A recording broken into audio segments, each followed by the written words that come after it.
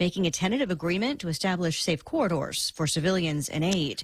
The U.S. Supreme Court sides with the U.S. government, which claimed state secrets privilege in a case involving a Guantanamo Bay detainee. Attorneys for Abu Zubaydah said he was tortured at a CIA site in Poland after he was captured 20 years ago in Pakistan. He was believed then to be associated with Osama bin Laden. His attorneys filed a lawsuit in Washington state demanding that CIA contractors testify in his case about how he was tortured. A federal judge sided with the Justice Department, though, when it invoked state secrets privilege. The Ninth Circuit overturned that ruling. Now the Supreme Court's majority ruling, written by Justice Stephen Breyer, said forcing CIA contractors to testify could harm national security interests, and that the government argued that successfully, even if such torture sites have since become public knowledge. Fox's Jessica Rosenthal. America is listening to Fox News. Half a day, this is Honey. Here at APL, our expertise and extensive network can help you grow your business and reach out to more global markets. As a responsible carrier, APL is also committed to a sustainable future, whether it's protecting the environment or investing our efforts in giving back to the community. Our dedicated teams in Guam, Saipan, and on U.S. mainland are here to support you. Call 588-4651 or visit apl.com. Come try Guam's original Chamorro restaurant with Pica's best 5 years running. Mezcla Chamorro Fusion Bistro. Experience Chef Peter's candied salmon over scallion coconut rice, octopus to naktak, Chamorro platter, and their award-winning gourmet hamburgers. Or if you're looking for something healthy, try their keto-friendly menu. Come and enjoy Mezcla's half-a-day service at their Hagåtña and Grand Plaza Tumon location. Call their Hagåtña location at 479-2652 for reservations. To Fox News. A 12-year-old boy is killed by police in Philadelphia in a shooting that's under investigation. It happened in South Philadelphia, where 4 plainclothes officers in an unmarked vehicle were responding to social media posts involving a gun. The officers spotted 2 young males, one of whom appeared to be carrying a handgun. As the officers activated the emergency lights, they heard a gunshot and a rear window shattered. One officer was struck in the face and eye with broken glass. The youth, who police say was armed, fled. 2 officers chased him and fired several shots. 12-year-old Thomas Siderio Jr. was hit in the back and died at a hospital. Police recovered a 9mm semi-automatic handgun that had been reported stolen. Kathleen Maloney, Fox News. The fate of the only officer charged in the botched raid that killed Breonna Taylor is now in the hands of a jury in Kentucky. Closing arguments wrapping up earlier today in the wanton endangerment trial of former Louisville police detective Brett Hankison. He's charged with endangering Taylor's neighbors by firing into the side of her apartment. Hankison testified he was hoping to save fellow officers after Taylor's boyfriend fired a shot, thinking they were intruders. After nearly 2 years of restrictions, the NFL is ending its COVID protocols in a joint announcement with the Players Association. In a memo, the NFL Management Council wrote, based on current encouraging trends regarding the prevalence and severity of COVID-19, the evolving guidance from the CDC, changes to state law, and counsel of our respective experts, the NFL and NFLPA have agreed to suspend all aspects of the joint COVID-19 protocols effective immediately. This just months since 3 teams, the Super Bowl champion Rams, the Browns, and the now Washington Commanders, had at least 20 players on the COVID list. Jared Max, Fox News. An hour to the close on Wall Street. Stocks turning lower again. The Dow's now down 125 points. I'm Lisa Brady. This is Fox News. Unified Communications, UC, is the next step in a business phone system. Introducing Docomo Pacific UC, your business phone. Instant messaging, video, voicemail, fax, and more. All unified on one platform and delivered through the cloud. Merge your desk phone with your mobile device. Turn voice calls into video conference. UC reduces phone costs. UC boosts productivity. Work better together with Docomo Pacific UC.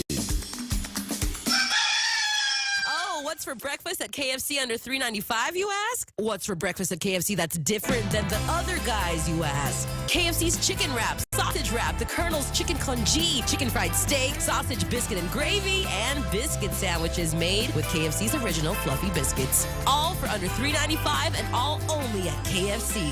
Plus, with waffles and the Colonel's chicken fried rice, we've got something for everyone. So visit KFC for breakfast today. It's finger licking good. Get a box of Post or Kellogg's cereal for only 99 cents when you fuel up on $35 or more of mid-grade or premium high-performance fuel. Conditions apply. See store for details. Get a 75-ounce bottle of Dawn dish soap for only $5.95 when you fuel up on $35 or more of mid-grade or premium high-performance fuel. Conditions apply. See store for details. Get a Bounty paper towel 2-pack for only 99 cents when you fuel up on $35 or more of mid-grade or premium high-performance fuel. Conditions apply. See store for details. Circle K. Take it easy.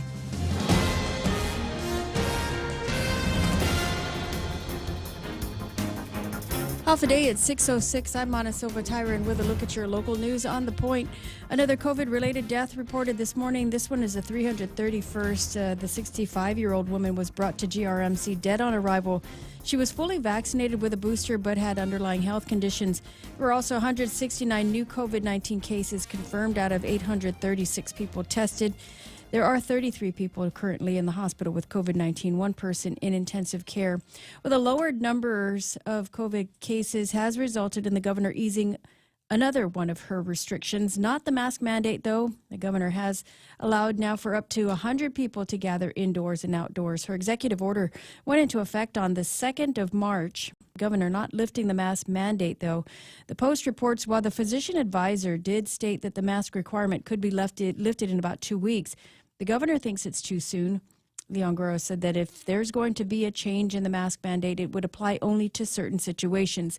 Dr. Annette David yesterday recommended that the mask should be the last intervention to go because they work and they protect you not only from COVID, but also from the common cold, from the flu, and from all other respiratory viruses.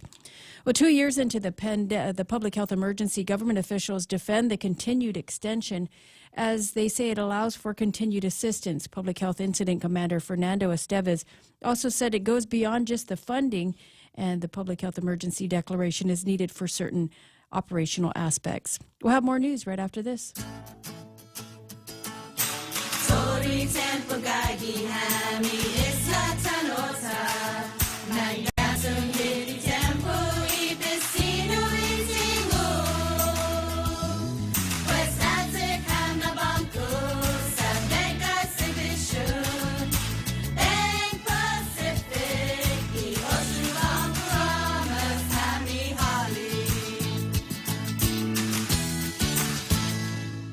Police haven't commented on a brutal assault on 2 teens at the Dededo skate park, both boys being sent to the hospital badly injured.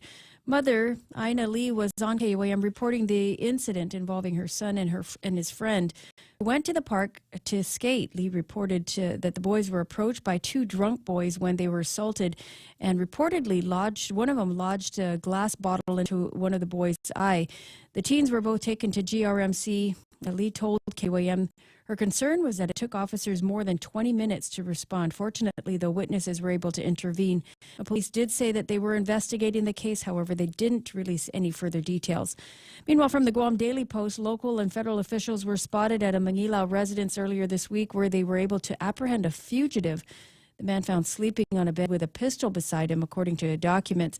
34-year-old Sergio Shane Flores Cruz was charged with 2 counts of possession of a Schedule II controlled substance, possession of a firearm without a firearms ID, and possession of an unregistered firearm. No additional information was provided about the arrest. And 3 people were charged in connection with the stabbing in Ordot last month. They've been indicted by a grand jury yesterday at the Superior Court. The indictments against 49-year-old Hercules Axel, 32-year-old Sean Sablon, and 42-year-old Rebecca St. Nicholas. 2 men were charged additionally with attempted murder. The 3 are alleged to have attacked the victim and stabbed him while trying to rob him of his cash. The victim was able to escape and wave down police officers who were passing by. And the Agana Shopping Center is now the home of the latest Ross store, which will open up at 9 o'clock this morning. The new store takes up about 22,000 square feet. It's located at the former Payless Shopping Market location. And those are your top stories here on The Point. Oh, so you're going to want to get out on time then this morning. You're going to want to say, it's 8:30. Come on, let's go. I don't care if you're talking to the governor. It's 8:30. I got to go and be among the first to go check out the new Ross. It's probably the best day to go shopping at the other locations. You know what? There might be something to that as well. It's 6:10 in the morning. Let's take a look at what the weather is going to be like for their grand opening. Mostly cloudy today with some scattered scattered showers. Daytime highs near 85 degrees. East-northeast winds up to about 15 miles an hour. Watch those gusts. 21 miles an hour is where those are going to be pegged today and this evening. The scattered showers and thunderstorms supposed to be moving in. What does the weather map say about that? Where are we supposed to be getting those storms from? Oh, I think I see now. Expected overnight lows about 75 degrees. East-northeast winds up to 15 miles an hour. Gust as high as 21. For tomorrow, I want this to say grill marks. Joe, what was the malfunction in there? Yeah. Why is it not saying grill marks? What we have here is a failure to communicate with the National Weather Service. Scattered showers and thunderstorms on Saturday. Mostly cloudy. Daytime highs near 85 degrees. East winds up to about 14 miles an hour. Scattered showers and thunderstorms into Saturday night as well. So it's going to be, if there's hiking tomorrow, it's going to be wet and ugly hiking. Isolated showers and partly sunny skies on Sunday. So maybe not going to be so good for grill marks over the weekend. Your mileage may vary depending on where you are. Heat index today about 90 degrees. Sunrise this morning not until 6:36. Sunset tonight will be at 6:30. Hashtag tell the others. That's news and weather together. Brought to you by Bank Pacific, banking on the Pacific for 67 years.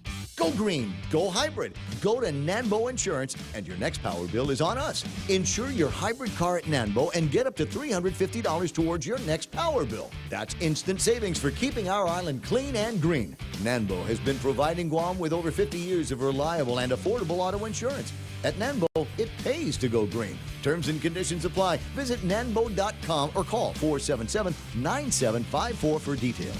Be in the know. Want to keep your family safe from high-tech trouble? Introducing Bark Jr., a new online parental control app that's free for GTA wireless and internet customers. Bark Jr. monitors apps and social media, manages online screen time, and filters websites to protect your family from inappropriate online content. Sign up for any GTA postpaid wireless or internet service and get Bark Jr. for free today. Call us at 671-644-4482 or visit us at gta.net. GTA, we start with you. Somebody asking if they have that app for adult males.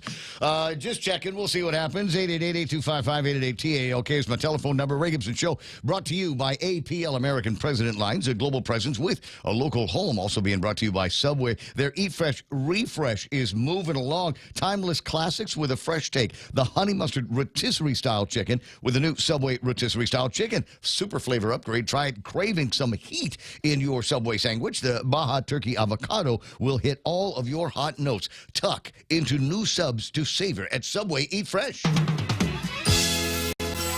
The Ray Gibson Show. Morning talk that matters. Call now. 888-TALK. That's 888-8255.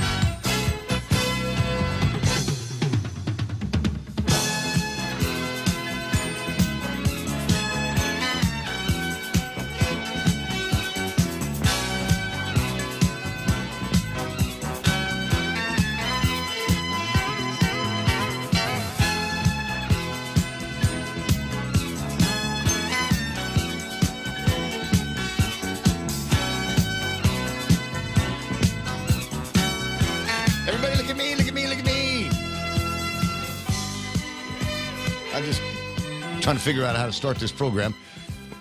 Welcome to the program. Excuse the mess. It is the Ray Gibson Show on 93.3 The Point. My name is Ray. Thrilled, as usual, to be here with you Friday morning. And Friday, we have rules. Those of you that are new around here, we've got rules about the Friday. There's no frowny faces. Despite any of the news stories that we may be going over, you might be tempted to say, blank, and make a frowny face. Not on Fridays. It's against the rules here on Fridays. We get there. That's one of the rules. The other one is was it no frowny face, gay shirt in the closet, and near as I can tell, I was actually looking at this. Those of you that know me know that I generally will only iron shirts about once a month, and this one here managed to survive and leapt out of the to be ironed pile and said, "I'm a gay shirt." I like it. You like it? Is Yeah. it kind of, is there a color? I mean, who am I to judge? Yeah, that is a maroon. Is it kind of maroon? Apparently. Eggplant I think it's looking. I think it's a kind of a wine, kind of a I don't know, Yeah. like a wine-ish color. Apparently we Cabernet. match. And it's got the long sleeves. I got long sleeves and everything. I was going to wear it with acid wash jeans, but I just didn't want to. I think that combination Why would are have you been covering up visible the from needle space. marks, Ray? I know. All those vaccinations you had, Yeah, my bro. I got a crazy new Let's hear tattoo. for the gayest guy in the closet. 6:15 in the morning. on the Ray Gibson Show. Let's make introduction, shall we? My name, put the thing up on the screen. There it is. Okay, my name, as you can see, is the Ray Gibson. I'm the guy. Real Joe, though, most important guy in the program. He gets the phone at 888-8255, 888-TALK. And even if you're here, you have to put the 671 in front of that. No long-distance charges, though, I think will apply to you. And I don't normally say things like this, but today I'm really glad he's on the other side of the glass. I'm just, really? Wow. No, I'm just saying. Here I am, Lord. He's fuming. You smell like John Palau. Oh man. Yeah. Yeah, Did you guys exchange shirts or something like that? Yeah, ancient Chinese secret. Is it okay? You know, you air dry your clothing. Yeah. If it was you know cooler. what? If My somebody neighbors. was burning. Oh, the neighbor. Yeah. Oh, so that It my neighbor happens. has an operation, Ray. It happens. Allegedly. and so okay. And my clothes, they absorb the odor. I got that. Yeah. All right. He knows that there's fire danger rating where it is right now. Yes, sir. Supposed to not be doing outdoor No. burning of No any burning. of that debris material that he's not going to be smoking or I'm selling. not stoned, Ray. I understand. No, it's okay. You know what? I like you when you're stoned. I'd rather we weren't driving at the time, but otherwise, it's all right. 670. Mona Silva Tyrant is in a rather frisky mood here this morning. Got news and headlines that we're going to be. No, that's true. Normally, again, and she is silent and focused on her work or Amazon or Word or whatever it is until the news actually starts. It dead silent in here. And Mana, since I sat down here about quarter to 6, has been just every once in a while, just a little tweet of something, just nice. some kind of comment. God that's a new bless you slide. are, bro. Are those new shoes? Did you get a haircut? Just all of that stuff. Endorphins, man. It must be. Yeah, she runs Friday. every morning. It's Friday. I think there's a lot of excitement his here. throat, and I'll be like, Corona. Oh, yeah. It's betel nut. It's just little things of betel nut in there. He comes in and starts spreading his germs all over the place. I must have done a good job because I realize here I'm looking at emails and WhatsApps from people saying, "Hey, you remember we were going to get together? I can't. I've got COVID-19." And for the most part, it's what the thing is getting kind of crazy about COVID-19 is I have yet to hear from any 2 or 3 people that have exactly the same symptoms with this Omicron variant of COVID-19. There are some similarities that they're sharing, body aches, headaches, scratchy throat, explosive messinic, and, just some. Oh, you didn't get that version of it? Consider yourself lucky, Real Joe. Consider yourself lucky. But it varies from person to person. So I think the thing that most people, I think, are complaining about now is coughing and scratchy throat. That seems to be one that everybody is kind of into, and it is still. As it was in the beginning of February, wreaking havoc on some places where you will go in there and say, "Hey, how come you're not open all the time?" And they say, "I'm not, because I'm the only one that works here. I ain't got no managers. I ain't got no staff. Everybody else is out sick with the Omicron." Speak to your manager. That's not actually true. Everybody is at the beach. You're just the one that answered the phone, so you had to go to work. Come on, you got to use your noggin. That's why we have caller ID. If it's your boss, he's going to want you to come into work because everybody else is laying out or pretending to lay out sick from the Omicron thing. 6:19 in the morning, as I said. There's Real Joe. Mana over here.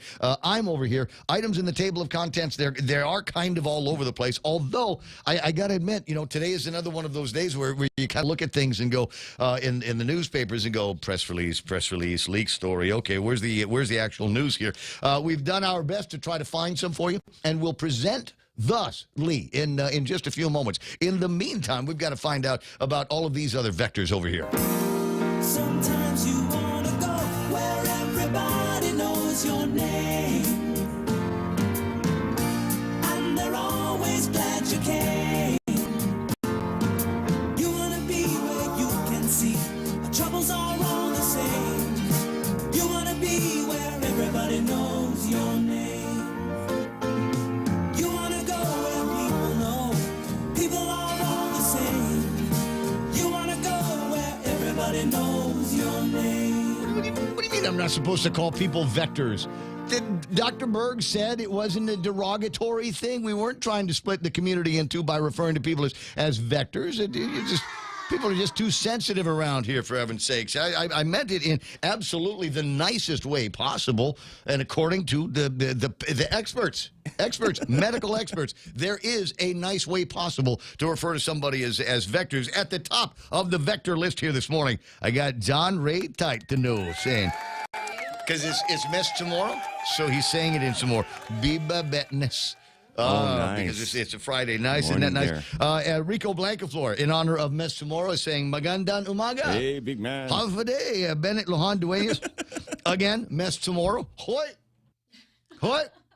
You know why you make that noise anymore? So you don't get shot is the rule that I learned when I was growing up. And I think in these days of rampant kind of village crime, I think it's important that we remember the value of the word "oi" as you come up to somebody's house, because there's a very good chance that they may pistola on you, thinking that you're one of these Seki Melanias that are out floating around. Harvey Egna, soon-to-be Senator Harvey Egna, online, saying it in English. Good morning. Pat Saho is there. Kevin Canetta saying, don't frown, no frowny Fridays. Do not. Let me see, Dennis Larson, mess with Guam. You're going to get the horns. Sarita saying, I've heard I'm going to be Nina soon. Come on, spill it out. Army Land? Ave? Are you? Is it McPortgers? Am I glowing? Yes. Jay Rojas saying, nice shirt, Ray. Thanks very much. I knew of all people you would approve. I'm waiting to get a note from Joe Cameron to see whether he likes it as well. Bro, Eddie Ratulian online, Bob and Connie Bartonico. And every time I see Bob and Connie's name, I'm reminded that there is the Guam Running Club Marathon is going to be coming up a little bit later on in the month. And while I haven't trained for anything all year long, I'm thinking maybe, next couple of weeks, might hit the road a couple of times and see if I've got 26.2 in me. Yeah. Or not. That's the kind of thing, if you're not prepared for Okay, Shay and I are ready. it can kill you. We will staff you. Pick me up at Paseo. About a third into the way might be all I can do. Chech Ugg and Kennedy Robinson is online. Adita Camarillo's there. Carl Meyer, overcast Thursday in NorCal. MT Farron is online. Adita Camarillo. Matt Galenda saying good morning and happy Friday. He's got the coffee cup in the emoji in there, so we know that where he is, there is morning and there is coffee. Jerome McDonald hanging out. Good morning, 93.3. Jerome, that's just one way to listen to us. And I'm really excited about this. I'm so excited I haven't written the promo yet. But I was sitting around yesterday with my Alexa, and I said, Alexa, stream The Point. And Alexa, it does this thing with the lights, and it did the thing with the lights, and all of a sudden, welcome to The Point. Really? Yes. So we're on. We're on. The Alexa skill has been approved. And then you said volume 34. What's that? Volume 34, Alexa. Massive. It's massive. And I was absolutely loving it. Listening to Clay and Buck yesterday and Bob Klitsky and Tall Tales via the Alexa. And I don't know if you got one of those, the Alexas that looks like a little TV. Those are really good and have, believe it or not, amazing sound. I'm like a sound guy. And first time I turned that thing on, listen to music. First time I turned it on, listen to us. I'm like completely blown away. So if you're looking for an excuse to get an Alexa, this might be it. Or you can listen to us on the radio at 93.3, thepoint.gu. You can stream the audio and the video from there at Facebook Live, YouTube Live, and so many, any speaker, anytime, including now the smart speaker that is Alexa. I appreciate you bringing that up so I could talk about that. Let me see who else is there. Lonnie Salas is there. Peter Santos, Ava Pedro, Donkey, Lunar, Sea Juice, Mossy. I see what you're trying to do here. Mana, and he put a little O over your first A. Ramon Zanrio Zo de Gagnon. That's wow. Is that a compliment? I think it is. Oh, thank you. Thank you, sir. It's okay. Pretty Sarita Garin saying, happy, sweet 16 to my wonderful daughter, Amanda. Thank you for everything that you do for us. We love you. Oh, nice. Happy birthday. We absolutely love Amanda as well. Sweet 16, and you know what that means? She got the car? The designated driver. All right. Designated driver. All Thursdays will be thirsty from now on. Because she's, I don't know whether she's got a driver's license or permit yet, but she knows how to drive Mom's own car. So I will sit, I'm calling shotgun right now. Calling shotgun, you drive, I'm shotgun. Back, Sarah. That's it. Sabine Chargaloff online. Sarah Lake is there. Army saying, good morning. The Point, yay. Got Ray Gibson citing about dawn time. Hugs were a must. Army Lynn on the line. Renee Lau is hanging out. Good to have you there. One of my favorite accountants in the whole wide world. Let me see. Army Lynn, happy birthday to the best churon maker I know. We love you, Mandy. It is political season, says Dennis Larson. Oh, you can tell it's political season. You want to know how? Amazingly, the Guam Daily Post and the Pacific Daily News simultaneously got their hands on an update on the Congressional Ethics Probe. Did this come because there was a press release that came out of the Ethics Commission of the House? No, I don't know how, but both of them and the intrepid reporters at the PDN and the Guam Daily Post magically, simultaneously got a hold of somebody's vacation request over at the legislature that said he was going to be testifying before the House Ethics Committee in Washington, D.C., so he needed to take some leave to be able to go off and do that. And I don't know how members of the media all of a sudden simultaneously found out that was going to happen. Leak story, political year, and yeah, that's how you can tell how triggered some of the political elites are. It's going to be a shady year, Ray. In this town. Yeah, I get that. It's going to be sketchy. I think that's the word I'm going to be using. It's going to be a sketch year for politics, kids. Chada Borja online. Matt Galendez is there. Let me see the mom of the program checking in. Pam Duvall, good to have you there. And she is saying happy birthday to Amanda. Ton Duk Duk Joe Cruz, as in the real Joe Cruz? I got you. Heather Perez watching the program. Gemma Bustamante is out here and echoing our no frowny face Friday commitment to not just to me, but I think to each other because we care. We're all in this together. Any other? What else am I? I'm missing some of these phrases that we were all told about all year. Stephen Applegate, blank and sick of the masks. Dennis Benzer is watching, going, am I first? Yes, you are. It's something about the algorithms in Facebook that is causing you to show up in the middle. Ken Polino, Joanne Taitano, let me see, Elizabeth Mendiola Kitsutsu, Dennis Larson says, I can see where this is going. Masks also protect us from the cold and the flu. Oh, thank goodness. Wow. Let's wear them all the time. And we can protect each other, not just from COVID-19, but from the colds and the flu. You crazy vectors. Come on. Let me see here. Matt Galendez, like I said, is online here. Popular signs say masks do not protect you from COVID-19. Yeah, I think they keep forgetting about all of that. The N95s will protect you from COVID-19 and virtually everything else, concrete dust and plenty more. But all these little pretty masks that we find over at the store or on the ground, like me, yeah, not so much. No. Hi, Lauren Michelle. Nice to see you there. Vivian Castro Leon, Hofatu, EOD, Kaboom, Patty Cruz, Cheryl Ochai, Ray Dakanaya would say good AM and Mabu hi to everybody. Brendan Fosto, Jigo Jarhead, love your purple shirt. Get some. Joanne Taitano, Jim Bonanno, hey GB, online this morning. Josh Desiree Lesonko is watching. JB says $6.42 a gallon for LP gas. Last year, $3.45 for that same gallon of LP gas. Guys, I don't even want to tell you where Tapas is this morning. I'm looking at, everybody wants to be first when there's a new Ross opening or when there's a, new Kmart opening and when there's an earthquake, when the price of fuel goes up, everybody wants to announce it on social media. And, I want to because I'm in real media tell you what's going on, but it's just ugly, ugly numbers these days. Alfred Wayne, Cabo, powers out at Ironwood, Dededo. We'll get on that right away. Tracy, take care of my bro, Alfred. Be careful, Ray. You don't get your sister Mana going. Too late. Don Duk Duk. Ray is so hot. If I was thinking that a girl, I'll take you to Burger King so you can have it your way. You, Don, you. I may never wear this shirt again if it brings on that kind of reaction. It's a good thing you're in Washington, Brett. Sarita, gas prices will go up again. Yeah, I got that feeling. Tina Garcia, everyone cheerful this morning. It's Friday. Good morning, Ray, Mana, and Joe. Gas should hit $6, says Prudential. Sarita Garin saying, welcome, Navy sailors. I've been looking at social media to see if there's a repeat of this. I've been up and down. I was down in Tumon yesterday. I was actually down in Tumon. So was I, man.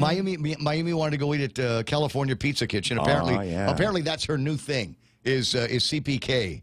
And so we went down there and tried to sneak in early. I wanted to get in there like 3:34-ish. because I wanted to beat what I knew was going to be the rush. And sure enough, by the time we got out right around 5, you could already see a lineup of people coming in saying, hey, yeah, backpacks, ankle socks, step-ins, that kind of thing, and a few guys with actual sunburns. Now, but that I know of, there were no activities like this on screen tonight. What you're seeing here is a video of, I think, the last time we had a flat top in town. And what you're seeing, that's a dance. They're doing this crazy new street dance out there. You know, because the bank was no pants dance. The no pants dance. You know, because the bank was going to foreclose on the old the senior citizens home, so they organized some kind of a street dance, like in all the Beat Street movies. You know what I mean? So, Wow. Yeah. So, but it might still be early. Perhaps tonight on a Friday new moon night, there could be some of those kinds of activities. Mark Voigtland is online. I got Ismail Velez. Putin putting the pudding on Ukraine. Took over a city. Yeah, I saw that. Putting on the blitz, says Peter Santos. Julene Hilgenberger saying, good morning, Guam. No power in Day-to-Do. Real Joe, bug somebody over at GPA right and away. find out what the deal is. I'm going to hook you up, man. Prudential No says, Island Wear Day. I'm wearing my Island print undies. Michael Jordan McCleary. Yeah, Navy bringing business to Guam. Absolutely. NATO forces on the move to the Polish border. The world is on the brink of World War #3. COVID, what? Interesting question. Interesting view. Senator Jesse Lujan online. Dale Audette is there. Joe D's on. Lori Dew is watching the program. I like that. Hey, Lori Dew has got a picture of a kitty cat with an I voted sticker on it, which explains now the Biden. I see. Now it explains the Biden presidency. Thanks, Lori. I'm glad you and your cat have an opportunity to cast a vote. Jeffrey Colburn is there. Tessa Nuke. Jack Larimer. Hey, everybody, almost out of this crazy quarantine. Got sick because of the mask. Is that why you weren't singing for Leonardo DiCaprio? And because that's normally one of his places to go and sing in is at the Deuce Tossie, but he wasn't there the other night when Toby and Leonardo was there. The pretty girl was singing, but I'm wondering if Jack lost an opportunity to rub shoulders with greatness. Wow. Lady D, Donna Mila Martinez is there. James Howard, Joe Cruz is high. He told me to by text at 6:03. Anna Marie. Lies, man. Lies. Let Jack Larimer says, stop finding masks on the ground. Interesting, says Donna Mila, how the governor and her cronies tout the mask mandate, but choose when and where to use it. You know, a thing called Major Look. It happens in when I play tennis, when I play basketball, football, whatever, throwing passes. I'm not any good. I'm like the king of junk plays in any sport that I play in. But I guarantee I'll make you look. I made you look. Head fake. Dan Brasal is online. Jose says, the Democratic Party has lost when they invoke Trump in an attempt to diminish the Guam Republicans. Whoever is running the Lutenario campaign is embarrassing. Keep up the good work. I don't know if it's inside intel. I wasn't told not to say anything, but apparently that was the missive from National. That was what National wanted to say, because they knew that they were going to have just a nothing burger of a State of the Union address, but they had to send something out, and so what they decided to send out was a way to further divide the nation by trying to make it so that Trump comes off like he's back in Putin's play or something like that. CPK rocks. The avocado rolls are so yummy, says Jack. Post Canteen power back on in Gigo. All right, so we got things are moving here this morning. Fortunately, as I say, any speaker, any time on this radio station, you don't necessarily need electricity to hear us. If you've got a working phone, you'll be able to pull it down with 93.3 The Points app. 6:34 in the morning. All right, items in the table of contents. There's some, and like last week, I'm hesitant to do it, but on days where there's just not a whole lot going on, and I don't want to blather and try to spin up things that don't really exist for the next 3.5 hours. There may be times where I look backwards into the week. Oftentimes, something will bubble up on Monday and Tuesday, and we're all about that. And then Wednesday and Thursday come along, and we're distracted by everything. And so it's good to be able to step backwards a little bit from time to time with new information and updates. So that's what I'm going to try to do with a few of the stories. New news here today. Ross Inagania.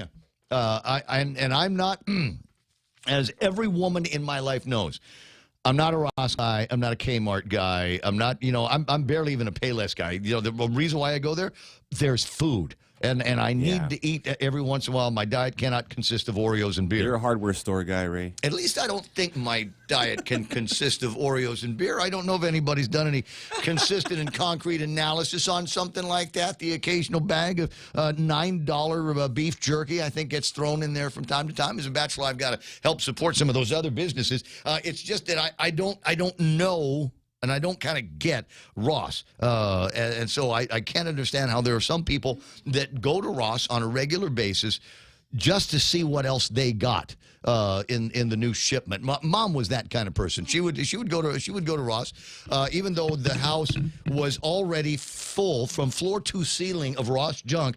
She always had that. I think it's called FOMO. You know, that fear of missing out, where you're going, I just know the perfect widget, the perfect gadget, the perfect gizmo, the perfect whatever trinket just arrived in the new container over at Ross, and I don't want anybody else to get it. So I need too good, Ray.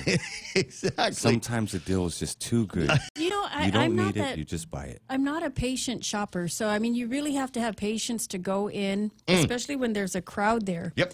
So I mean, there's a lot of interesting different things that you'll find there, and they're reasonably priced. Yeah. Oh, that's the thing I noticed about There's so Ross. many other people, and then they browse, and then they just take their time, and the aisles are so small, and you can't really get around them. So I just find myself. Do you really, hate those people, Mana? No. Do you want to follow them to the Are we car? gonna unpack I get this in right touch now? with my spiritual side when I'm shopping at Ross. I It's want to like- follow you home and my. murder you in your sleep because you can't move fast enough. I'm trying to get around you. For heaven's sakes. You learn your breathing exercises. Oh, yeah.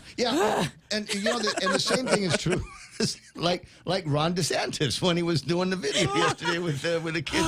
When I don't know. I can do it when Ross is completely empty. You know, it's like 5 minutes do they have before membership closing. hours? No. No, wouldn't that be cool? They just set aside a couple of hours. I'd apply pay. for a job there so I could shop after hours. Something. Do they have after hours? Is it I not don't know. 24 hours a day? I don't know. I don't know the secret. I used to go run park the car over in front of Chili's in Tamuning when it was over at the GPO, and park the car over there, and then run around to Agania and back. Just simple exercisey stuff. And usually by the time I came back, just before 6 o'clock, there would already be cars jammed in the GPO Ross parking lot, and lines of Koreans waiting to get inside. And I'm going, some of that stuff came from Korea. Why we're basically buying stuff to take back to Korea with you? And I never quite understood it. You know who knows the secret of Ross is our JB St. Nicholas. Oh, Rastafarian. Yes, and if you give him a list to keep an eye out for this at Ross, and he will. Mm-hmm. Yeah. All right. Our When secret one shopper. sleeve is a little longer than the other sleeve. That's what I go for. Slightly off. That's why we like you, Joe, because you're slightly off. Lady D reporting the Gigo powers definitely on. Jose Martinez still ranting about the Democrats. Jeff Colburn, 20-second clip they used from a long-form conversation to Trump, taken completely out of context. Yes, because that's what the media does. The complicit media will gin something up for the Democrats, and they'll just carry it and run until it's all over the place. Sabine says the Ross here in San Antonio looks malnourished compared to the one on Guam. Isn't it true? We're gonna get the best and newest of everything because one day the Asian, Korean, Taiwanese, Chinese, everybody's going to come back to Guam eventually. We want to make sure that our shopping places are full to the gills with stuff that they can carry back. Greg Baz Knight is there. Yes, Mana hates them. She even complains why the whole family of 8 needs to line up just to buy one shirt. I get a rash. Donna Mila says I get a rash when I entered Ross. Okay, this is weird. Charlie Hermosa is chiming in on the subject. Morning, Charlie. I don't want to give up any secrets, but it seems I always find some gems hidden in the pillow section. That's where we're hiding the stuff to come back later, dude. Come on, man. People give up on the line. They're just, I'm just going to put this here. Let's get out of here. Rico B says Tuesdays at Ross, yay! Senior discount, dry fit name brand shirts at silly low prices. Jack Larimer saying Rastafari. Have a Joplu Joe, that's funny. Jennifer Poschnitger, Ross here in Amarillo is sad with empty shelves. Well, that might be supply chain stuff. They don't value Ross as well, like we'd value Ross here. Because they have Target. Yeah. They have Target, Walmart, TJ Maxx. And all those other okay, which one of the vectors is going to be the first one to get arrested for shoplifting? What? Inventory control, aisle 3. 20 away from 7 o'clock in the morning. There's more news and headlines. Tracy Limtiaco online in my WhatsApp says, already restored. Oh, you're so fast. That's the way it works. You put something on the radio station. Tracy's listening. Tracy calls dispatch and says, "Turn on one of the alternatives. Turn on one of the expensive gasoline burning generators and get the lights back on in Chigo and Datado." Got you covered, kids. 20 away from 7 o'clock in the morning. Montesilva Tavern's got news and headlines right about now. Well, social gatherings can now get up to 100 people, indoors or outdoors, regardless of vaccination. That from an executive order that went into effect apparently on the 2nd of March. The governor not lifting the mask mandate, though. The physician advisor did actually state that she might be doing it in at least 2 weeks, but the governor yesterday said that she thinks it's too soon. And if there's going to be a change in the mask mandate, it would only apply in certain situations. Meanwhile, Dr. Annette David recommends that the mask should be the last to intervene because she says that they protect you not only from COVID, but from the common cold, from the flu, and from other respiratory viruses. Meanwhile, there was another COVID-related fatality that was reported. A 65-year-old woman was brought to hospital dead on arrival. She was fully vaccinated and did also have a booster shot, but she did have underlying health conditions. Also, from the round of testing the day before yesterday, 169 new cases of COVID-19 have been identified. And a lot of people have been waiting for it. The Agana Shopping Center will be opening up the latest Ross store. It opens up at 9 this morning. It takes up a total of 22,000 square feet. And those are your headlines right here on The Point. Hi. Sorry, just I was reading an article about stealing pens from work. Do you do that? Yep. Wait a second. You do?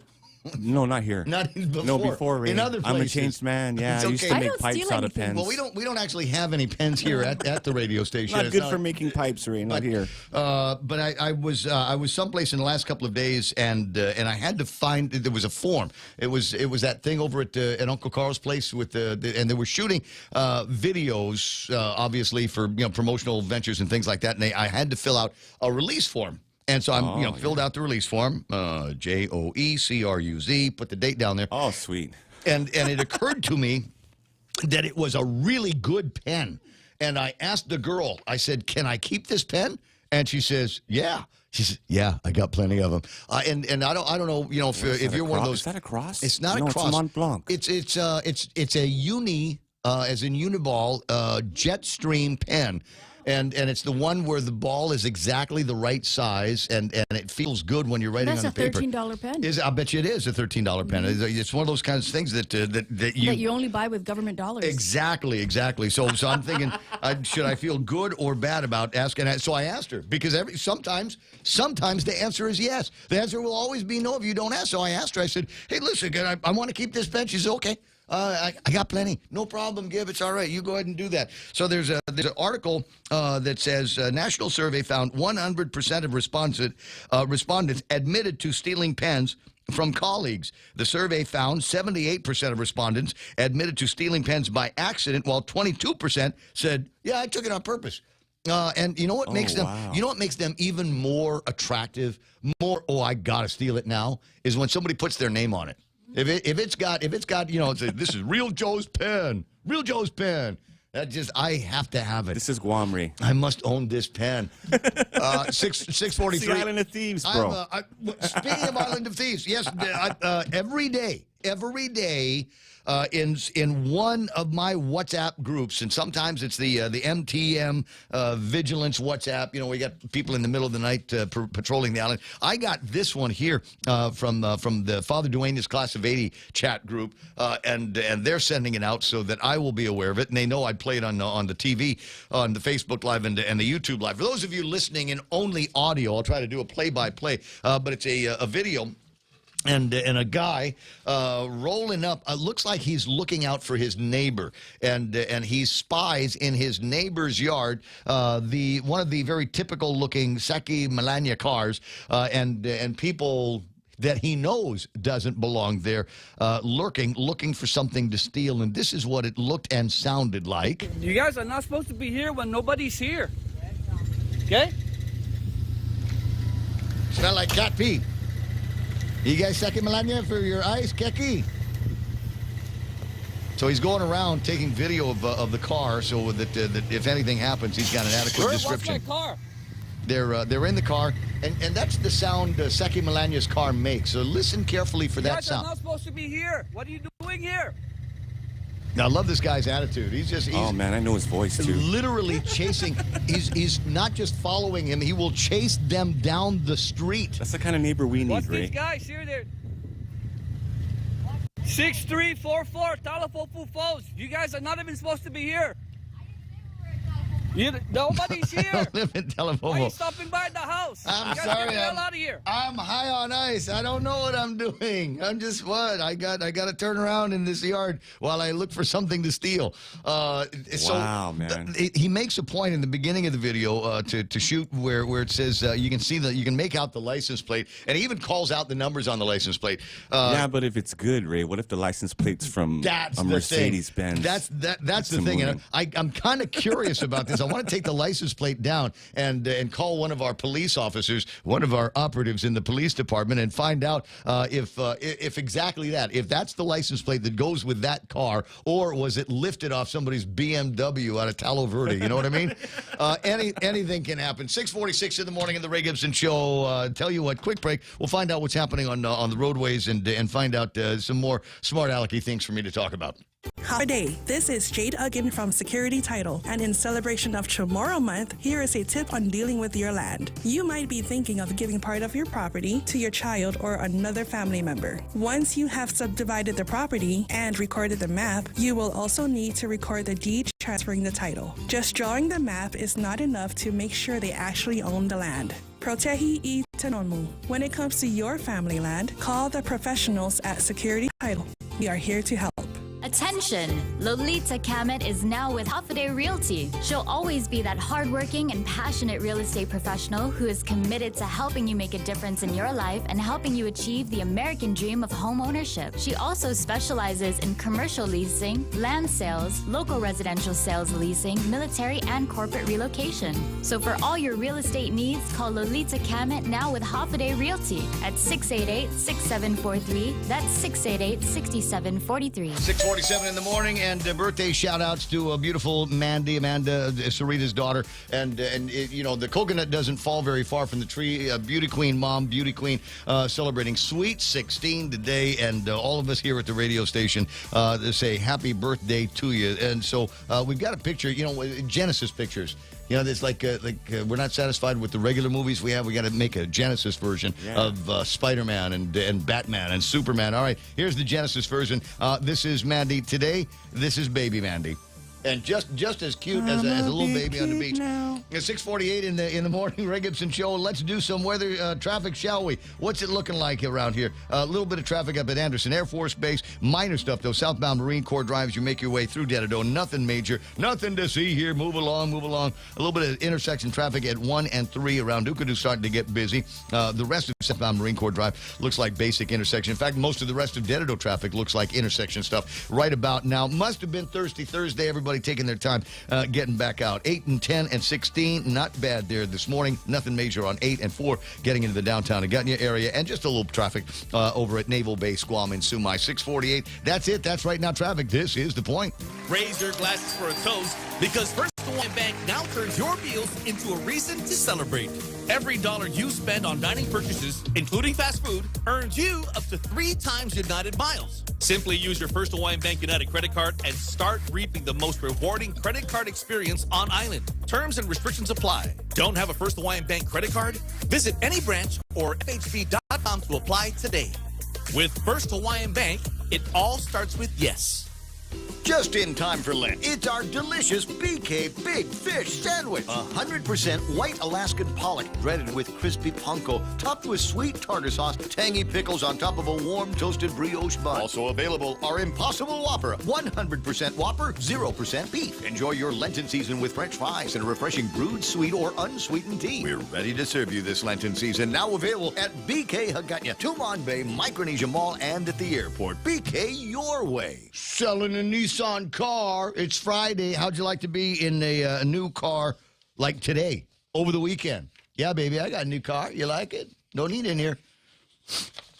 Don't dodo in the car either. I want to preserve that new car smell as long as I can. We'll get into it over at Nissan right now. Incredible rides, Muranos, Kicks, Titans, the Rogue Sport, and plenty more. 2021s and good-looking rides, and we just got to make room for 2022s. So sweet deals on the prices, sweet deals when you get through there. Your good credit gets you zero down payment. And if you're listening to this radio, I guarantee you got good credit. So go and take a look around, see what they've got. The deals look like this. Nissan will cover the first 3 payments for you if you like, or 0% APR for the life of the loan. Terms and conditions apply. Find out what they are at nissanguam.com. News to fill your mind. Talk to get it out. The Ray Gibson Show. Call now, 888-8255.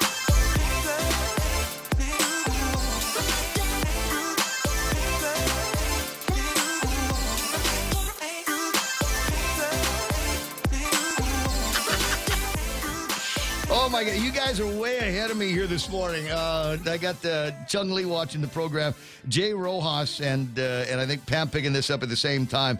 I believe the blank TFL is a truck license. Car license plates are normally letters first, then numbers. And Carl Meyer this morning going, dancing on stage is an exercise. It is, so it is written, so it is said. From now on, dancing on stage is exercise. And if you're exercising, well, then you don't need to be wearing a mask.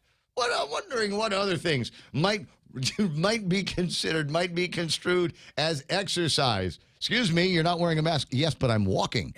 Walking is my form of exercise. Would you like to see my pedometer? It's exercise. The governor said if it's exercise, I don't have to be wearing my mask. Lena McDaniel asking, Ray Gibson, why do we need to take alternate routes at JFK Hill? I don't know. Are the other morning shows in town, in the radio station?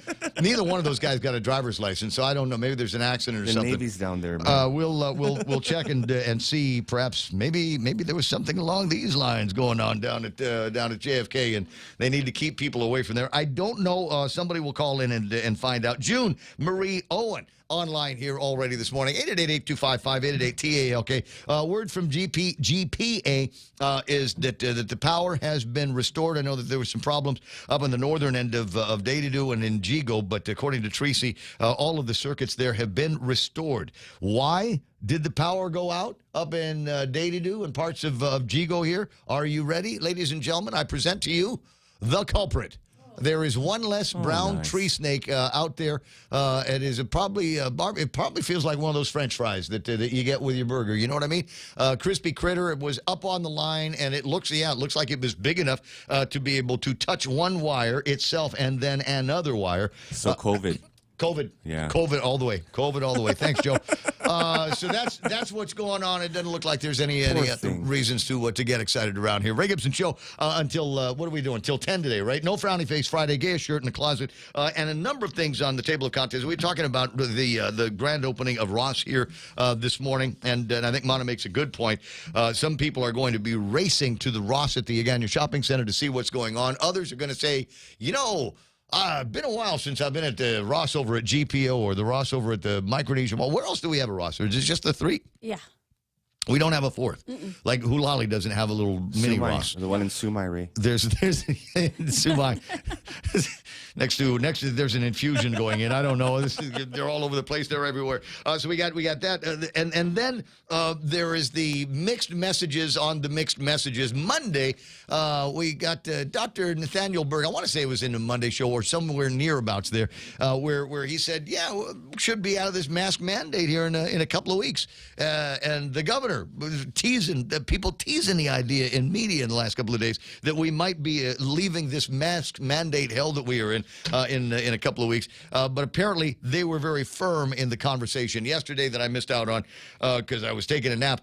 The conversation, they were looking at the numbers, positivity rates, hospitalization, and it's just too soon. It's just too early to lift the mask mandate for whatever it is that the mask mandate is still in effect for. I'm really racking my brain. The only times where I see people wearing a mask when they go in someplace like a restaurant or bar, something like that. But when they get in there, they take the mask off because we're exercising. 12-ounce girl, bro. There you go. There's a name That's for when it. one arm is bigger than the other. That's Ray. exactly right. That's what I tell everybody. So there's the everywhere I go, it's just as DeSantis called it yesterday, the COVID charade, the COVID theater of putting your mask on when you get out of the car, walk through the door, walk right by the sign that says no mask, no entry. And then you sit down because COVID can't get you if you're sitting down or drinking or reading or exercising or dancing, and get close with people. Conversations with people way inside that 6-foot social distancing limit, and so it just feels like the whole thing is based on kind of wishes from some of these people in the health industry. We wish that wearing a mask was going to prevent you from getting COVID-19, but the fact of the matter is, you and I both know people double vaccinated, boosted, wear a mask all the time, wear gloves. They're wearing gloves, and they're still getting COVID-19. It might be interesting, though, to ask this question, 6:56 in the morning, despite the fact that you really don't have much of a social life. How is it that possible, Real Joe, that you have not gotten COVID-19 that you know of? I dance everywhere I go, Ray. Constantly dancing. Got your cha-cha slide always playing in your head. Into the Groove by Madonna. Dun, dun, dun, dun, dun, dun, and you can dance. 6:56. So I know that there were a lot of people that were hoping the announcement was going to come out yesterday that they were going to be lifting the mask mandate, at least for kids. Can we do it for kids in the schools? Because we know that that's really a pointless exercise, especially for the kids. They're not super spreaders. They're not, huge demands on the public health system. Never have been, never will be. Our biggest problem with the kids is these middle of the night fights. I've got one. I've got the video. I can play the video for you. I'm not sure of the audio because you know how kids talk these days. Like worse than the sailors that are in town. So do I have where's the list? I got the paperwork. Somebody sent me the video that says, "Oh, let's make these guys famous." I'll find it and play it for you. It's not a great video as they go because these kids are not cinematographers, but you can clearly see that there's fighting going on in about this 3 or 4 minutes of video. We have more problems with kids getting into fights and screwing around than we've got with them going to get COVID-19. Just saying. So what they did give us was they said that we can now gather indoors, social gatherings of 100 people. No, that's okay. First of all, who cares? Second of all, we were already doing that. I think there was already, because I've been to places where there was already lots and lots of people. I don't know if it was 100, but clearly it was more than 25. Which is apparently where it was. So, okay, good. A rule, thank you very much. A rule that nobody was really paying any attention to has been lifted and removed from our sites now. And I think you still have to wear masks when you go in. So it's kind of a nothing of relief, I suppose, for the people. We're all wanting, I think, the same things. Lifting of the public health emergency, lifting of mask mandates, and don't forget about restoring the rights of executive branch employees by allowing them just to go to work. Without having to worry about being vaccinated, double boosted, and or testing every week, like my buddy Brian has to do. Brian and many others. So if we could get out from under those restrictions and those mandates, I think that would be a good thing. When is it going to happen? I don't know. And I just got word now. I see it on their Facebook page. Anderson Air Force Base has lifted their mask mandate. You know what? Some people were talking about that yesterday. Thank you, sir. Word hasn't gone around completely. But the Navy, it hasn't applied to the Navy just yet. But usually it does. It's the same guy, right? Isn't it the I same? don't know, a joint region? Yeah. They joint? So anyway, I didn't see any notice for the Navy, but Anderson put out the notice that came from their general, Brigadier General Sloan. All right. Well, congratulations to you guys up there. So that's where people are going to be flocking to. Do they have a Ross at Anderson Air Force? Not yet. Not yet. They have a Burger King. I want to be careful about something. Only about 30 seconds left to go, but there are a lot of people. We can't help but divide ourselves around here.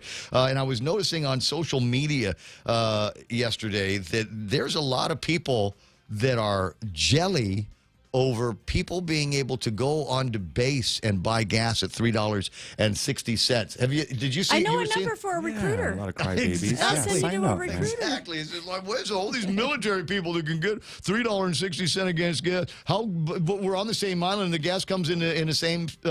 We'll explore the jealousy here in the next hour of the Ray Gibson Show. Verdict in the case against a fired police officer. Lisa Brady, Fox News. The jury in Kentucky says not guilty after about 3 hours of deliberations in the trial stemming from a botched raid that turned deadly. Former Louisville detective Brett Hankeson was the only officer charged in connection with the death of Breonna Taylor. He's accused of wanton endangerment for firing shots that went into a neighbor's apartment. Hankeson's attorney, Stuart Matthews, says he was doing his job. The jury felt like, you go out and perform your duty and your brother officer gets shot and you've got a right to defend yourself. Kentucky prosecutors said Hankeson shot his weapon from the parking lot and was fired from the department for his actions. Police went to Taylor's apartment investigating a drug case involving her ex-boyfriend. When they tried to enter the home, her boyfriend at the time opened fire and officers fired back, killing Taylor. Fox's Jessica Rosenthal. President Biden holding a cabinet meeting focused in part on how to keep the U.S. economy growing. But he's also pledging to keep up the pressure on Russia to end the war in Ukraine. Fox's Gernal Scott has this live. Lisa, President Biden said sanctions placed on Russia will continue in hopes of forcing it to relent in its Ukraine attack. He also gave details on the further curtailing of Russian oligarchs' access to the West. We're adding dozens of names to the list, including one of Russia's wealthiest billionaires, and I'm banning travel to America by more than 50 Russian oligarchs, their families, and their close associates. He said direct assistance will continue to Ukraine, as will the minimizing of global effects of the war on the American economy, Lisa. Meantime, Gernal, the White House facing some growing bipartisan pressure to ban imports of Russian oil. Lawmakers proposing a bill and arguing the U.S. could backfill any shortfall. America is listening to Fox News. This is Severina. Here at APL, our expertise and extensive network can help you grow your business and reach out to more global markets. As a responsible carrier, APL is also committed to a sustainable future, whether it's protecting the environment or investing our effort in giving back to the community. Our dedicated teams in Guam, Saipan, and on U.S. mainland are here to support you. Call 588-4651 or visit www.apl.com. Family Finance has been serving the people of Guam since 1959, and they will continue to be there for you in the years to come. Get a personal loan for that summer vacation or to pay off those long overdue bills. Family Finance has got you covered. Apply for a personal loan from $1,000 up to $3,900 by calling Family Finance in Hagåtña, now at the old Nanbo Insurance Building at 475-4545, Upper Tumon 647-5626, or in Dededo 633-4473. Family Finance, here to serve you. The 911 calls came in around 10:30 this morning for an explosion in Maryland. Crews arrived to find a 4-story garden apartment building with significant fire throughout 4 levels of the building and evidence of the explosion. Montgomery County Fire Chief Scott Goldstein says 10 people were taken to hospitals and utility crews are among those on the scene investigating the cause. A senior official says the U.S. Defense Department recently established a deconfliction line with the Russian Defense Ministry to prevent miscalculation and escalation. This in addition to channels already in place to discuss critical security issues with the Russians during a contingency or emergency. A Dancing with the Stars choreographer returns from the war zone. Maxim Shmerkovsky is back in the United States after several excruciating days in his home country of Ukraine. The reality competition star touched down in Los Angeles Wednesday and had an emotional reunion with his wife and fellow Dancing with the Stars pro Peter Murgatroyd. Entertainment Tonight posted the video of the two embracing at the airport on Twitter. Shmerkovsky has been posting on social media from the day Russia invaded Ukraine, and fans have been following along as he made his way across the border into Poland and then his flight home, detailing the fighting and the fleeing on the ground of his home country. since the invasion began. Fox's Michelle Polino. The Peace Corps says its volunteers will start heading overseas again later this month after being evacuated 2 years ago because of the pandemic. They'll phase in the return to locations around the world based on COVID case counts, hospital capacity in the host country, and the ability to transport volunteers to a medical evacuation center. At the close on Wall Street, the Dow down 96 points. I'm Lisa Brady, Fox News. Knowledge is power. In just 60 seconds, the Evo 360 provides you a unique experience and a detailed report of your body composition for you to take action to improve your health. The Evo 360, turning information into inspiration to live a balanced lifestyle. Evo 360 is exclusively at the Take Care Wellness Center. Go to Simply Book Me or call 671-646-6956 extension 7260 for more information and to schedule an appointment with a member of the Take Care Wellness team. Be in the know. Want to keep your family safe from high-tech trouble? Introducing Bark Jr., a new online parental control app that's free for GTA wireless and internet customers. Bark Jr. monitors apps and social media, manages online screen time, and filters websites to protect your family from inappropriate online content. Sign up for any GTA postpaid wireless or internet service and get Bark Jr. for free today. Call us at 671-644-4482 or visit us at gta.net. GTA, we start with you. Subway keeps the Eat Fresh Refresh subs rolling in with the fresh take on timeless classics. Try the honey mustard rotisserie style chicken. It's the new Subway rotisserie style chicken with a flavor upgrade, mizzled with honey mustard on hearty multigrain bread and topped with fresh hand-sliced veggies. Craving some heat? The Baja Turkey Avocado hits all the hot notes. Oven roasted turkey stacked high on hearty multigrain smeared with smashed avocado and drizzled with the piquant chipotle sauce. Tuck into new subs to savor at Subway. Eat fresh.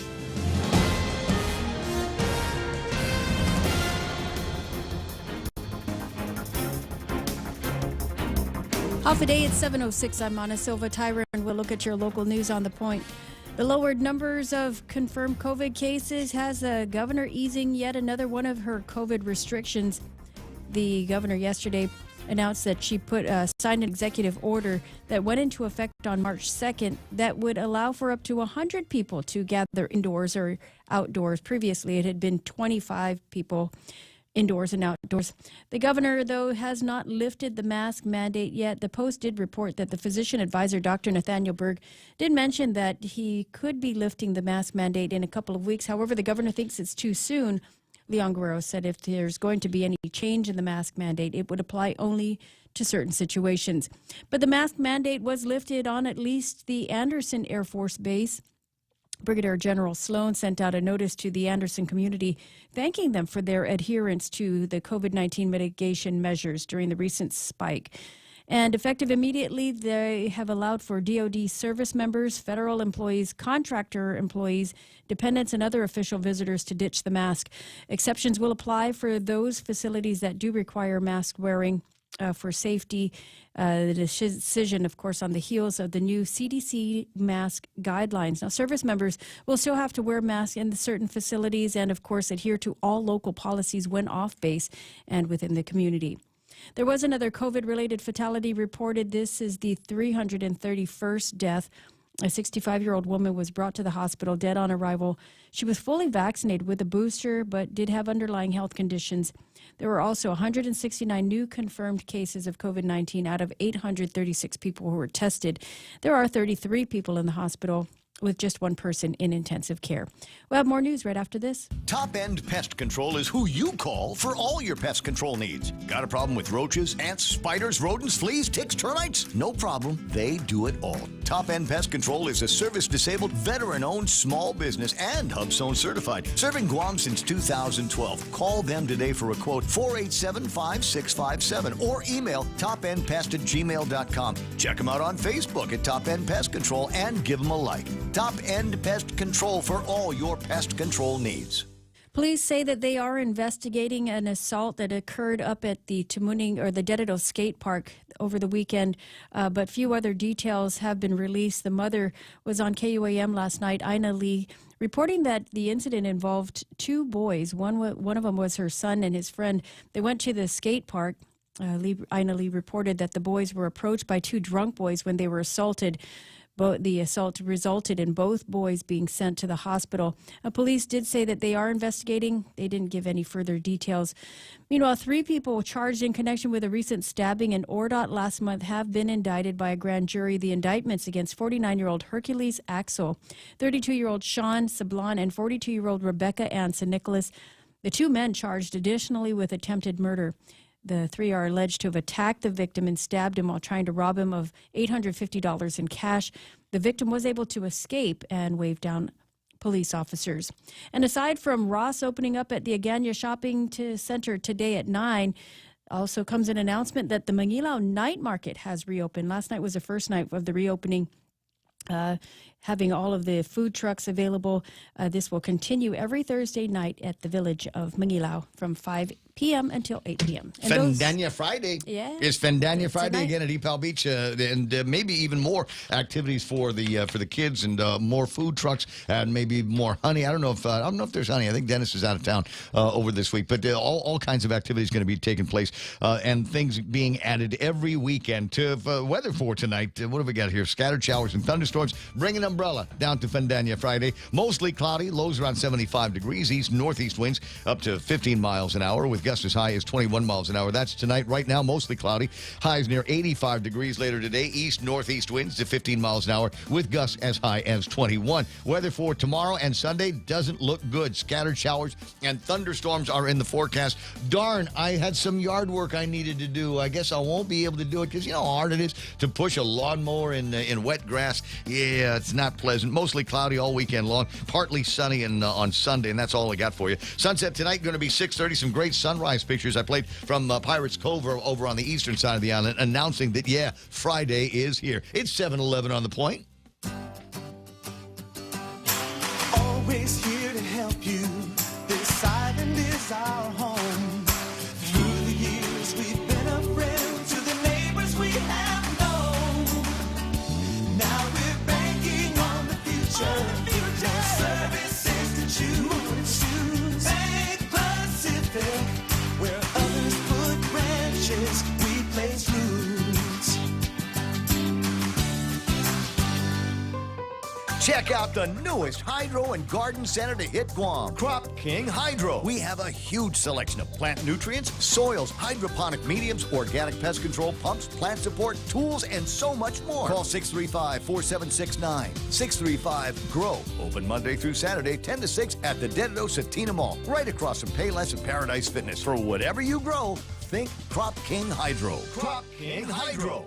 Portions of the Ray Gibson Show being brought to you by the guys over at APL, American President Lines, a global presence with a local home. Also being brought to you by my team over at Wendy's. Breakfast time, and they've got something new for you, the Hot Honey Chicken Biscuit. Let this spice up your morning. All white meat breakfast chicken filet drizzled with a hot honey sauce, and then they serve that on warm, fluffy buttermilk biscuits. Fluffy. One of my favorite words. Choose wisely. Choose Wendy's new hot honey chicken biscuit for breakfast. Only at Wendy's. We got you. Bringing you closer to the action. Any speaker, anytime. Watch and listen live on thepoint.gu.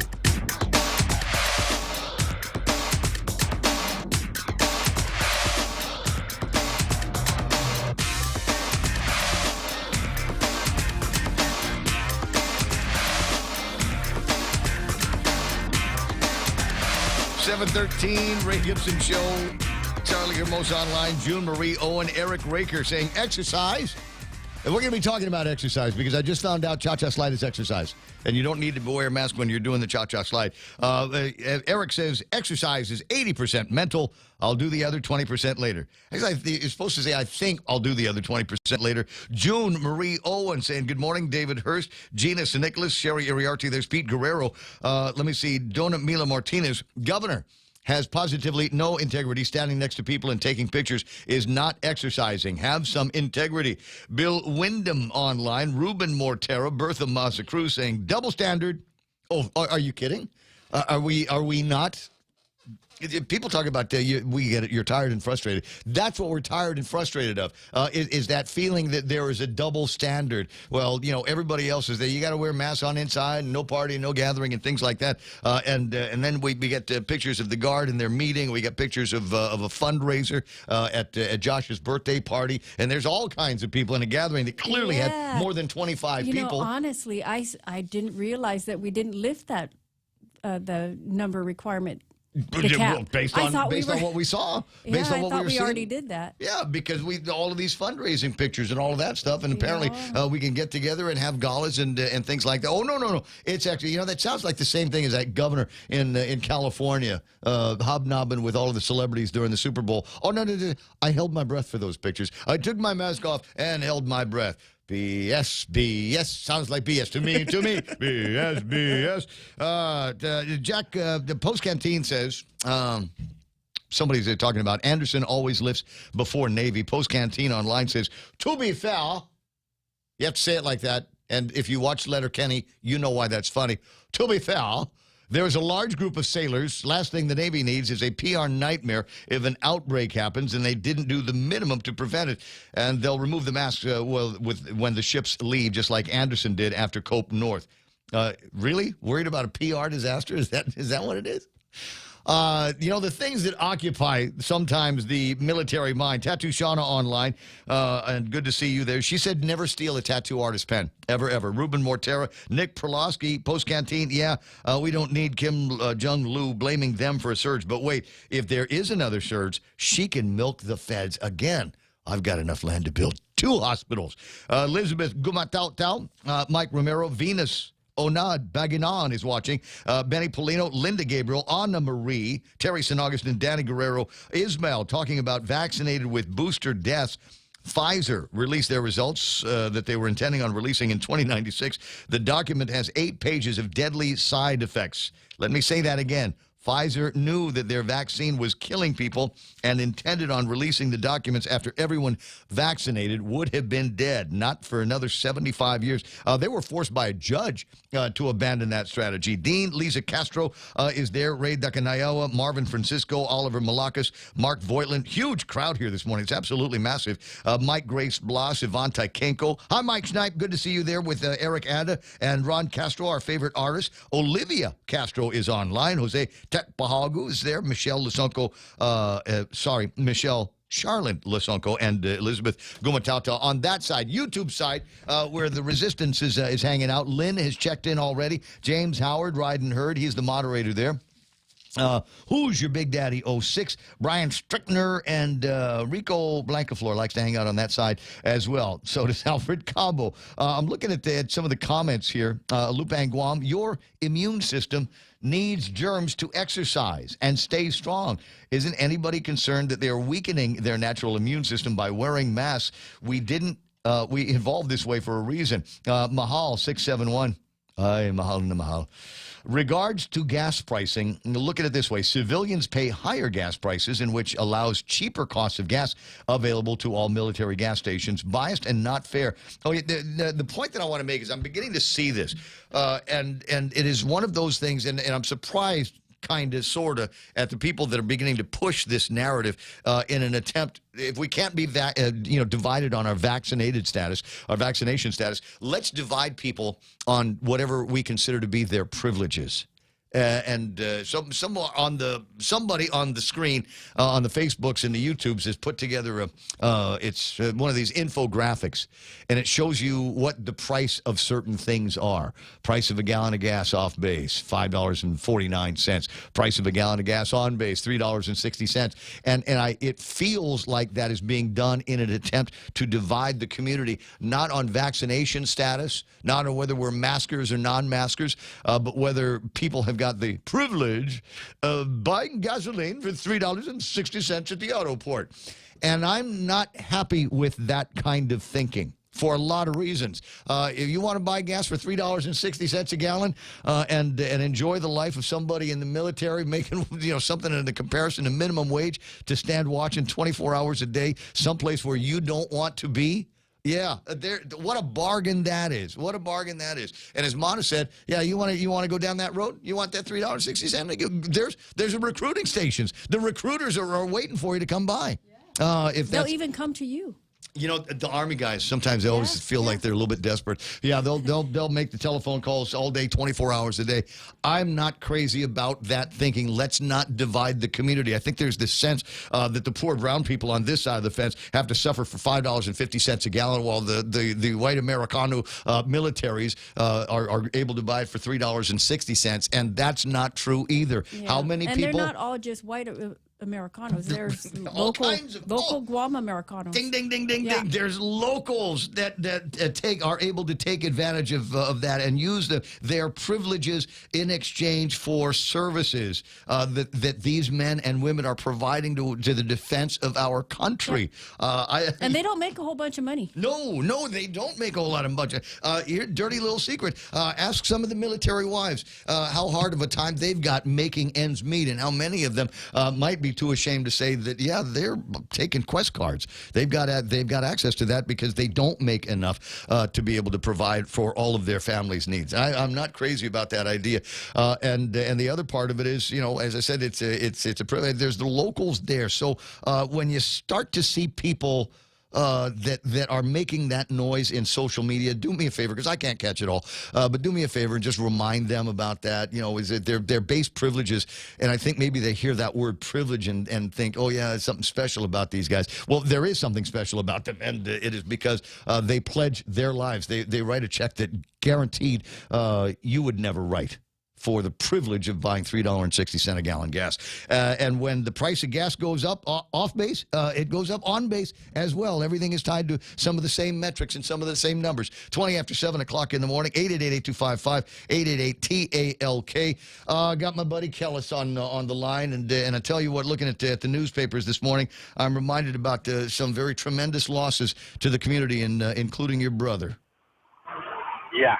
I think about them all the time. There's some electrical panels right in front of where I park, and I remember it was a Saturday that your brother and I took that project on and did some replacements and things like that. I don't think he ever charged me for that, or practically any of the work that he's done for the community. So he's definitely going to miss. You've got some big shoes to fill, Kel. Thank you. I wasn't ready for you to start with my twin brother, but we used to have an argument, me and Ken, all the time about, you know, my privilege of getting gas at $1.50 less than him. And I said, hey, I just deployed, 5 times in 5 years to the desert. You know, would you be willing to do that? And he's like, no. So exactly what you said, I did 25 years in the Air Force, but not only for the retirees active duty. Remember right now, the vets, if they have service-related, they can now shop and get gas on base. Correct. So there are a lot of tomorrows that are doing this right now. But the whole thing of the people that are complaining is like, yeah, spend some time in the military for this privilege. And the privilege is something I volunteered. I was in for 25 years. Like I said, I went to the desert 5 times in 5 years for them to have the privilege. And for them, it is a privilege to have the $4 or $5 a gallon gas. I was in Italy. Gas off base, this was back in 2000, was $14 a gallon.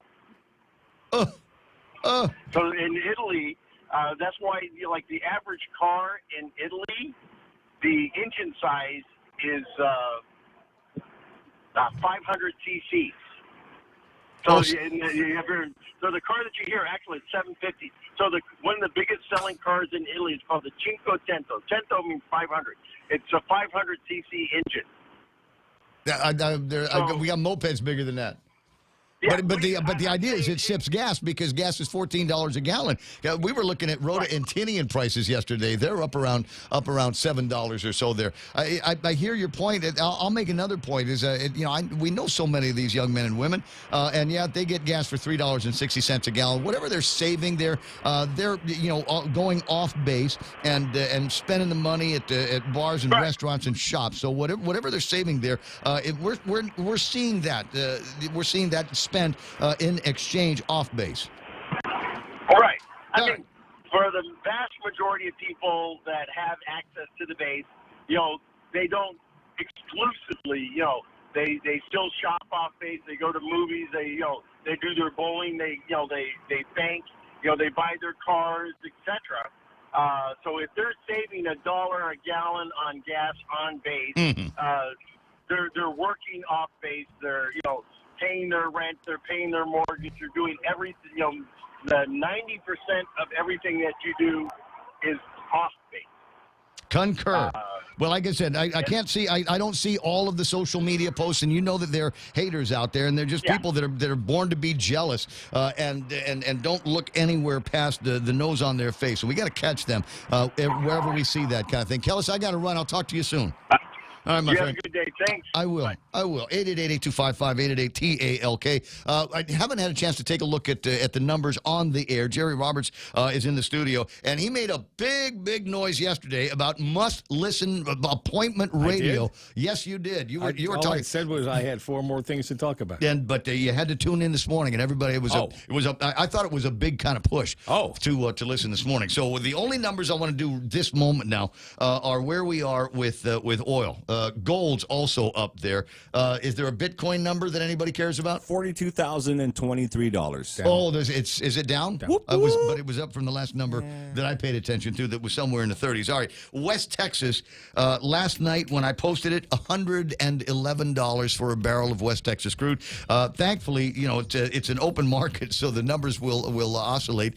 Still trading in fairly narrow range, still over $100 at $107.91. Tapis crude, $116.58. $116. That line is going up faster and faster and faster every day. Didn't Joe Manchin yesterday come out and say that he backs the talk about releasing oil, opening up, and going back into the Keystone and the rest of it?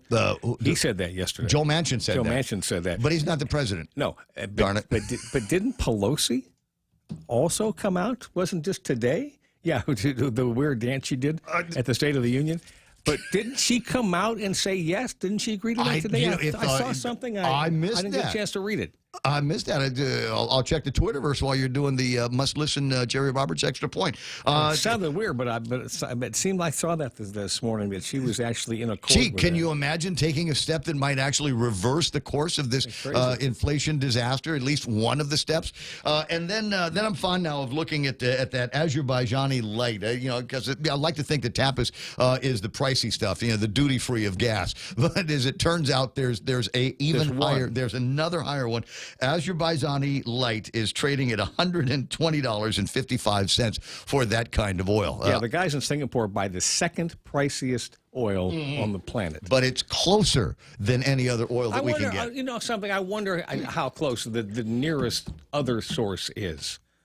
Probably Vladivostok. Well, maybe. I'll take a look. It'd be interesting to take a look and see where the nearest place where we could pick up oil might be. We'll do that as you're taking care of the Extra Point at 7:27. Jerry Roberts and today's Extra Point brought to you by Guahan Insurance Services and First Hawaiian Bank. Today, part 2 of our look at employee quote-unquote ownership, where workers don't actually own a piece of the business, but they act like they do. They're treated in such a way that they feel like owners. That's next on the Extra Point. When's the last time you looked at your homeowner's insurance? An easily overlooked part of covering our home is what's inside of it. Over time, we buy things we don't want to lose, but don't update our contents coverage. The smart thing to do is get the answers and level up our insurance to make sure we're totally protected. That's the Insurance Extra Point. Get out there and make something good happen today by calling Guahan Insurance Services at 475-1162 or visit us at the Camacho Landmark Center in Tamuning.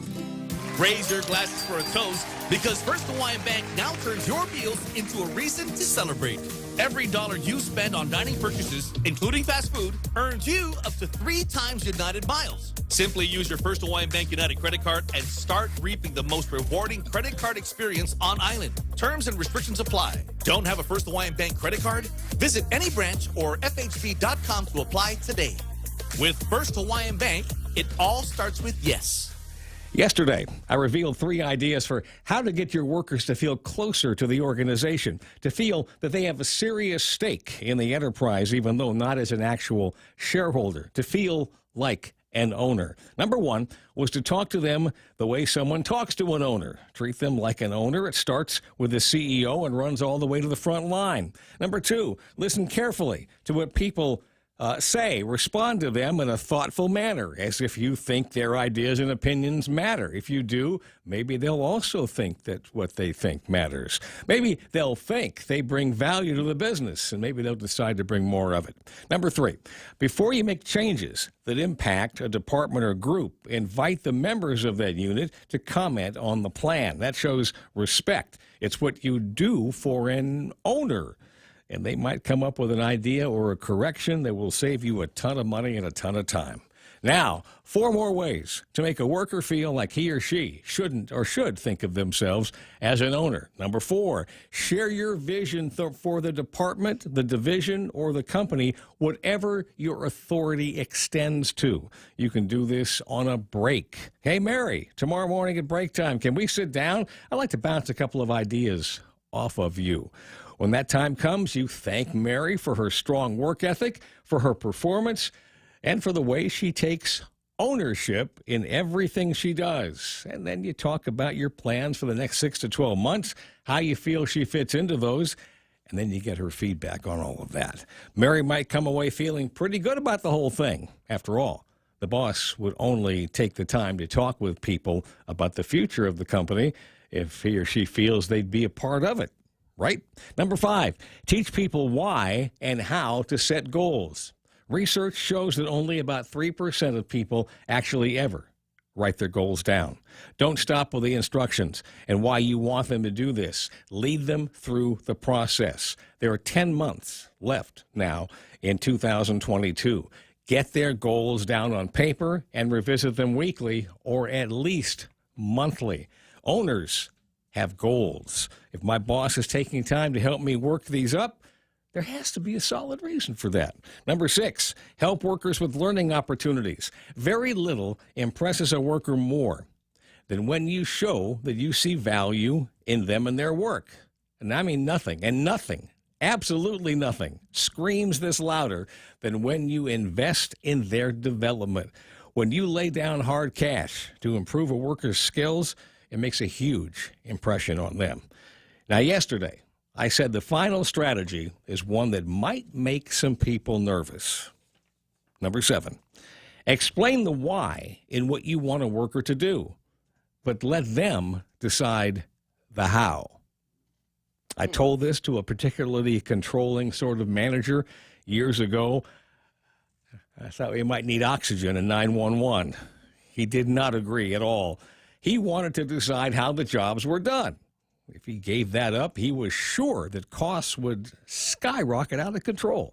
We're still talking about ownership. Owners aren't given orders, they're given explanations. Make someone feel like an owner by telling them what the job is and why it has to be done, and then tell them why they are the right person to do that job. This feels good. Then you add the icing to the cake. Let them decide how to do the work. Let them know what success will look like. Now, I call that showing them where the end zone is. Once they know what the expectations are, they can make the call and how to get there. This will be extremely difficult for many managers to do, to give up the control, the end result, and I get that. However, if you want somebody to believe in all this ownership business, this is an incredible way to do that. There you have it. 7 ways to promote employee ownership. Let me know how that works out for you. That's the Extra Point. Get out there and make something good happen today for 93.3, The Ray Gibson Show, Guahan Insurance Services, and First Hawaiian Bank. I'm Jerry Roberts. I tell you what, nothing feels better than to be able to tell somebody, I got a job for you, and then walk away from it, knowing it's going to get done. Might not be done the way that you would do it, but it's going to get done, and you're going to enjoy the process. I have been lately giving Real Joe more opportunities as the producer of the show to be able to schedule interviews and appointments and things like that. And I got to tell you, Real Joseph, you're doing a spectacular job. Thank you very much. Thank you. No, it's okay. No, he's a man. I'm going to get a raise. Wow. Wait. Oh. That wasn't any extra point at all. I'm sorry. Number 8. 7:30. We'll get to 7:30 headlines in just a second. Now, while Jerry Roberts was doing the extra point, I was listening with one ear, but looking for the data that you were asking. So we get the oil that turns into gasoline from Tapas, Malaysia. Yes, yeah, from the Tapas, and Tapas is running today at $116.58. Now, you were asking, are there other places for which we might be able to source oil? And the answer is, yeah, there are.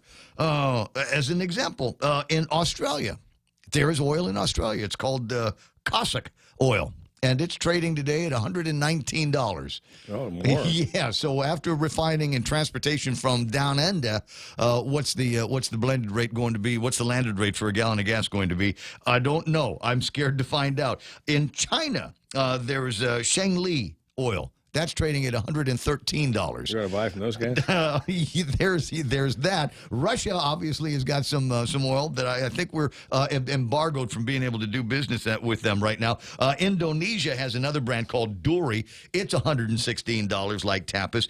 And California, you're thinking, well, what about California? We'll buy our gasoline in California and ship it across the ocean to Guam. Can we do something like that? Well, the raw material, the Buena Vista blend of oil out of California right now is trading at $115. So again, after refining, transportation, storage over at the port, transportation to the pump at the station, I don't know that we're going to be saving a whole lot of money. That doesn't look like there's a way out from under this. Yeah. And like I said, there's Russia, and we might be able to, through their pipelines, have them move, in their eastward direction out to the Pacific, and maybe do something there. But again, after refining, transportation, storage, all of those kinds of things, and that's the calculus that is going to go into the conversations I'm sure they're having at the Consolidated Commission on Utilities, just as this rapid rise in the cost of oil is going up. How much more are they going to be able to hedge? Studio time, 7:35. That's Jerry Roberts, and it was great. An extra point that will take you all the way through the weekend. That's what the Friday ones are all about. Time for news being brought to you by Auntie Lolita Kamet. She's over at Half a Day Realty. What do they do there? They make your real estate dreams come true. She's never let anybody down in her life. 688-6743. Principal broker Joe D. Duenas. That's also brought to you by Ken and Karen at Top End Pest Control for all of your pesty control needs. 487-5657. Friday in Lent. Many of you will be observing the No Meat Fridays. How about this? Get a Whopper. And you go, wait. I can't get a Whopper. It's a Friday in Lent. You can get an Impossible Whopper. 100% Whopper. 0% beef. And they've got the BK Big Fish Sandwich as well at Burger King. At 7:36, it's time for news with Mana Silvatara. Now, for Mana, what happened? Well, the governor has eased up on at least her restriction to regarding the number of people allowed indoors and outdoors. She's increased the capacity now to 100, regardless of vaccination. The executive order went into effect on the 2nd of March. The governor didn't lift the mask mandate yet. She says it's too soon to do so. Meanwhile, the mask mandate was lifted on at least Anderson Air Force Base. The Brigadier General sent out a notice to the community within Anderson thanking them for their adherence to the COVID-19 mitigation measures during the spike. Effective immediately, you no longer have to wear masks indoors or outdoors. There are some exceptions, though, where safety is concerned. The decision follows the CDC guidelines that were put out this week. Service members will still have to adhere to local policies off base. There was another COVID-related fatality reported this morning. A 65-year-old woman brought dead on arrival to the hospital. She was fully vaccinated with a booster and also had underlying health conditions. There were also another 169 new COVID cases that were confirmed in the latest round of testing. Sad news this morning on the passing of Dr. Olivia Cruz. Cruz is well known in the medical community, also known as the island's first female Chamorro MD. She passed away early this morning, surrounded by her family, Funeral arrangements will be announced later. And those are your headlines right here on The Point. I got you. Let me see. 7:38 in the morning, and Joe sent me this, as in real Joe. Doing a great job, Joey. Thank you. This, an official travel alert from the state of Hawaii. Their travel quarantine and safe travels program will come to an end for passengers arriving from U.S. states or territories. All domestic travelers arriving now through March 25th are still subject to safe travel requirements. Starting the 26th, incoming domestic passengers will not have to quarantine or show proof of COVID-19 vaccination.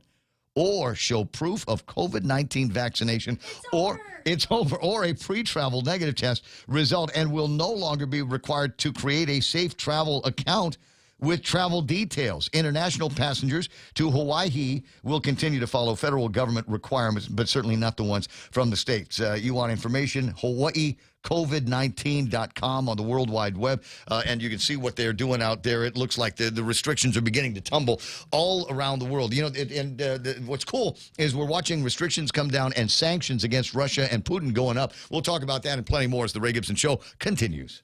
Just in time for Lent, it's our delicious BK Big Fish Sandwich. 100% white Alaskan pollock, breaded with crispy panko, topped with sweet tartar sauce, tangy pickles on top of a warm toasted brioche bun. Also available, our Impossible Whopper, 100% Whopper, 0% beef. Enjoy your Lenten season with French fries and a refreshing brewed sweet or unsweetened tea. We're ready to serve you this Lenten season. Now available at BK Hagutnya, Tumon Bay, Micronesia Mall, and at the airport. BK your way. Attention! Lolita Kamet is now with Hoffaday Realty. She'll always be that hardworking and passionate real estate professional who is committed to helping you make a difference in your life and helping you achieve the American dream of home ownership. She also specializes in commercial leasing, land sales, local residential sales leasing, military and corporate relocation. So for all your real estate needs, call Lolita Kamet now with Hoffaday Realty at 688-6743. That's 688-6743. Holy mac, would you take a look at North End traffic on the way into Anderson Air Force Base? It is ugly. You know why? There's everybody saying, hey, we heard on the radio that you don't have to wear a mask at Anderson Air Force Base. Let's go, cat, go. Come on. We're shopping on base today, Pepe. A little bit of traffic in the village over by Mickey D's, and then you make your way down to Marine Corps Drive, trying to get yourself into Dededo. That's going to be a challenge here this morning. As you can see on the map here, I got slow going, almost no going traffic from way up beyond Woostig towards the intersection of 1 and Y Sangsong.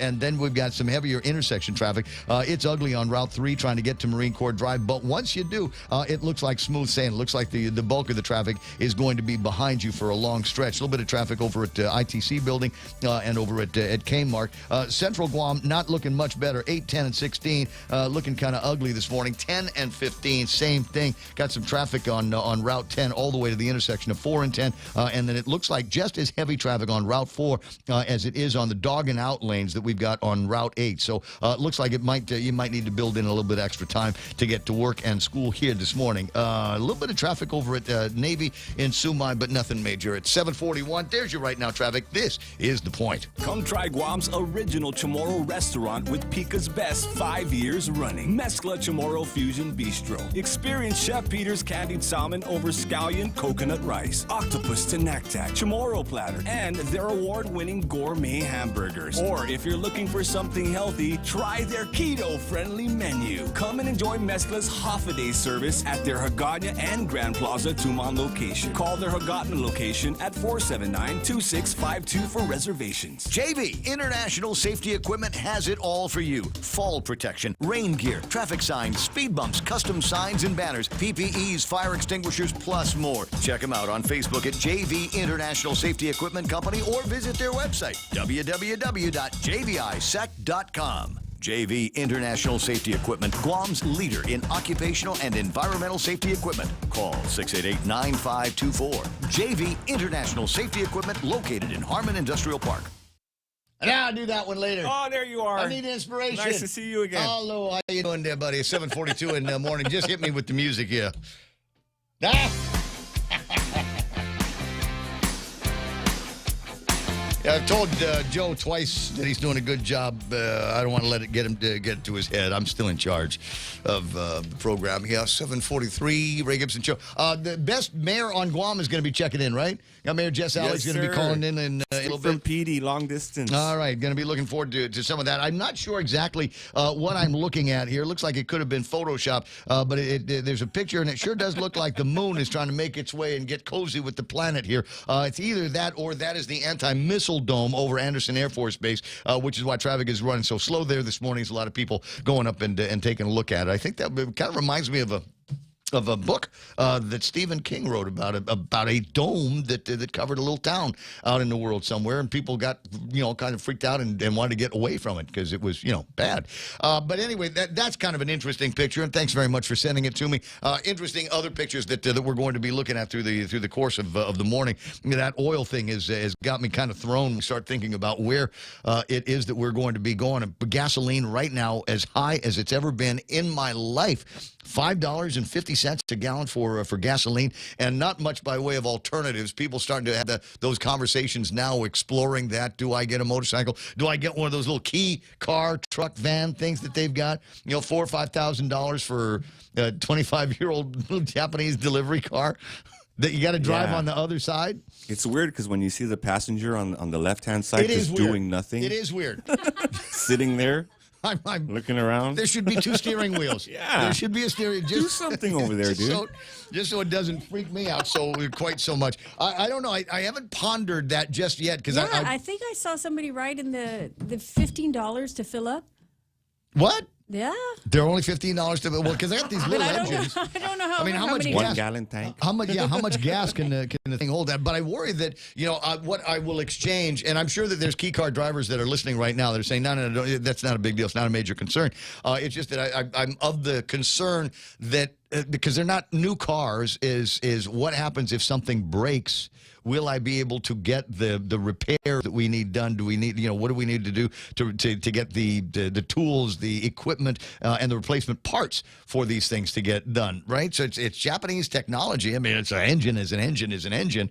And I know my way around small engines, but still, if something goes south, do we have the Brocanic technology around here to get it done? Those tiny little tires, do we have them? Is like go-kart tires, right? Yeah. Where do we buy those if we get a flat? Is the question that I have. Of course, don't worry about it. All you got to do is fold the thing up, stick the car in your pocket, and walk to the nearest nearest place. 7:45 in the morning. So you've got Jess coming up a little bit later on.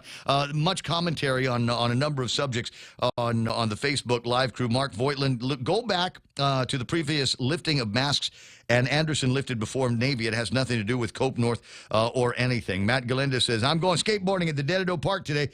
Bring a weapon. Prepare to defend yourself. It's apparently a radical place. There's Anya Sablan Leon Guerrero online. And every once in a while I'll get one of those memes that I can't play on the air. I send them to her. Just so you know. Mike Gogui, Renee Benning is there, Von Tykenko, Mike Schneip, Eric Adda, let me see, there's Olivia Castro, and Frank Gunnar Sala says, we've been lied to. Thousands died, thousands lost jobs and lost homes, but betting no one will answer and be punished. Now war will take this attention away from the fiasco. Frank, I'm kind of with you there, buddy. I think about everything that's been done, and we're going to continue to get gaslit here. They're using words like trusted data, still saying words like science, and hey, those masks, while they might be inconvenient, protecting you from COVID-19, they'll also protect you from the cold and other flus. And no, we got to get out from under these things. We need colds. We need flus. We get colds, our bodies and our internal systems toughen up to defend us from other things. It's okay to get the flu and the cold every once in a while. Hank Barha, there's Al Camacho, Flo Santos, Maya, and S.J. Perman. Rolay is online. I got the Jennifer Leon Guerrero Mendiola saying, yeah, military kicking ass. Matt Galenda says, recruiters will take you to Olive Garden. I didn't know that. Is that's a thing? Anthony Cathcart says, go to your local recruiting office and sign up. Then you will get your cheap gas and groceries. Sandra Rage is there. Matt says, yeah, the military don't pay good. Is that a secret? Is it more than just base envy? Is it also, hey man, I'll bet those guys are bringing in the big bucks. Talk to them and find out what they're making on those jobs. And actually, you don't have to. I mean, if you know anything about military and military pay, generally you just look at their shoulders and count the number of stripes, and that'll give you a pretty good indication of what their annual income is. We got more on the subject. June Marie Owen says, "I'm a recruiter. Live local, serve global." Oh, yeah. June Marie, one of these days we got to get you on the radio and talk. I mean, talk to recruiters, obviously, in my life and in the recent past. But maybe there are some realities of service that we maybe don't recognize as civilians and people that have never had the privilege of service. And maybe some of these realities might bring to bear a little bit more of a contrast between what people think they know and what there actually is, what the facts are on the ground. The point of this comes from something I'm noticing in social media, and that is people that seem to be hell bent on dividing communities and now saying, "Well, look at the guys in the military; they got $3.60 a gallon of gas. I thought we were all in this together. Thought it was all one island." You need to look past your jealousies. You got to date the E8s or above, Ray. Stop. Here, I'll say it this way. Stop being petty. How about that? It's 7:49 in the morning. Is that the mayor? Do I have the mayor on the line? Pica's best mayor, Jess Allig on the line. Bro, what's up? What's going on?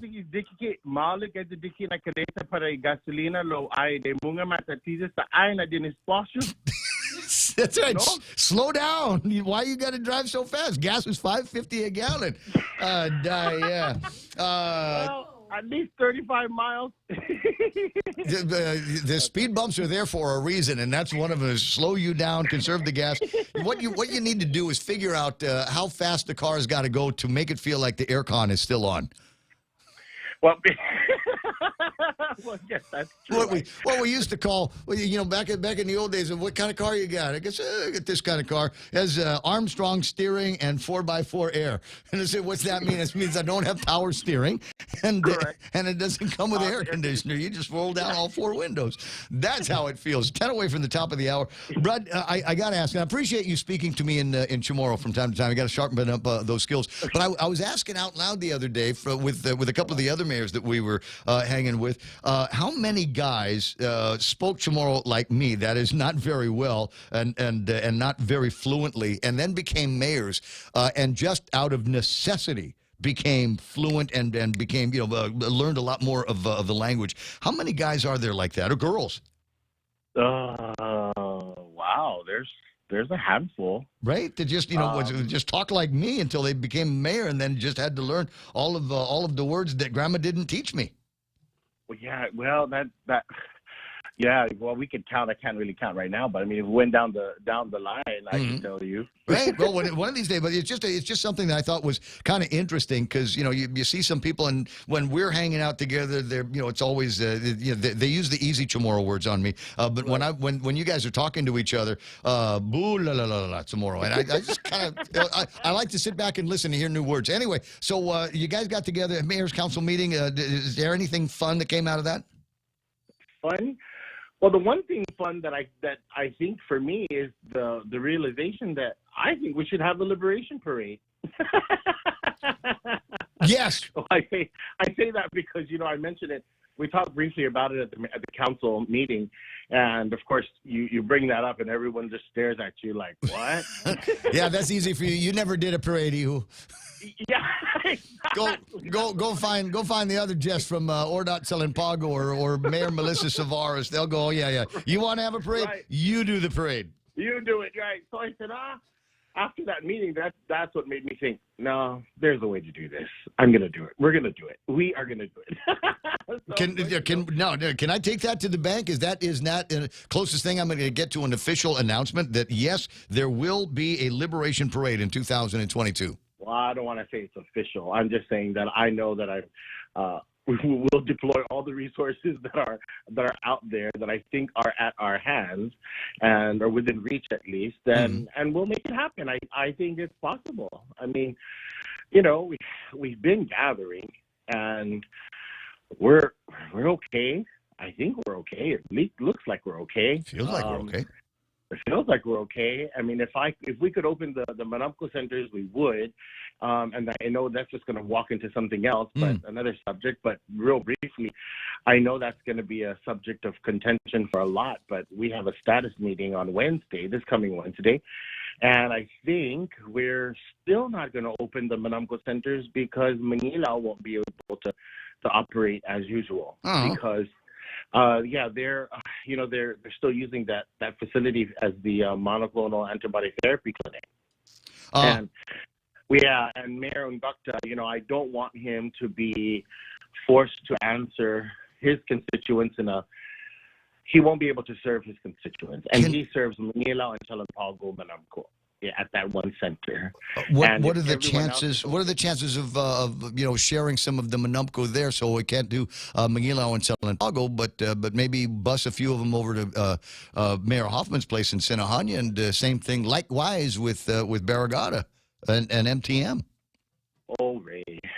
Oh, what? Kung unhungog ito executive order para protocol guidelines. Suspend them. Suspend them. I mean, we're talking about the old people here, and they managed to survive the Delta. They've managed to survive the Omicron. These are the war. These people are bulletproof already. So, nothing can kill them. Go ahead and let them bingo. I agree, and I think that's. How about if we have it outdoors? Well, see, that's because you guys have some really nice outdoor facilities at a lot of the mayor's offices that you maintain very well, and I think that would be the option. I love that. That's a very good option, and that's we're certainly going to talk about that on Wednesday, and hopefully we'll have a better idea. But at this point, I did speak with the Manila mayor, and it's just. We want to make it fair for everyone so that all the Manamco, whether you're living in Manila, Talanpago, or wherever, have an opportunity to participate. So we haven't announced, because I know other people have been asking about an opening, but we have not announced an opening because we just need to meet again to see what are the options we have for the Manila and Talanpago, Manamco. Well, give all the options a shot, because it would be good to get them going, and if it makes it easier for people in the public health community to be less twitchy about getting together in even bigger numbers, I think that helps the conversation of liberation. I think it would be. You know what? Can you imagine the political weight of being the governor of Guam, announcing that this is not just a recollection and honoring those that have gone before us that helped liberate the island during the Second World War, but also the people who worked hard, the frontliners that helped us defeat and liberate Guam from COVID-19. Tis the season. It's going to work. And a great opportunity to distribute checks. War reparation checks. Hey. Well, you're at it, right? We'll get it. Well, that starts. They're starting to do that. The signups are going to be starting on April Fool's, right? And then we'll go for a year. Right. Hey, but I want to just, Barragata, just because we're talking about it, and people listen to this show. Yeah. Right. Nudge, Jess. Nudge, Junie. Go ahead. Well, Mana said outdoor, and Biba Barragata. Biba, and so I'm just gonna say that I was really thinking about the Barragata Center to host the Manamco. Oh yeah. But we have to get the Barragata people on board. So. Well, I'm on board, and I'm from Barragata. Yeah. Well, we have to talk about the mayor, the vice mayor, right? So hopefully people they'll kill me after this. We'll circulate the petition. Yeah, I threw Hoffman in the dump too. I said, the Talanpago people can go down the street. It's not that far to Mayor Hoffman's place. Lo tiom lagi gida Sinahanya sa Estabula. Already. Full to capacity, yeah. All right. 7:56 and change. I'm actually kind of excited about the idea of liberation festivities, even scaled back as some would probably wish. But it'd be nice to have everybody get together, big island-wide party up and down Marine Corps Drive, and because I'm tired of this virtual and drive-through stuff. I think it's time that we all, as a community, as a family here, get back together again. 15,000 people, Marine Corps Drive. Santa Rita's going to win the float competition, and then who in the government of Guam? DPW will win the Gov Guam float competition. Yeah, and let me remind you, it's an election year. The senators need a a venue. They need this, They gotta exactly. walk up and down the parade route just Yes. like everybody That's else. why I said it's a season. It's going to happen. All right. I think it's going to happen. All right. Well, I'm going to hold you. I'm going to hold you to that announcement. Mayor Alec, anything big going on in the beautiful village of Petey over the weekend? No, not over the weekend, but I do want to touch real quickly on two things that we discussed that could not approve because we didn't have a quorum at the time. Bill 156, which we talked about briefly, the civil orders of abatement for nuisances. We're still going to push that through. That's Bill 156. I know that there was only one mayor that was not in favor of the bill, but the majority are. So we're going to push for that. And then, of course, the other bill that lifts the cap, the $50,000 cap on purchase orders under the recycling revolving fund. That's a big issue for the Chico mayor, Dededo, the larger villages, where their cap to pick up abandoned vehicles and white goods is at $50,000.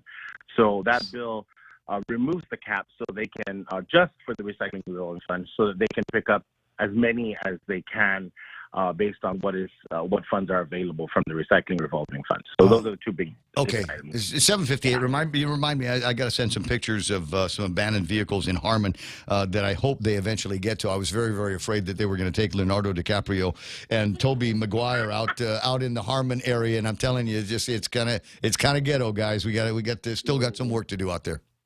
Yeah. Well, so hopefully with that bill and release that cap or removes the cap, right. So those mayors won't be barking, but they'll be working. There you go. That's the way we like it. 7:59 and change. Mayor Alec, you have a great weekend. Hope I get a chance to see you out there, Fandania Friday down at Deep House, and maybe there's going to be something going on with that. I'll see you soon, bro. Biba. 888-825-888-TALK. Closing in on 8 o'clock in the morning. Fox News Live is going to be coming up. I'll give you a look at weather on the other side of that. It doesn't look like there's going to be grill marks this weekend. James Howard to the rescue, sending me images now that will remind us of grill mark weekends in the past. Oh, it's patriotic. Red, white, and blue. I like that. I'll leave that up on the screen for a couple of minutes. Stand by now. Fox News Live is going to be coming up. On the other side, a continued conversation about paper bags and plastic bag confusion that took place yesterday over at the town hall, the public hearing they had. In the meantime, this is The Point. A rare show of bipartisanship. Lisa Brady, Fox News. Lawmakers from both sides of the aisle proposing to ban imports of Russian oil. Alaska Republican Senator Lisa Murkowski calls it a moral obligation. I don't want U.S. dollars to be funding this carnage in Ukraine led by Putin. West Virginia Senator Joe Manchin among the Democrats, also arguing the U.S. produces oil more cleanly than Russia and can meet the demand. The White House hasn't ruled out targeting Russian energy, but spokeswoman Jen Psaki has highlighted concern about the impact on gas prices and the world's continued reliance on oil in general. If we do more to invest in clean energy, more to invest in other sources of energy, that's exactly what we can do to prevent this from happening in the future. President Biden vowing to keep up the pressure on Russia's president, announcing sanctions against dozens more oligarchs and family members and banning them from traveling to the U.S. The Russian president, though, telling his Security Council today the special military operation in Ukraine is going according to plan and on schedule. Ukraine's president telling reporters they want peace but will keep fighting. I'm afraid of imagining that I don't have a country. Healing again for a no-fly zone as negotiators for Ukraine and Russia reached a tentative agreement to create safe corridors for civilians and aid. He was fired but not convicted. Former Louisville police detective Brett Hankison found not guilty after about 3 hours of jury deliberations in a trial over the botched raid that left Breonna Taylor dead in Kentucky. Defense attorney Stuart Matthews says the jury agreed Hankison had a right to self-defense after a fellow officer was shot. I think it was absolutely the fact that he was doing his job as a police officer. Prosecutors say Hankison endangered neighbors by firing widely into Taylor's apartment, but had emphasized to the jury the case wasn't about Taylor's death. America's listening to Fox News. Chili's has the seafood you crave and the flavors you love this Lenten season. Indulge in delicious Lent-friendly soups, salads, appetizers, and entrees. Like our loaded baked potato soup, quesadilla explosion salad, our savory Cajun shrimp pasta, or our mouth-watering grilled ancho salmon. Ask about our black bean burger options, like our tasty mushroom Swiss or old timer with cheese. This is a limited time offer, so hurry in and enjoy all the tasty Lent options this Lenten season. We're located on the second floor of Two Montans Plaza. At Chili's, savor the moment. Half a day, this is Josh here at APL. Our expertise and extensive network can help you grow your business and reach out to more global markets. As a responsible carrier, APL is also committed to a sustainable future, whether it's protecting the environment or investing our efforts in giving back to the community. Our dedicated teams in Guam, Saipan, and on U.S. mainland are here to support you. Call 588-4651 or visit www.apo.com.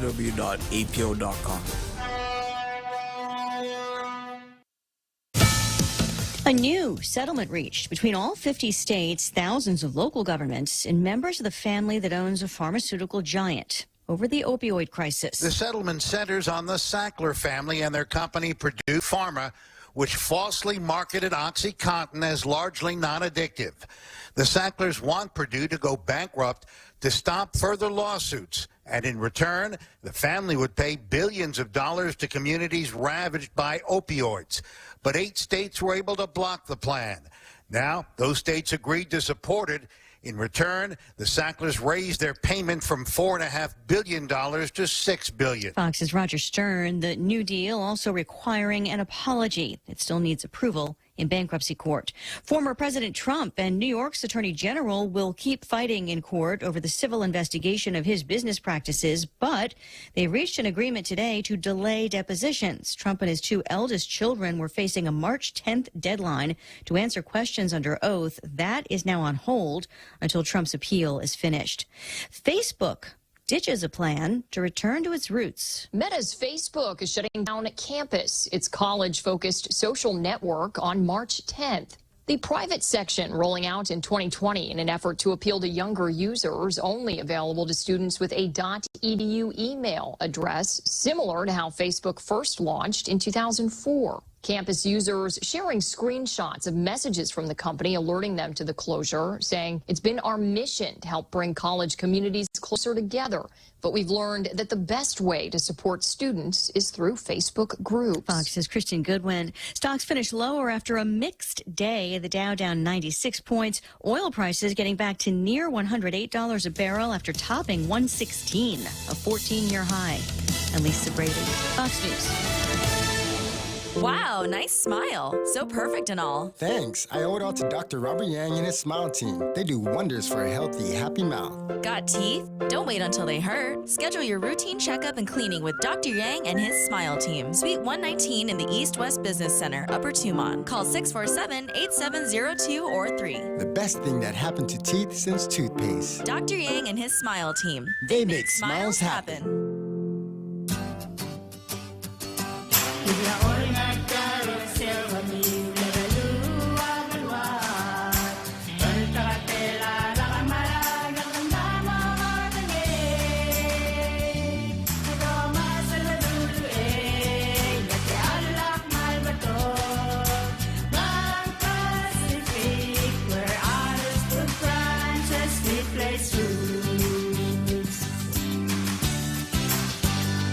Subway keeps the Eat Fresh Refresh subs rolling in with the fresh take on timeless classics. Try the Honey Mustard Rotisserie Style Chicken. It's the new Subway Rotisserie Style Chicken with a flavor upgrade, mizzled with honey mustard on hearty multigrain bread and topped with fresh hand-sliced veggies. Craving some heat? The Baja Turkey Avocado hits all the hot notes. Oven roasted turkey stacked high on hearty multigrain speared with smashed avocado and drizzled with the piquant chipotle sauce. Tuck into new subs to savor at Subway. Eat fresh. Your local news is brought to you by Nambo Insurance. Skip the line, pay online. It's fast, it's easy, and it's secure. Visit Nambo.com for more information.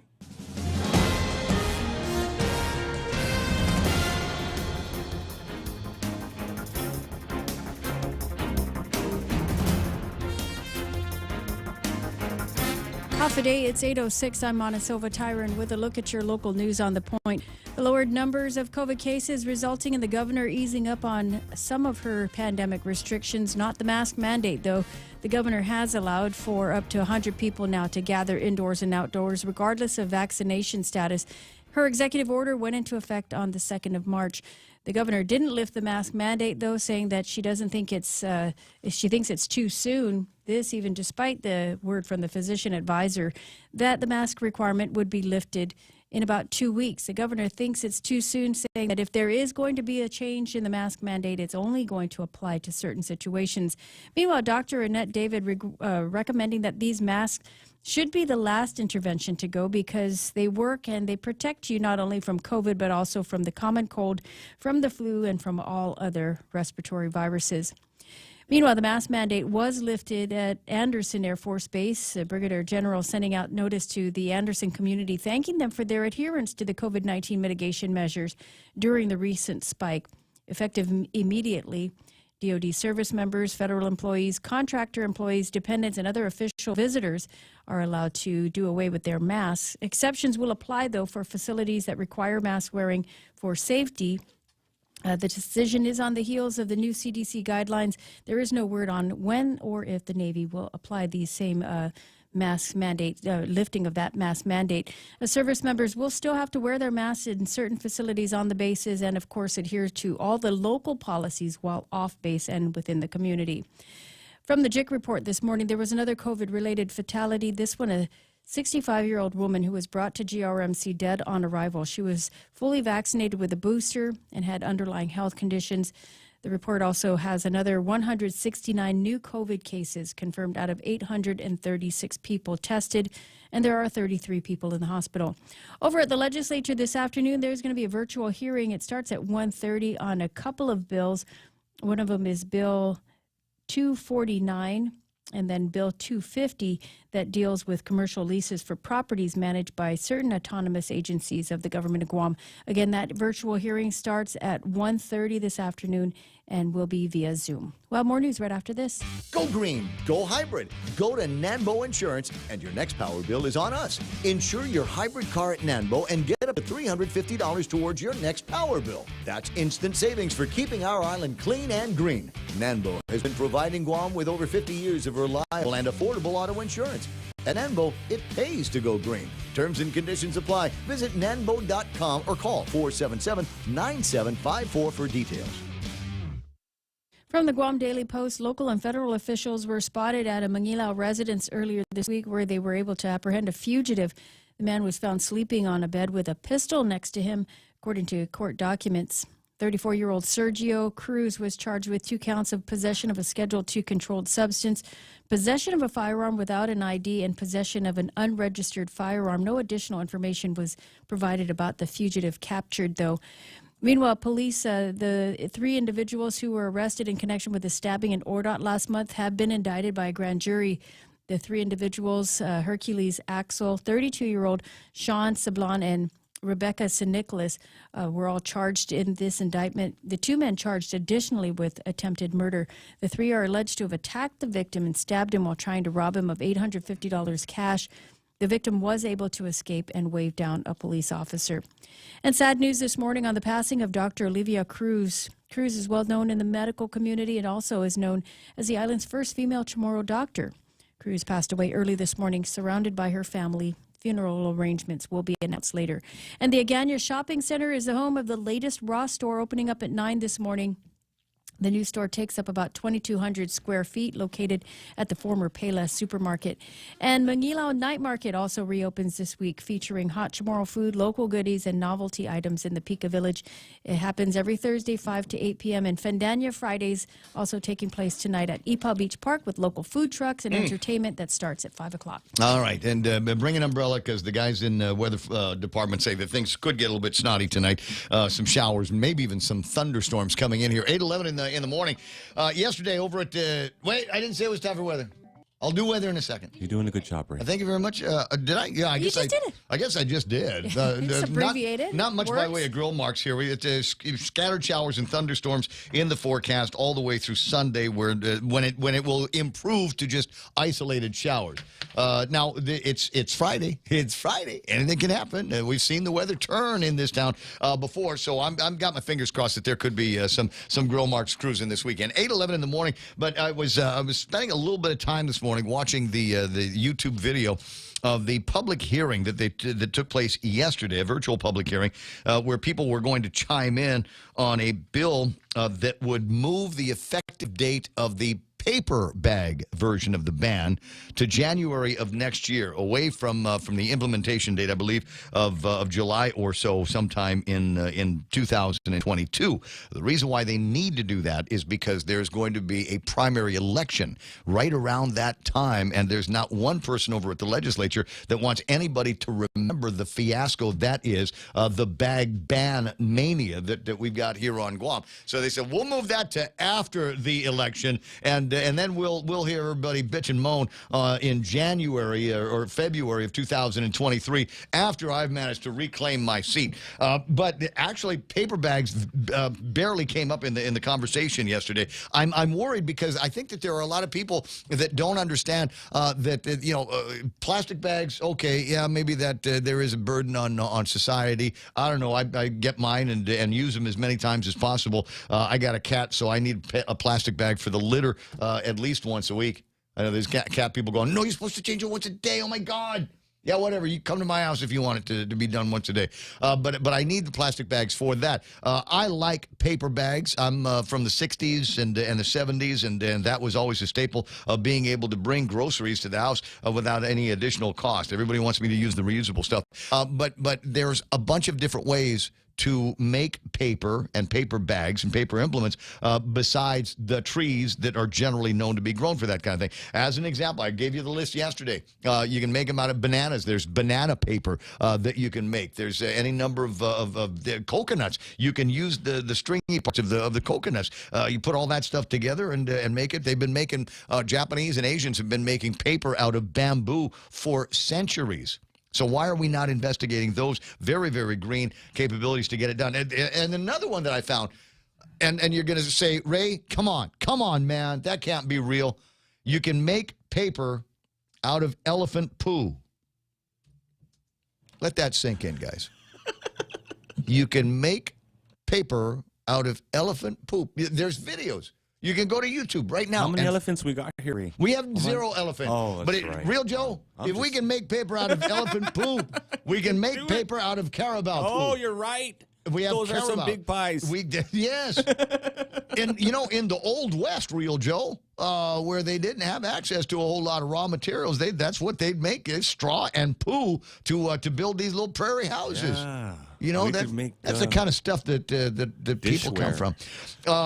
But getting back to this, you can go right now on Amazon, on screen right now, you can get your hands on Mr. Ellie Poo Handmade Fair Trade, which means something. When they say fair trade, that means something to these environmental nutcases. Elephant dung paper, natural white card stock, and you get 24 sheets. And I forget what the price. There's a price in here somewhere, and I don't know where it is. But you can see that there's so many different uses. There's a version of this that you can use and feed your laser printer with, and it won't jam. So I mean, if they can make paper card stock out of elephant poo, we can make bags that, quote, paper bags that we can use somewhere else. We don't need to ban them.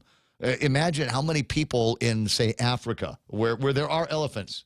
That's where they're from, right? Africa? Mostly, yeah. Okay. Some are in India, Ray. Well, that's right. Okay, I forgot. I'm so unworldly. Thank you, Joe. You're welcome, Ray. They got a little notebook, handmade light green, elephant hardcover spiral notebooks. Look at this. Oh, it's a heart-shaped box made from elephant poo-poo. Huh? So I'm just thinking that we're shooting ourselves in the foot here by banning paper bags, because I think among the environmental nuttos, it's fashionable to do stuff like that, as opposed to maybe we just need to take a look around and find ways. They're always talking about diversification of the economy. Wouldn't it be great? Wouldn't it be just awesome if we had opportunities for our soon-to-be returning Korean visitors, Japanese visitors, Chinese, Taiwanese, whoever, Americanese visitors coming to Guam, and being able to get made on Guam with carabao dust, just like the friendlier word, made on Guam out of carabao dust, notebooks, note paper, cards, and things like that. I'm just saying, you know what? We've just got to cope harder around here. 8:16 in the morning. All right, that's plenty of news and whatever that I do around here on the Ray Gibson Show. Be right back. Be in the know. Want to keep your family safe from high-tech trouble? Introducing Bark Jr., a new online parental control app that's free free for GTA Wireless and Internet customers. Bark Jr. monitors apps and social media, manages online screen time, and filters websites to protect your family from inappropriate online content. Sign up for any GTA postpaid wireless or Internet service and get Bark Jr. for free today. Call us at 671-644-4482 or visit us at gta.net. GTA, we start with you. Family Finance has been serving the people of Guam since 1959, and they will continue to be there for you in the years to come. Get a personal loan for that summer vacation or to pay off those long overdue bills. Family Finance has got you covered. Apply for a personal loan from $1,000 up to $3,900 by calling Family Finance in Hagåtña, now at the old Nanbo Insurance Building at 475-4545, Upper Tumon 647-5626, or in Dededo 633-4473. Family Finance, here to serve you. Okay, there's an outfit called Real Joe's. Do I have a restaurant in this break? Am I supposed to do a restaurant? Yes, sir. Oh. Well, it's the same place as yesterday, huh? Oh, yeah. Yeah, okay. Portions of the program.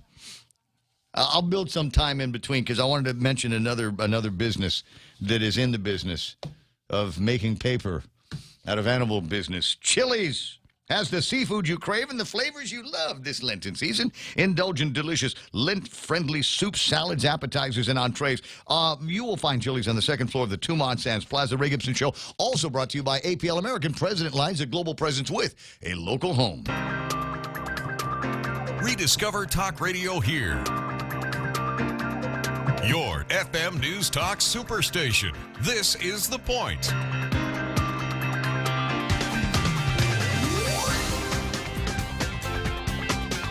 Hold on, going to the website now of an outfit called Poo Poo Paper.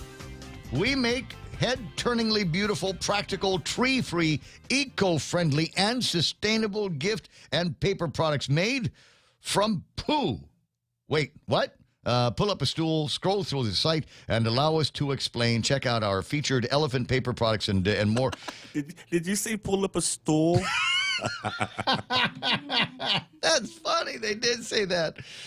Poo Poo Paper makes unique, handcrafted, tree-free, eco-friendly, odorless, of course, paper, gift, and stationery products made from elephant poo, cow poo, horse poo, donkey poo. No kidding. Now, the only thing that the reason why I was looking here for something additional was because I wanted to see if they had anything where they made it out of pigs. We have lots of pigs in this town, and everybody talking about, well, we got to get rid of them, and they're ungulates, and they're bad for the environment, and all of this stuff. So we catch these things, and we'll raise them for a variety of needs. We're going to raise them because it'll save the environment, number one. Number two, we'll save them because they're tasty, and we can eat them. And number three, we can take the byproducts of raising these things might include a whole bunch of stuff, if you will, from which we might be able to convert into these paper products. Now, I don't know what else goes into this. I'm sure there's a whole lot of filtering and straining and bleaching and cleaning and that kind of thing.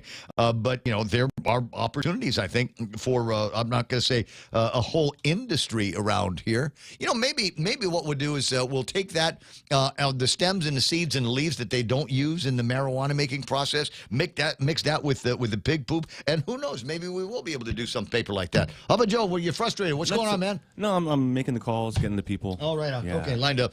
Simon Sanchez eventually, and Charlie Hermosa eventually. One of the things, and you're going to go, wait a second, didn't you talk to Charlie about that? Like I said, there are stories that we've touched in the last week or so that we'll return to only because there's an update. Yeah, I was talking to Charlie Hermosa over at APL about this ship that was out there, and it was carrying, and a lot of people have heard about this, it was carrying a bunch of Bentleys and Porsches and things like that, and it caught fire.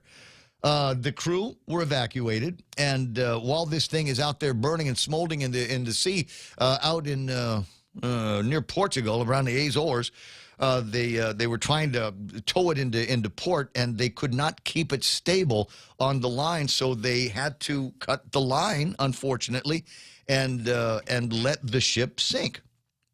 And the question is, well, all right, we let the ship sink, and there was burning cars on there, but could they not have put the fires out?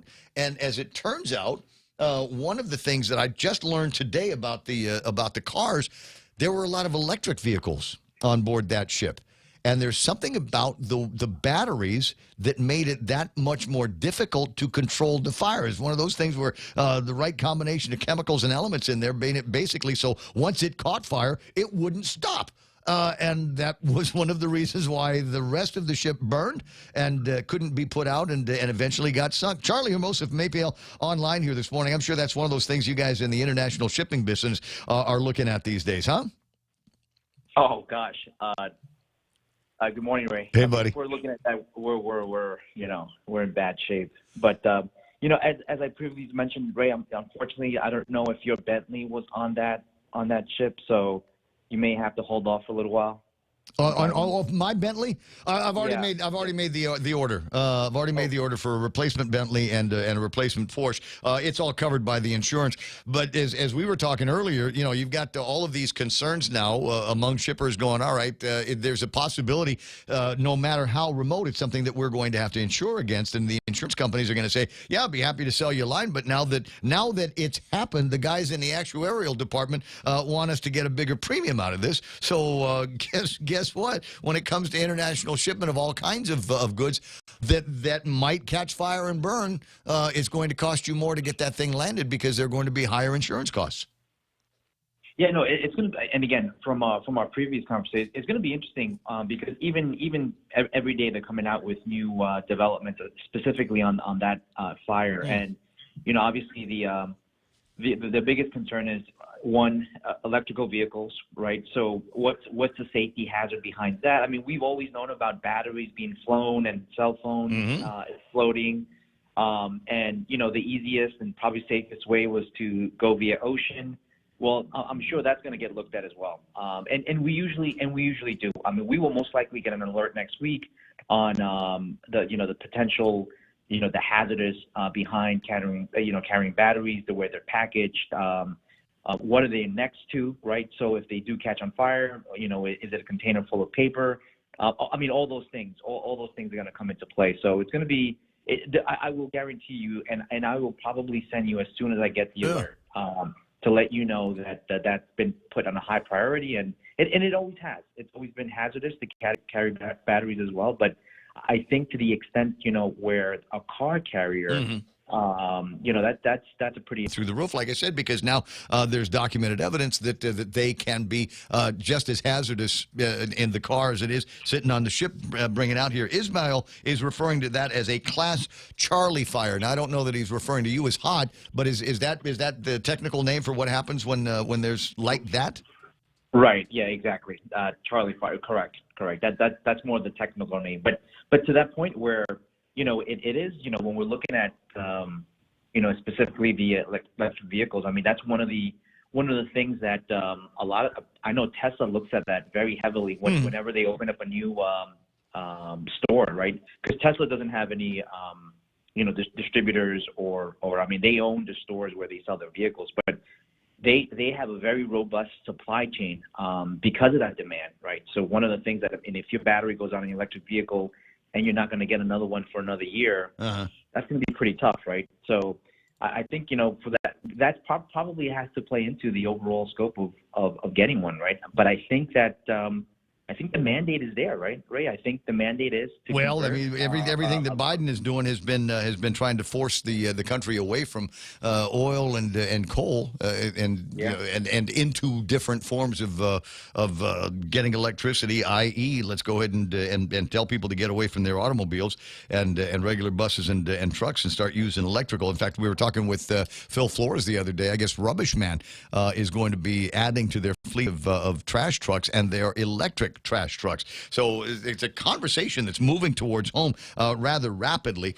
Never mind the Bentley story and the Porsche story, but there's an additional cost to get everything out to Guam. Let me shift gears on the conversation, if you don't mind. I'm looking at the price of landing oil here on Guam and landing gasoline here on Guam, and while that might not be APL bread and butter, looking for ways that we might be able to land those things here cheaper.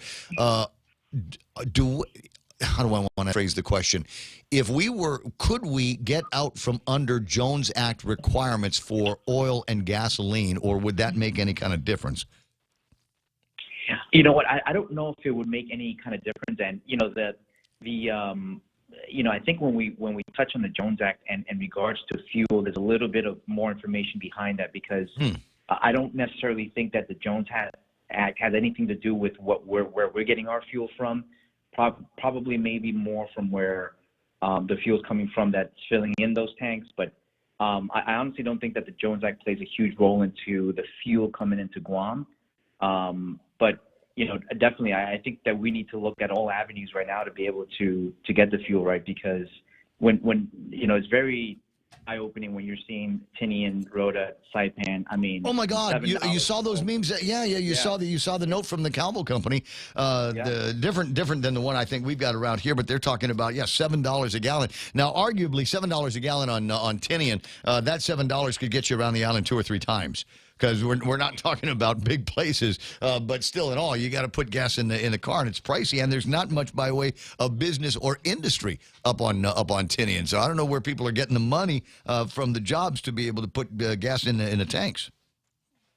Yeah, no, I mean that was very eye opening. I mean, I couldn't even believe it. I mean, but from where we stand right now, obviously we're looking at as well because we're getting that bill on a daily basis, right, to be able to fill our vessels with bunker and all that all that good stuff. But right now we're looking at it and we see the price, and obviously we're trying to do everything we can to mitigate that. So within the next couple of weeks we should see exactly where we stand, because the way we look at fuel is on a quarterly basis.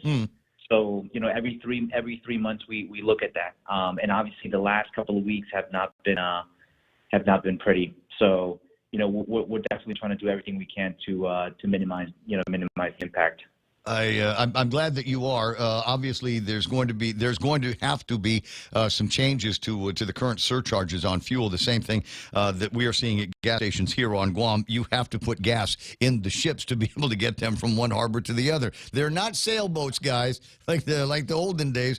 Require some kind of oil to go inside of it, and the oil prices all around the world are going up. So there are going to be some increases in surcharges. It would be, I think, very, very helpful if there were ways to carve out Guam and the other territories from under the Jones Act, to be able to bring some of these goods out here and these materials out here for cheaper.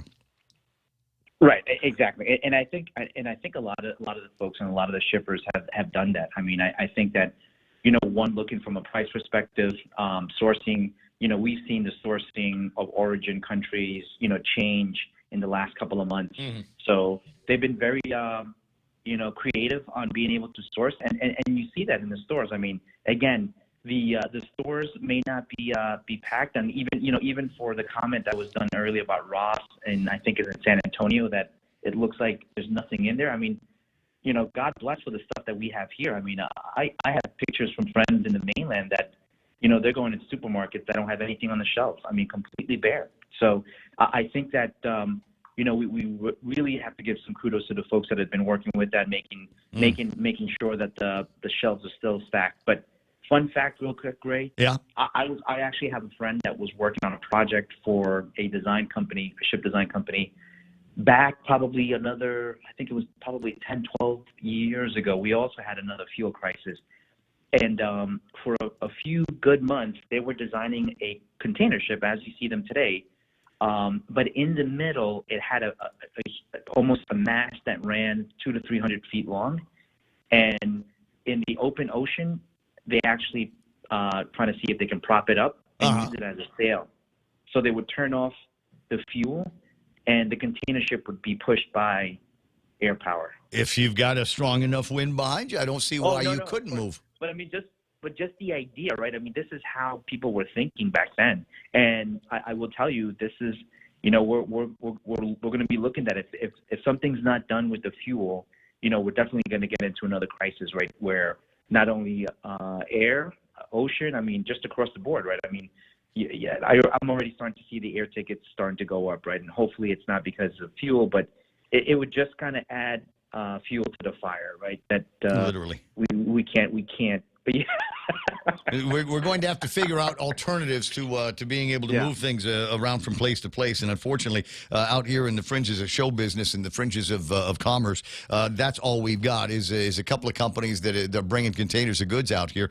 And the cost of everything is going up. The cost of the fuel, the cost of the containers, the cost of being able to just pull in someplace and land and unload are going up. So, everybody needs to brace. These are very, very awkward times. And unfortunately, even with, I think, some of the best and brightest minds in shipping and transportation, I think it's still going to take a long time for us to be able to get to all of the root causes and then turn on and off switches up to there to try to bring us back to where we were in 2019. I just don't see that happening on an overnight basis. It is just one of those things that we will just have to remember and hopefully learn from in the coming days. 8:33, Charlie, always a pleasure talking with you. I'll see you soon, I hope. Yep. All right. Hey, we can go drink and eat inside together now. I know. Congratulations. Thank you very much. See, I told you, everybody, they're congratulating like it's my Good thing. man, yeah. All right, bro. I'll talk to you later. 888-8255-888-TAA. Okay. No, I was getting that. The first day they lifted the restrictions, like last Friday, they're like, congratulations, Ray, you did it. Way to go. Now that you can eat inside right now. But we can't breathe on each other. There's the mask mandate did not go away, unfortunately. 8:33 in the morning, and I promised I was going to get Mana out right around 8:30 so she can be run over and be in line over at the brand new Ross at the Aganu Shopping Center. First choice for all your shopping needs. So we'll get around to doing that right after these. Howdy and half a day, folks. KFC's Colonel Sanders here. KFC is your go-to place for Lent. All of my delicious KFC Lent favorites are back this season, including the seafood Kelguin, popcorn shrimp, the seafood twister, the wasabi fish sandwich, and the fan favorite, the KFC shrimp burger. And just like my famous KFC chicken, the entire Lent menu is available for delivery. KFC, it's finger-licking good. Half a day. This is Jade Uggan from Security Title. And in celebration of Tomorrow Month, here is a tip on dealing with your land. You might be thinking of giving part of your property to your child or another family member. Once you have subdivided the property and recorded the map, you will also need to record the deed transferring the title. Just drawing the map is not enough to make sure they actually own the land. Protehi I Tanonmu. When it comes to your family land, call the professionals at Security Title. We are here to help.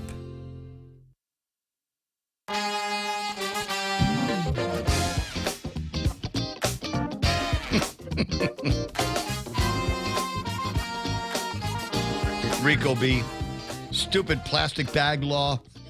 More stupid paper bag law. I mean, like I said, they barely even got into that. You can go on the Facebook or YouTube and take a look at the thing and just go, okay, this is kind of amazing here. All of this conversation, all just to get out from under it. So I'm looking. I tried to go back and look to see who voted on it, but for some reason, the voting record from the 35th legislature is not on the website anymore. Hey. So I couldn't find it. Oh, the fire. Yeah. The storage facility. The voting records for the 34th is there, and I don't know, maybe they're hiding it somewhere, but there are people I'm sure that are interested. What was amazing was how few people showed up on that virtual hearing. I think there were a couple of people from EPA, Chris and Tony were there. Sabine, obviously, because it's her bill. And I think I saw Tello there. There was a guy from Macy's online as well, because he was able to come up and say, look, we would be the only Macy's in the entire Macy's network that didn't have paper bags. Yeah, and so we're going to have to figure out what an alternative is going to be and how we're going to be able to preserve the logo, do all of those kinds of things for something that corporate is going, why don't you just give everybody just make them carry their stuff out of the store. I don't know. Macy's got nice bags. What can I say? So there was a lot of that conversation going on, but not very many people turned out. And I need to throw this back at the listeners here. You guys need to participate in stuff like that. Don't just leave that to Bob Klitsky and Ken Lee and Guerrero. If you think this is a dumb law, you need to go on the website and get into Zoom and say, you know what, this is a dumb law. And if you're camera shy, if you're not one of those who's takes easily to public speaking, you could just easily pick up the phone and call your senator, call their office, and give them your earful. And just say, this is a dumb law. This is the kind of thing. You know what? When we solve all of the other problems, let's talk about this. But right now, it's not like there's this massive outcry from the people of Guam. Yeah, get rid of those ugly paper bags. Nick Perlowski reminded me that a lot of paper bags are recycled from other kinds of paper that are out there. Chris Biacchino on the YouTube side, there's hemp paper as well. There are all kinds of other options that we ought to be looking at and exploring, and saying, in addition to the recycled paper bags that we will give you at the store, maybe there are other kinds of paper bags that we can sell to everybody. And remember, when the election gets closer and you start getting those brochures in whatever packaging it comes in, it's kind of contrary to the idea that we're pursuing here with the plastic and the paper bag ban, right? Yeah, but it doesn't count if we bought it in the Philippines, right? 8:38 in the morning. No, don't buy stuff in the Philippines. If you're running for office on Guam, buy your stuff from Guam. Advertise on this radio station. I won't talk crap about you. We're paper free. Yeah, yes, this is for the most part. We're PDF kind of guys. If you got to print something out, Chris Biacchino, you need to know where he is. Go on the YouTube side, right-click on his name, and send him a message and say, I need all my but the door hangers and stickers made over at your place. Hydro flasks, Yetis. Bro, I need a hydro flask. Okay, Yeah. so I got a flask. This one here, I got the guys over at GTA gave it. GTA gave me this water thing. It's a nice one. It's a nice one. It's but just too small. It's a little bit small, and it's got a cap that I've got to screw and unscrew every time I want to use it. So I'm looking for something that doesn't have quite that much trouble to it. I want to be able to just either tip it and let the water flow into my mouth, or press a button or something like that. straw? I don't know. I'm not good with the straws. I'll end up coughing and drowning myself on the screen. Anyway, did you want to do the news? Sure. Or was that it? They can't find the voting record for the bill. Come on, how do we hold our legislators accountable for dumb laws if we can't find the voting record? All right, with the news and headlines. I can't find the voting record. Somebody else could probably find the voting record. Check it out. Bye-bye. A virtual public hearing scheduled for this afternoon at 1:30. There's a couple of bills on the agenda. Bill 249 deals with the Veterans Affairs Office, and then Bill 250 deals with the commercial leases of property managed by autonomous agencies. And police haven't commented on an investigation into a brutal assault that took place at the Dededo skate park. Apparently, 2 boys were beaten badly and sent to the hospital following a fight with some drunk teenagers, according to one of the teens' mothers. They do say it is under investigation, but they didn't give any further details. And the mask mandate for Guam still in place. However, it's lifted at least at Anderson Air Force Base. The general put out the notice lifting the mask ban on Anderson effective immediately. The governor did put out an executive order this week. It went into effect on the 2nd of March that lifts the cap on the number of people allowed indoors and outdoors to 100. And those are your top stories here on The Point. Wait a second. Bob Kelly sent me a link to a company called International Plastics, and they've got a statement, a thing here: earth-friendly plastic carry-out bags. It has the word "thank you" on it, and also says stuff like blah blah blah blah blah. The thing about watch the kids when they've got this so they don't suffocate. Degradation rates will vary with product design and environmental conditions. Bags may not degrade in a landfill and are reported to degrade in a biologically active environment in 12 to 60 months as tested in accordance with whatever. So bags are 100% recyclable, so please recycle them, but they will degrade under biologically active environments, which means to me if you put this thing in, it sounds like if you make a compost, put it in a compost, then it will degrade to a point where it won't be a problem for the environment. 8:41 in the morning. And now from Ipan Televovo, the beautiful Jeff from Jeff's Private Cove. Good morning, Jeff. Good morning, Ray. How you doing? You know what? Even better when you sent me some those great sunrise pictures from the Cove. Got a big deal over the weekend? Yeah, we're having a Lenten buffet.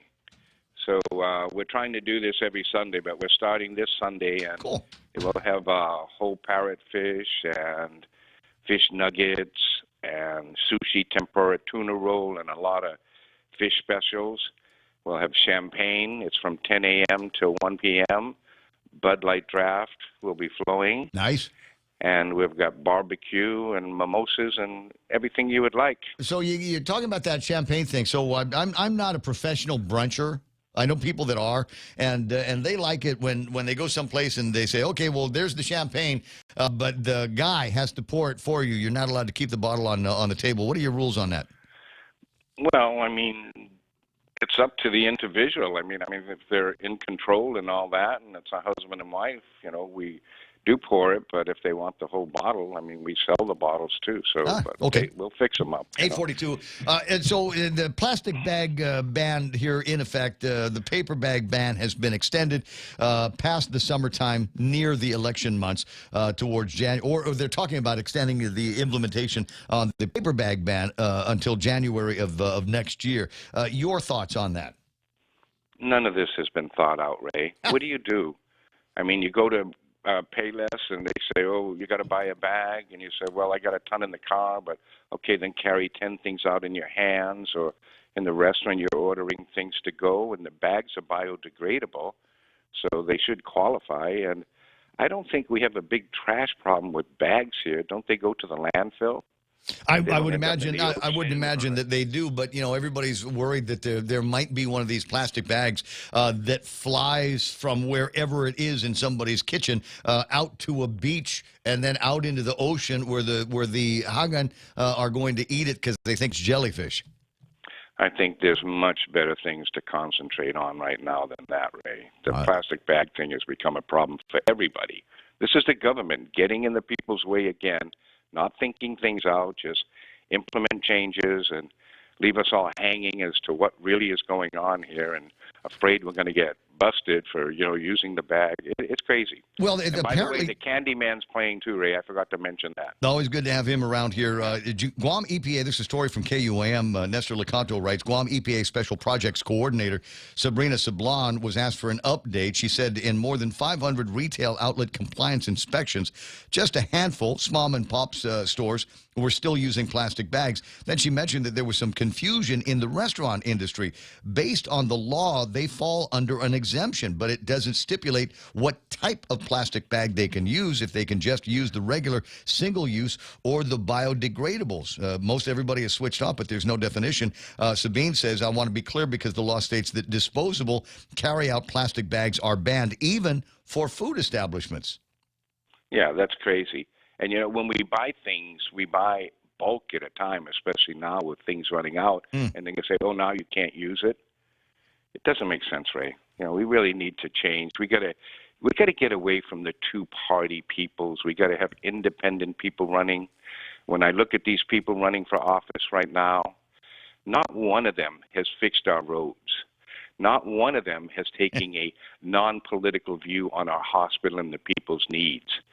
The schools are not doing what they should be doing. I mean, everything is wrong, and these people are still running like, oh, it's great, you vote for me and I'll set you free, and it's all BS, Ray. We need some new people, man. Write-ins. Well, encourage everybody to go and pick up a package from the Guam Election Commission. There's a lot of brainiacs here on the line, but as you are well aware, there are people that have got what it takes to work on some of the things that we need to get done: the roads, the schools, the hospital, etc. But they already got full-time jobs. They've already got full-time careers, and there just doesn't seem to be a strong enough or vocal enough crowd around here that would push for a part-time legislature that would allow for people that actually have real-world experience, that know how things work in the real world and what things are like at the kitchen table of most people's homes. But we can't get them. We can't get them to run unless and until we get into a part-time situation. That's why I say write-in, because you pick up your packet and you go through the hoops and you campaign. You've taken all your time away from your vocation or whatever you're doing, and most don't make it. And people like the governor will promise you, oh, I'm going to support you, and later on they do nothing for you. I mean, it's all so much baloney. And the people have to rise above this whole political problem we're having here. And I don't know how we're going to do it, but I swear, if you, even for senator, you want to vote for Ray Gibson, you write his name in, you put him there. And you don't put him through the grueling, hardcore problems of running for office. And I mean, all these people that are political, they just lie to all the voters anyways. I mean, it's the same old story going on and on and on. Yeah. So the write-in thing to me is really dominant in my mind because, You find the people you want, you learn to spell their name, you put them in office.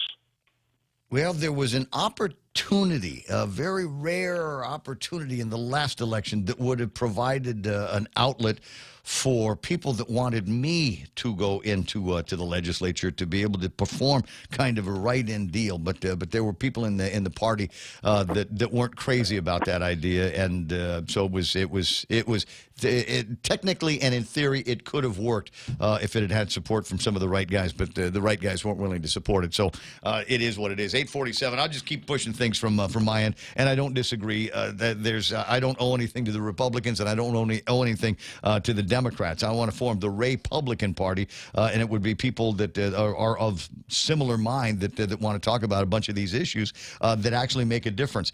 Paper bag ban, plastic bag ban is nothing more than an inconvenience for the voters. And that, like I said, that's the entire reason why they're having this conversation and had the public hearing yesterday, because they didn't want the paper bag ban to go in effect anywhere near re-election elections.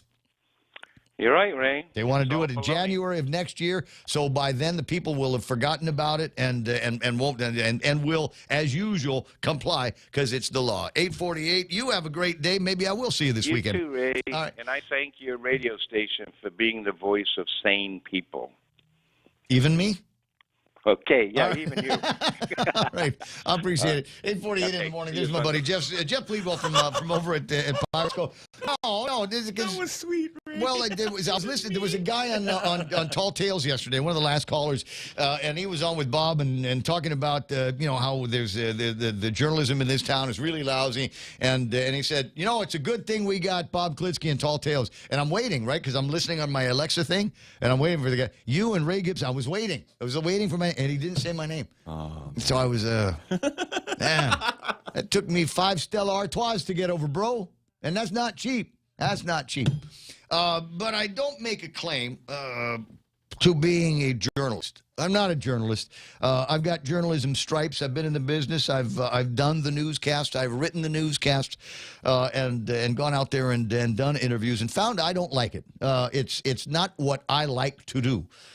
What I like to do is sit behind a microphone and use a word I learned from a guy. Bloviate.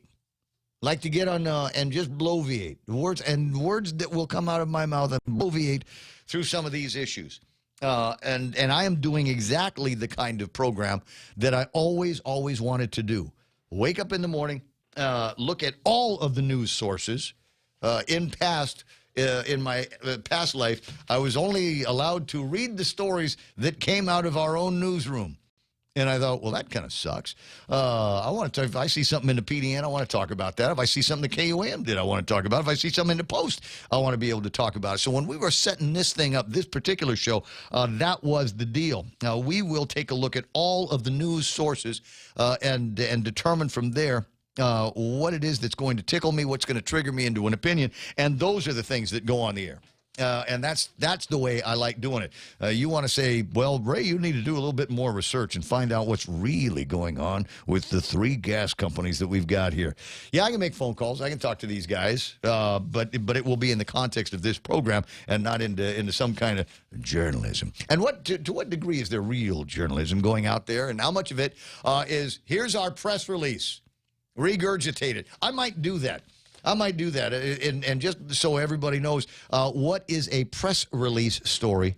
They're everywhere. And what are the stories where somebody got out of the office, got into the car, and went over and talked to somebody? You know who's doing that kind of journalism? The last guy in the world that you would think would do it is Cousin Troy. It's true. Over at Candid. I mean, the guy knows how to FOIA. Hit the pavement. The guy knows, he knows how to make the phone calls. He knows how to go and get these stories. Very rare indeed, and especially because he came from the dark side. He came from the world of politics, and so he didn't like what he saw. Had to do something about it. It's a good story. 8:51 and change. And taking a look at what we've got here in the news. Front page of today's Guam Daily Post. It's too soon to lift a mask mandate, but we'll ease the crowd limits. We can now get together in groups of 100. Wait. We can now get together in groups of 100, but it also has to include the people that are going to be serving us, the people at the bar, the people so we might have to minus some of we'll have to shave down the invitation list on these get-togethers. This is how dumb it is. There's going to be the Red Ball. The Red Ball is going to be doing it. There's an ad in the paper. I might find it and get all of the rest of the details. But the Red Ball is going to now take place over 3 nights. 3 crazy. The 20th annual Red Ball presents Around the World. Get a taste of the world in 3 separate nights. Asian cuisine on March the 24th. That's a Thursday. European cuisine on March 25th.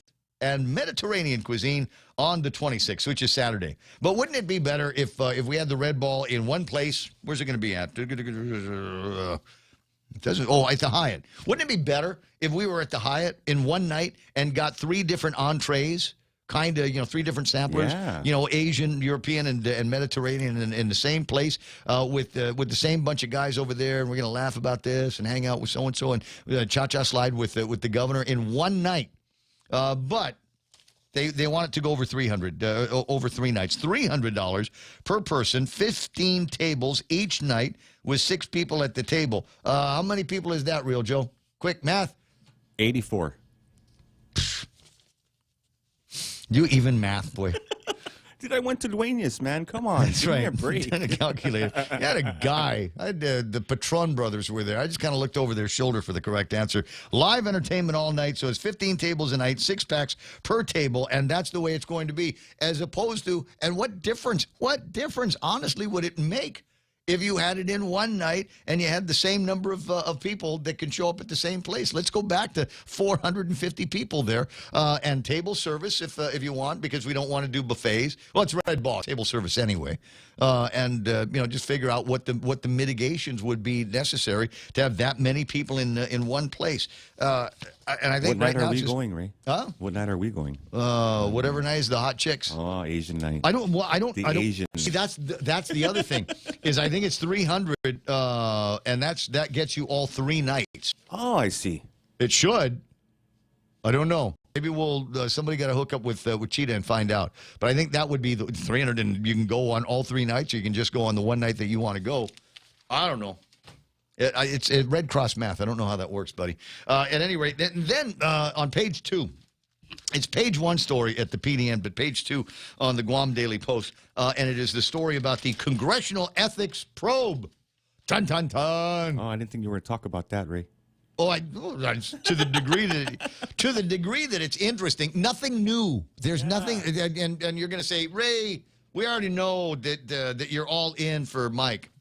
Or whatever it is. All in for Mike. Dude, the guy You're rude, the dude. guy hasn't even declared that he's running. He hasn't even declared that he's running, and they're already wetting the bed over at the Democratic Party. So somebody decided, okay, here's what we're going to do.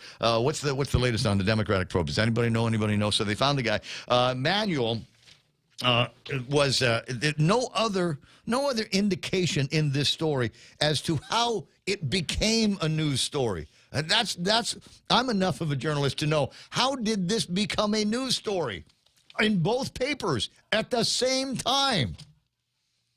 Please. It's so obvious.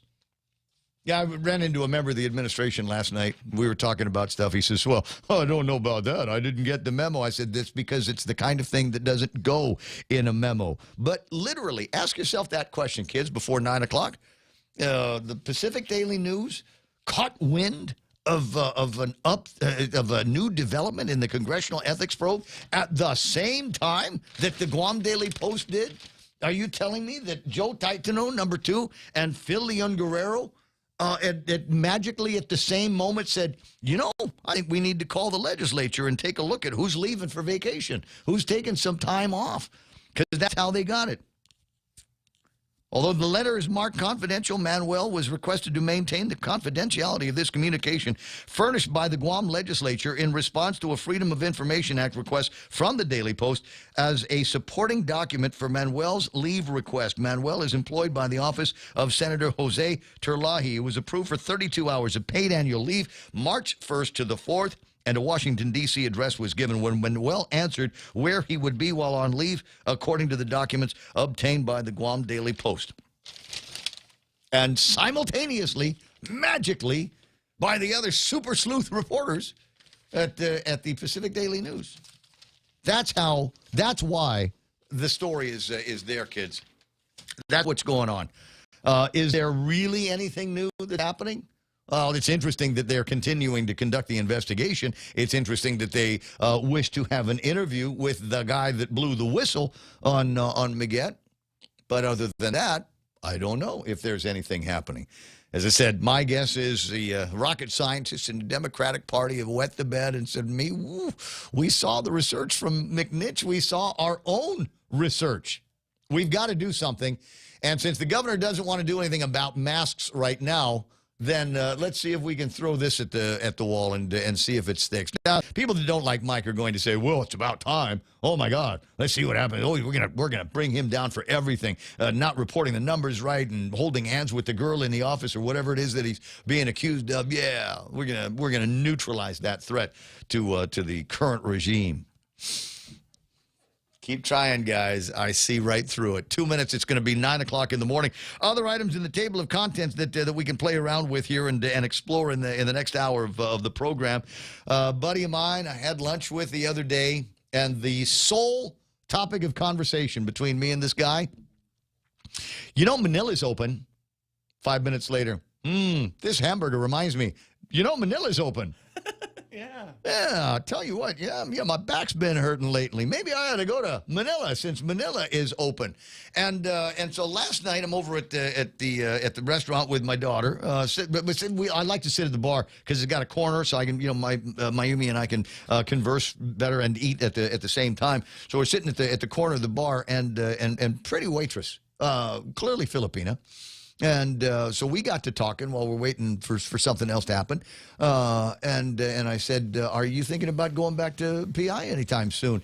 And she says, "Oh, I'd love to, but it's still too expensive to get a ticket to the Philippines, and there are still places where there are significant restrictions on what you can do without a vax card while you're in the Philippines." So she says, as much as I'd like to be able to go back there, number one, just not enough flights going out, and number two, all of the tickets are very, very expensive. So I think I'm just going to stay here and remind you to give me a big tip before you leave, Mr. Gibson. Look, it's 9 o'clock in the morning. More on the Ray Gibson Show. We move into the small talk portion of the program, and then there is plenty of small talk to play around with. So imagine that there is going to be at least one more unbelievably entertaining and relevant and warm and intelligent hour of the Ray Gibson Show all ahead. 93.3 is KUSG Hagutnya. Together, we are known as The Point. Turning the screws on the Russian elite. I'm Lisa Lacera, Fox News. President Biden announcing a new round of sanctions aimed at allies of Russian President Vladimir Putin. Today I'm announcing that we're adding dozens of names to the list, including one of Russia's wealthiest billionaires, and I'm banning travel to America by more than 50 Russian oligarchs, their families, and their close associates. The president says the sanctions on Putin and wealthy Russians will maximize the impact on Putin and will minimize the impact on the American people. Russian forces are battling for control of a crucial energy-producing city in the south of Ukraine, and there are reports they're gaining ground in their efforts to cut off the country from the sea as Ukrainian leaders call on citizens to rise up and engage in guerrilla warfare. The former Louisville, Kentucky police officer charged with wanton endangerment in the police raid that led to the death of Breonna Taylor has been cleared of all charges. Brent Hankison's attorney, Stuart Matthews. We're very pleased with what the jury did, and you can't get any better than that. The panel of 8 men and 3 women delivered the verdict almost 3 hours after getting the case. Prosecutors say Hankison fired through sliding glass doors in a window of Taylor's apartment during the raid that left Taylor, a 26-year-old black woman, dead, but none of the bullets fired from his gun hit Taylor. He says he fired because he thought his fellow officers were being executed. Former President Trump and the New York Attorney General's office have reached a deal that puts a deposition on hold while Trump appeals the ruling requiring he testify in the civil investigation into his business practices. Lawyers for Trump argue ordering the former president and his 2 eldest children to testify violates their constitutional rights because testimony could be used in a criminal case against him. Wall Street, the Dow lost 96, the Nasdaq off 214. America is listening to Fox News.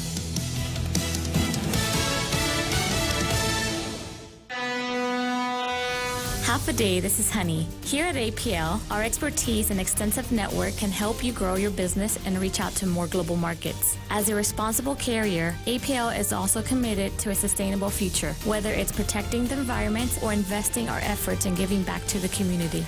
Our dedicated teams in Guam, Saipan, and on U.S. mainland are here to support you. Call 588-4651 or visit apl.com. Chili's has the seafood you crave and the flavors you love this Lenten season. Indulge in delicious Lent-friendly soups, salads, appetizers, and entrees, like our loaded baked potato soup, quesadilla explosion salad, our savory Cajun shrimp pasta, or our mouth-watering grilled ancho salmon. Ask about our black bean burger options, like our tasty mushroom Swiss or old-timer with cheese. This is a limited-time offer, so hurry in and enjoy all the tasty Lent options this Lenten season. We're located on the second floor of Two Montans Plaza. At Chili's, savor the moment. News. The Labor Department has released updated jobless claims numbers. Economists have been expecting to see the labor market improve with fewer COVID Omicron-related disruptions and sick-outs, and there was another slight improvement last week. The number of new claims dropped to 215,000. The number of continuing claims, those still receiving benefits, was little changed at 1.4 million. New claims rose to nearly 300,000 in mid-January, though the overall picture was still an improvement compared with this time last year. Demand for workers continues to outpace supply, which has made companies reluctant to lay people off.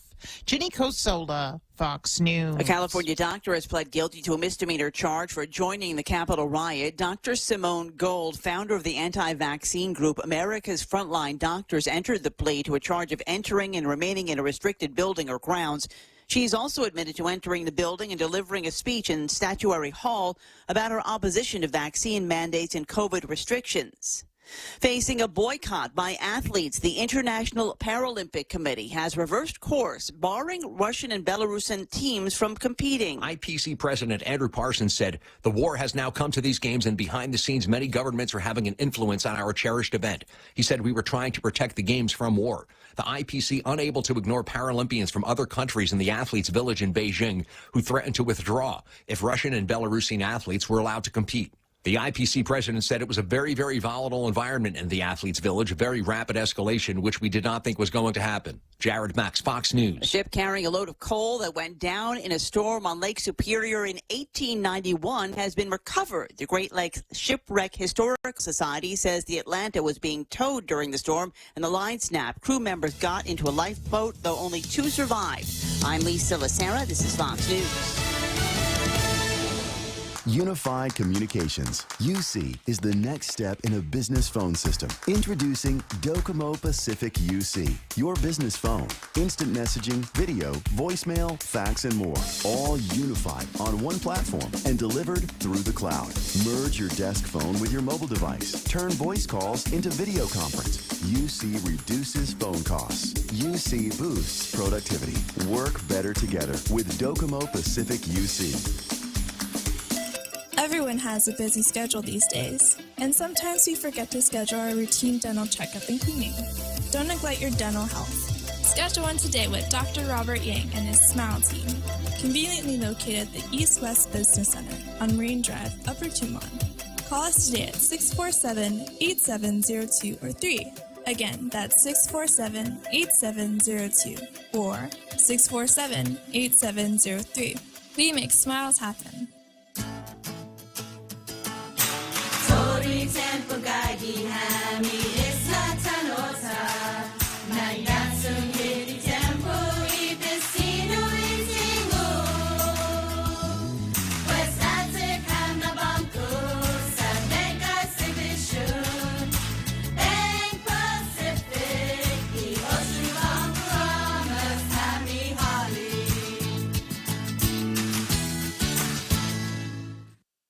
Probably going to say something about American President Lines, a global presence with a local home.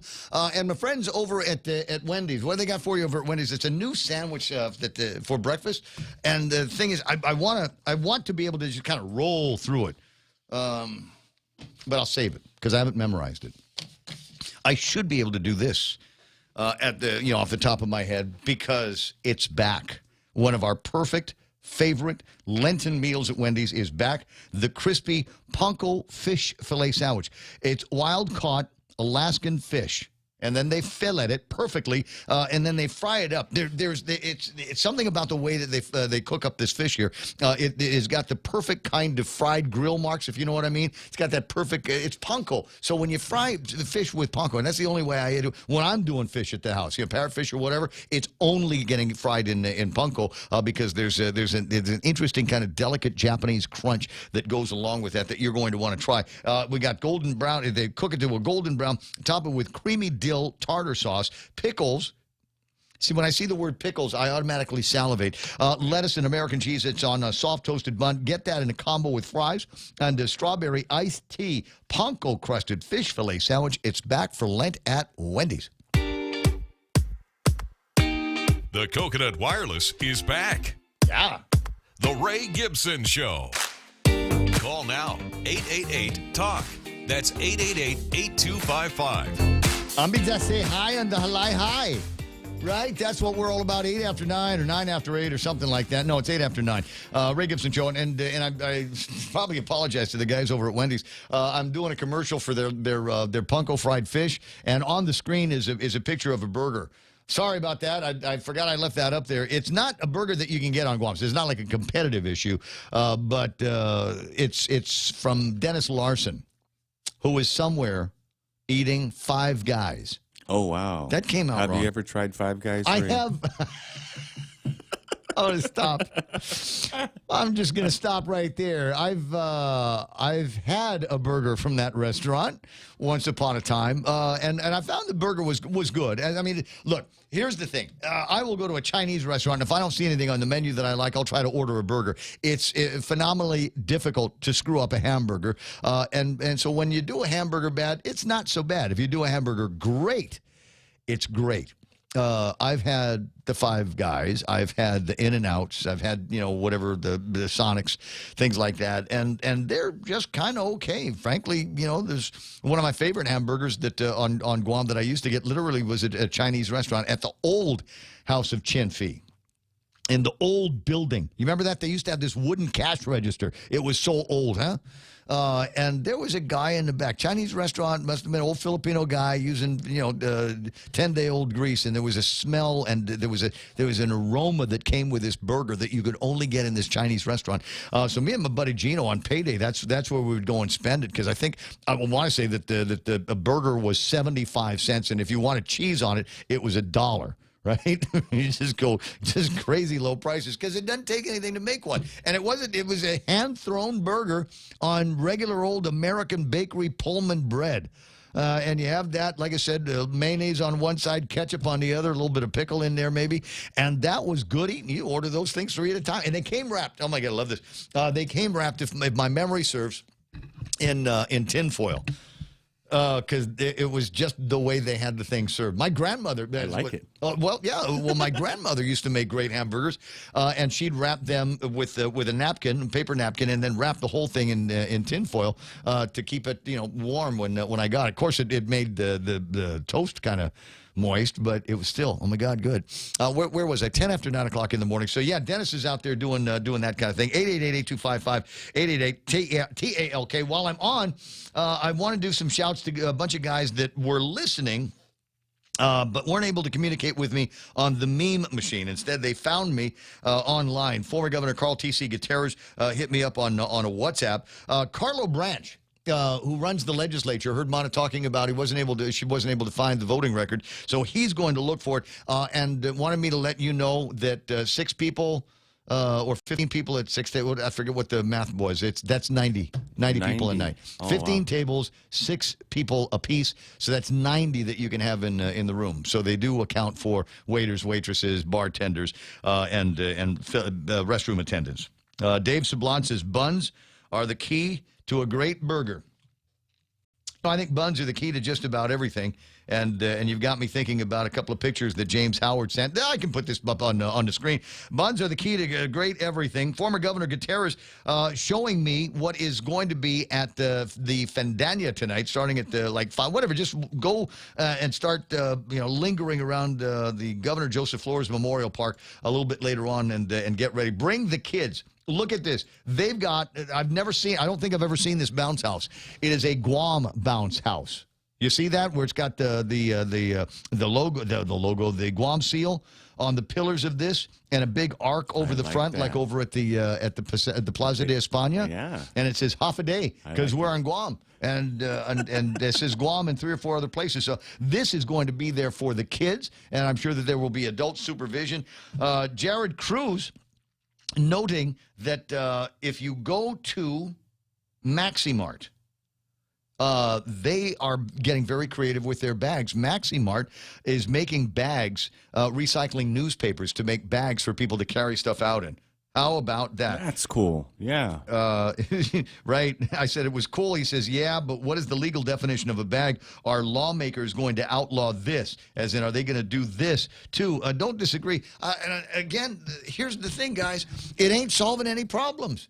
There are these pretend imaginary environmental problems that everybody is just get all weepy about, and decide that we've got to do something. And whenever it's Democrats, it's always something that is restrictive. It's one less thing that you can do. We now need to spend extra money to buy a bag that used to come free with the purchase over at the grocery stores. Now, I agree that there ought to be a limit on the plastic bags that never, ever, ever go away if we've got alternatives, like recycled bags. Get some more use out of that kind of thing. Recyclable bags, or as Dave Sablon says, biodeburnable bags. Get these bags and put them in a thing and make them burn and turn that into electricity.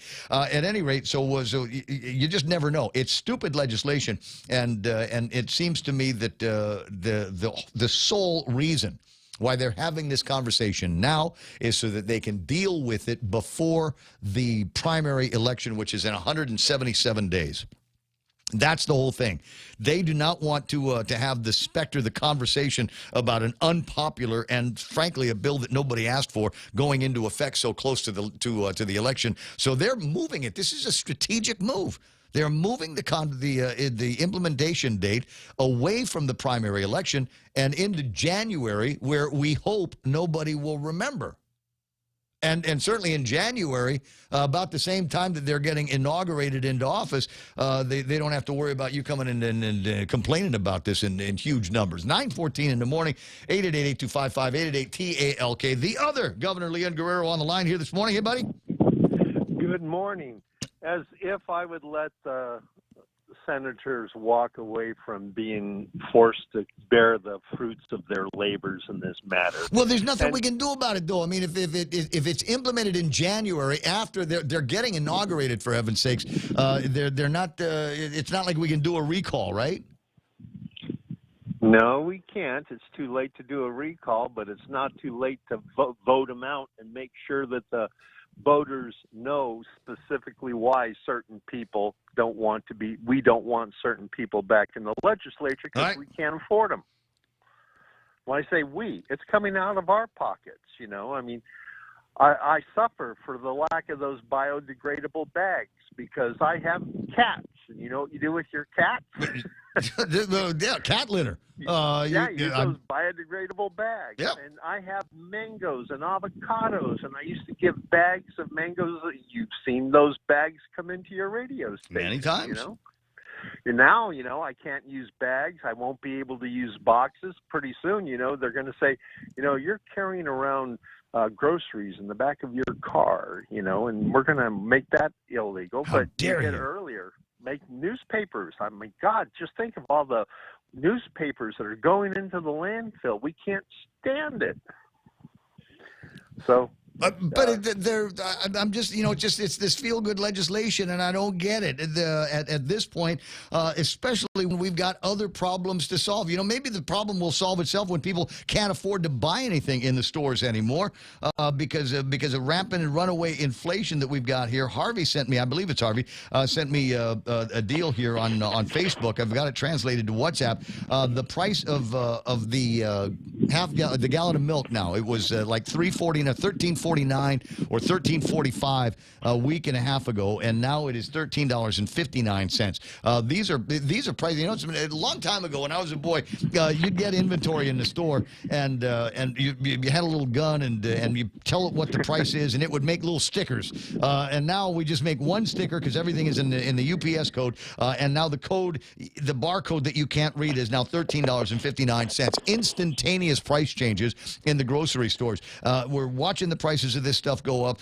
Frankly, none of these people eat it on the same side of the table as we do here, and it's getting to be where I might be able to go in the store and just buy enough stuff that I can carry out. Maybe I don't need a bag for that because I can't afford to buy a whole lot of stuff in the stores anymore. So there we are. I went into a large grocery chain that has offices in Mighty and other places, and I bought a keto-friendly snack that normally is $2.69. Okay. And the sticker there says $2.69. But by the time I got to the cash register, it rang up at $3.29. Hey, how'd that happen? They explained to me, well, that's the price, and we haven't gotten around to changing the prices on the shelf yet, but you know we're in the process of changing the prices now. But the whole point is, that's how fast things are going up. If I had wait a second. I hope they charged you the price as was marked. They did. Okay. They apologized profusely and told me that that they missed that shelf. So they gave me the price that it was marked at. So they gave me the courtesy of that. But I knew right after I got that, they were right there on that shelf changing all the prices on all those. As it was. A similar situation at the mom and pop that I go to from time to time. And they had, there was a special on my beer, 14 some for an 12 pack. So I picked up a box of that. And when they were ringing it up, they said, "Oh, it's $16." I said, "But the sign says 14." And she says, "Yeah, but in the computer it's 16." I said, "Well, you charge me what's on the sign. Otherwise, it's a violation of the law." And she saw things my way, and so I went back and got another 12 pack at the $14. $9.19. I got Dr. Macris on the other line here, or is it McNinch? Which one is it? It's Doc Mac. Doc Mac calling in from the free zone. So more on that in a second. So I want to be able to get to him. But just real quick, I went to Candid yesterday, and it was some kind of video essay of you doing something. What was that? I wasn't able to watch the whole thing. Well, it basically follows the op-ed I did in the PDN about the lesser of two evils. The fact that this is the best the political parties can generate. We have great people out there. We have really smart and intelligent people, but they don't want to have anything to do with the political process and the hoops they go through. I was informed after that candidate that I have committed political suicide because I did not come out in robust support of the Republican candidate, and therefore you have just committed political suicide as far as the Republican Party and the voters of Guam are. Didn't you do that last time too? Yeah, I know. I have a tendency to do that, but it goes back to the point where I am trying to get younger people, smarter people to run for office, and the problem we have is that younger, smarter people don't want to jump through the hoops that have been placed in front of them, and the inconveniences such as a year-round legislature, 27 pages of forms that they have to fill out, swear on DNA test and all this other stuff. You know, democracy should be simple. It shouldn't be hard. And when it's hard like it is, what we end up with is recycled political candidates. Yeah, all of those rules and regulations, Ken, you live long enough and you tick off enough people, and you'll realize that all those things are in there because somebody didn't want somebody else to be able to run conveniently, so that they put up all these roadblocks. I'll bet you half of the restrictions and half of the nonsense in that packet that you've got to fill out and find somebody to manage and all of those kinds of things are put there to have prevented Carl Gutierrez from running for office anymore. 9:21. Hey, I got to go. I'll talk to you later, and we'll be looking for more of your shows. Okay, thank you. I appreciate you, the whole thing. 9:21 in the morning. I mentioned this a little bit earlier, and I'm going to mention it again because I'm really, really excited about this. There's a thing called a skill. Right?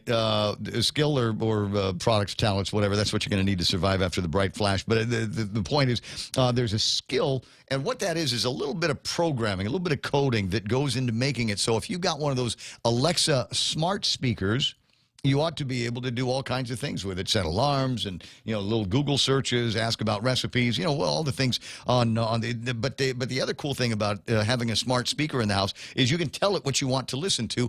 And there is now a skill for the point. And all you need to do is look at your Alexa smart speaker and say, Alexa, stream The Point. And within a second or so, Alexa will go and find our stream and put it up, and you will be able to listen to us in real time on that thing. That's a pretty cool gizmo, and I'm absolutely delighted to have something like that. So if you've got an Alexa and you're tired of saying, Alexa, stream 93.3 KUSG on TuneIn, I've made it shorter for you, and it's actually our own link. So Alexa, stream The Point. That's all you have to remember. 9:22 in the morning. Now, from the Free Zone, it's Dr. George Mackris. Hey, buddy. Hey, Ray. Hey, Guam. Yeah, Alexa, and Alexa will listen into you. And remember, if you ask Alexa, are you listening in for the government, it'll just blink and won't do anything. Well, before I go further, I just want to let you know, milk down the street is $4.39 a gallon, and a dozen eggs is $2.39. I don't know how that competes with Guam, and I know it's cheaper in the Midwest. So that's kind of where you're looking at with your escalating prices on Guam, and that's not good. And anyway.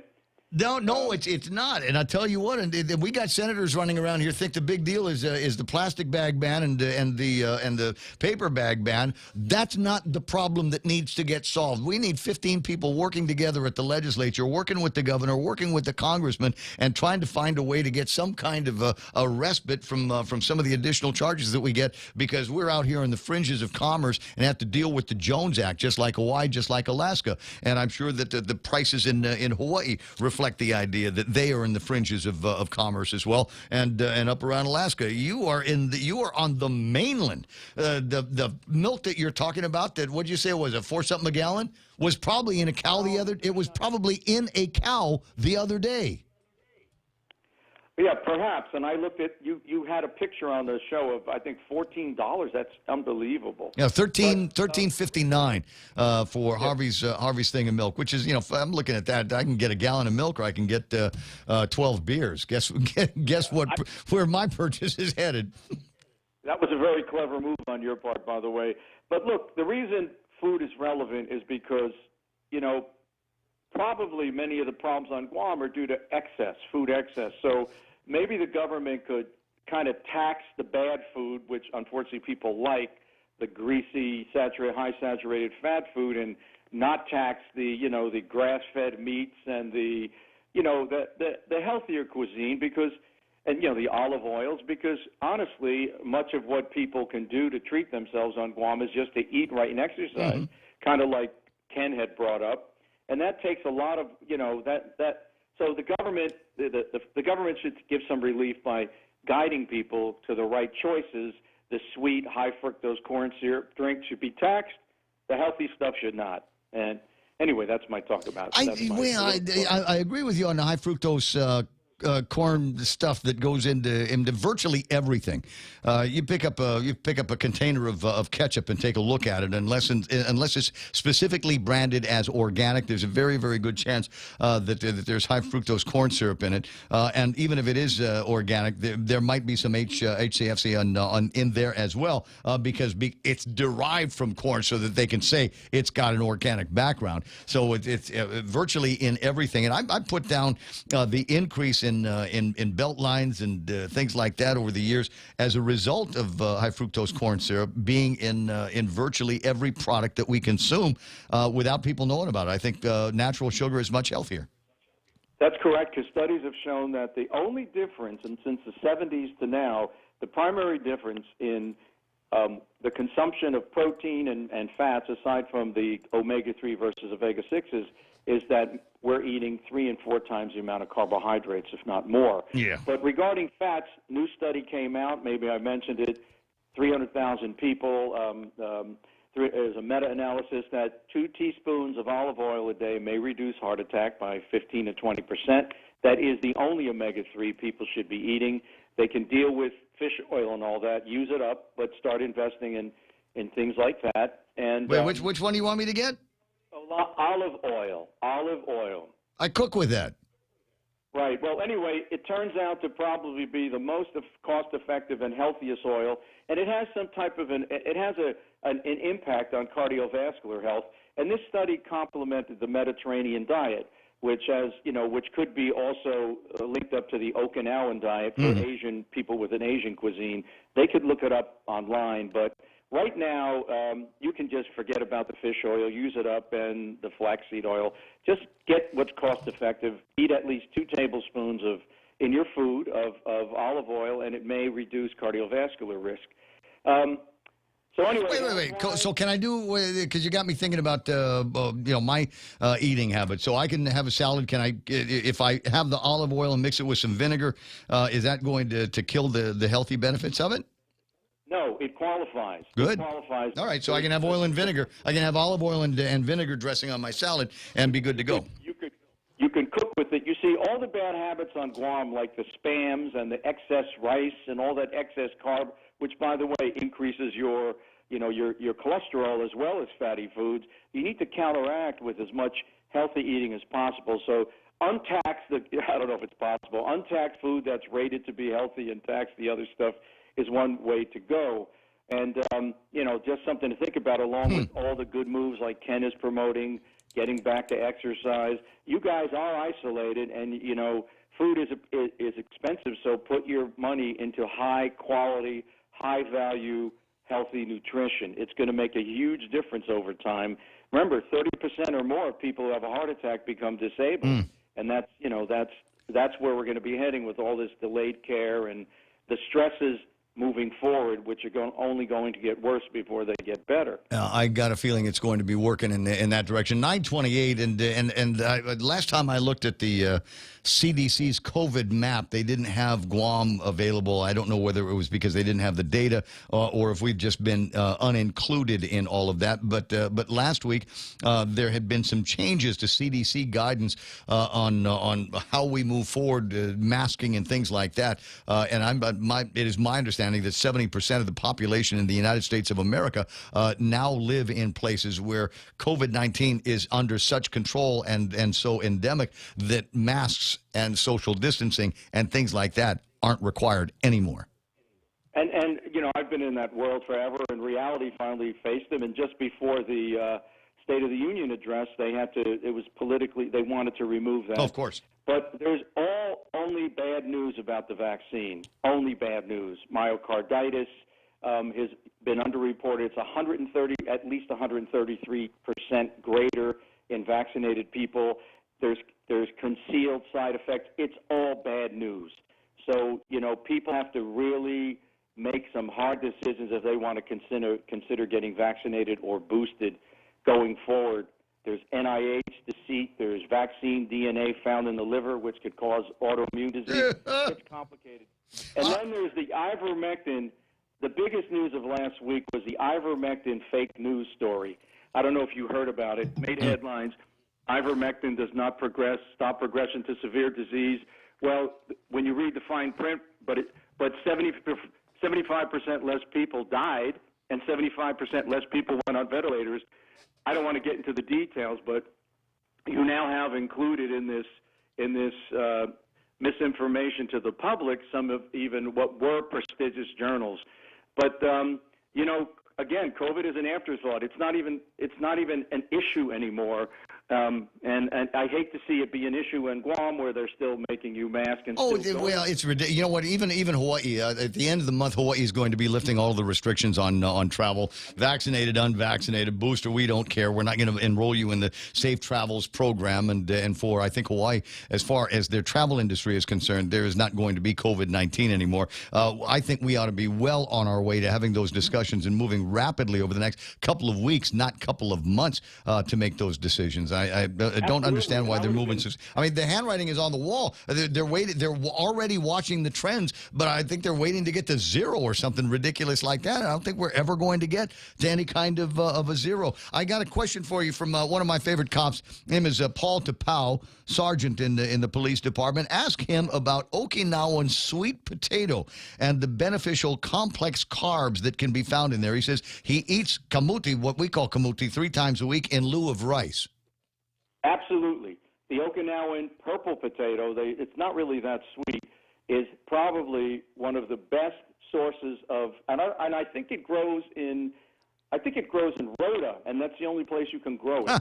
But you can get them there, and I would get them out in Saipan, but it is promoted as being one of the best sources of carbohydrates, especially for diabetics in the world. Wow. And the Okinawan diet is the healthiest diet along with the Mediterranean diet, which is the Cretan diet. And you can mix and match from both of them and substitute carbs as you care. Yeah. Paul's he's not writing back. He's just sending emojis, the trophy and fist bump and the 100 emoji. So he's with you. And 100 is the percent now that the price of kamote is going to be going up now that it's got the glowing endorsement from Dr. George Macris. Yeah, I used to actually smuggle it back to Saipan. They let it come through. It was hard to find sometimes. No, they promote it. They promote it in Hawaiian hospitals and in the Hawaiian community. It's promoted almost like, because there's such an obesity and such a diabetic problem in Guam. In Hawaii, it's actually worse on Guam. Guam should be embracing that rather than rice. But again, that's going to be very culturally difficult to do. But, this is a time after this scamdemic to kind of reset, reorient, and look towards, things that will help you and sustain you. And, again, I read Dr. Akimoto. Dr. Akimoto is a great writer. And, I wrote his piece about forgetting about, we're going to develop amnesia, but I think the point was how important your health really is at the end of the day. And how many people's lives have been ruined because of poor health on Guam, and families have been ruined, and I think there's ample time to change. With a 32-year average age right now, there's plenty of time to change the trajectory, so Guam should not be having one of the highest diabetics rates and highest cardiovascular rates in the country. That curve needs to start coming down. All right. I hate to ask you to diagnose long distance, but have you found in some of your COVID positive cases and folks some lingering effects from COVID-19? I have had since I got the COVID, I have had the sensation in my mouth. It feels like dry mouth, but I am making the usual amount of saliva. Are you hearing about that at your place? Well, there's a whole... Don't tell me it's cancer or AIDS, all right? I don't need to... No, there's long COVID signs, and even though Omicron didn't have an overwhelming effect on the gustatory, on the taste and the smell of people, it still had some effect on most. And you may be still sensing that. And again, I think one of your friends had a problem, and generally it comes back in 8 to 12 weeks. But, there's a lot of... We're going to see more and more information coming out about this, but... At the end of the day, you just got to I think that unless you've had some other event that occurred or you're on a medication that I'm unaware of, this should resolve in about 12 weeks. I suppose I can wait that long. I don't know. I'll tell you what, like I said, it's been going now for about 3. I'll watch it over the next couple of weeks, and if it doesn't go away on its own, then I'll see if talking to a dentist will change something. It hasn't changed my breath. It's still bad. Yeah, suck on lemon drops or something that promotes hydration. Oh, That's kind of what you do for this dry mouth. All right, I got you. There's a note here from our friend. You'll remember Joey Lopez. He says, Doctor, he's listening to us right now. He says, Dr. Shintani published a book called The Hawaiian Diet. It's actually reverse diabetes in patients by eating Okinawan sweet potatoes, taro, lemai in there. An amazing book, and he says it's helped a lot of people. Absolutely.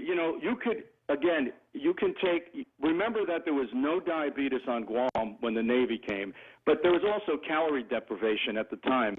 And, and then there came the period of abundance in the 70s and 80s when all the omega-6 fatty foods related to corn and corn-fed animals hit the island. That's why I kind of like the concept, and I don't know how far it went. On Saipan, you can get meat raised on grasslands from, Rota and from Saipan and Tinian. I don't know if you're importing that to Guam, but that's a much healthier meat than what comes as corn-fed from other places. I don't know that anybody back in the old days, if it was coming from the CNMI, used to be able to sell Tinian beef, Saipan beef, but I don't know that there is that making its way down here. I'd have to call the guys over at Payless. 9:36, Doc, always a pleasure talking to you. Will there be Costa Rican adventures this weekend? Well, not this weekend, but I'm scheduled for another 4 or 5 day trip, but it's the week after. All right. Now the other question is are they have the plane loads of Ukrainian refugees hit the East Coast yet?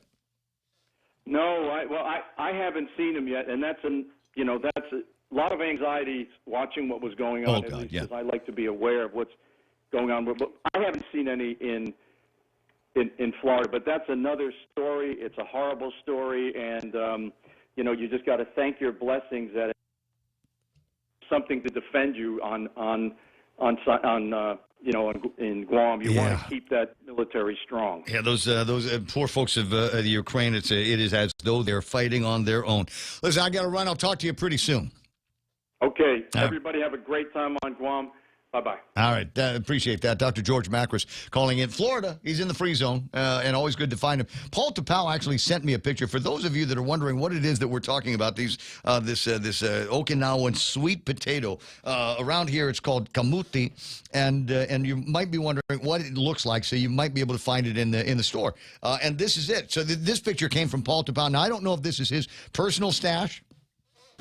I don't think so, but clearly there is no shortage of kamuti supplies in this part of the world, or at least where that picture was taken. Now, what I don't know, I'm going to assume that it is like everything else. We throw this in a thing of water and boil the hell out of it, right? Oh yeah, that's the way that works. They have those at the airport in Rota when you leave. I'll be darned. Yeah, so it only grows there? We can't grow it here? I don't know. Rota has them. I haven't seen them here locally. Every time they always say it's a Rota purple. Okay. It's good. All right, somebody got to hook it up for me. What beer do we pair that with? Anybody know? Look, it's always going to be about beer with me, okay? I mean, I don't know if you just started listening and saying, what is this? What is this show about? It's about 4 hours long. It is about political gossip and smart-ass comments. That's the whole thing. Now, I should actually have more by way of political gossip, except I really, really wasn't interested in a lot of political debate. I have missed going to Phil's place, the venue. I've missed going there. I've missed hanging out with June and getting him to fix me drinks and getting me beer and stuff. I'm a beer guy, but I will every once in a while break away and enjoy one of my old favorite cocktails called an amaretto sour. And there's only really a small handful of people on Guam that know how to make an amaretto sour well, and June is one of them. And Phil always keeps the good amaretto, because the well stuff is crap. The good amaretto, like buy on base amaretto, he keeps that in stock for me and the occasional drink. So I've been wanting to go there, but they had the restrictions, and the restrictions have been lifted. And I went in there, and you know what? Infested is the word that I'm going to use. Apparently, there was a meeting of among the members, the high-ranking members of the Democratic Party of Guam, and so we're all in there. And you might be listening, wondering, okay, Ray, did you give them hell? And And to the degree that there were a couple of topics that came up, but, I consider Tony Babauta before anything else. He's a Democrat, and I will never agree with 100% of the things that he says and does. But the thing that we all agree on is he's a lucky man. He's got 2 beautiful daughters. And I said, the last time I ran into Denise, she told me that the baby was starting to look more like Michelle. And, boy, you want to talk, he took umbrage at that. He says, oh, yeah? And he reaches into his phone, and it's like the first picture that pops up is a picture of the baby and Tony's old man. And yeah, okay, I hear it. Yep, this is it's still very about this girl. And so that was kind of the nature of the conversation. Let's get together and have a good time. Chris was from Big Eye, and Beto was there. Chirag was there, and it would have been a great opportunity for.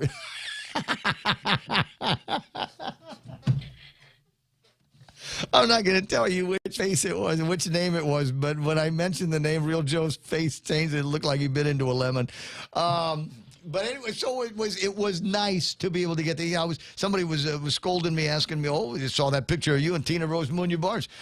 You gave her hell, right?" No, ask how Jake's doing, ask how the mom's doing. That's all right. This is one of those things. Even Carlo Branch and I've been exchanging messages for the last little bit, and I said, you know what, we need to get together. Let's have one of these off-the-record nights.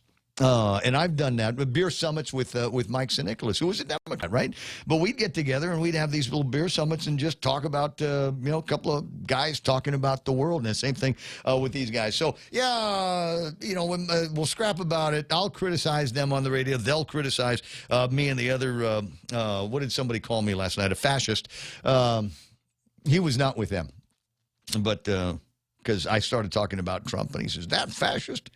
And I'm going, dude, we just met. Are you sure you want to go there? Are you sure you want to?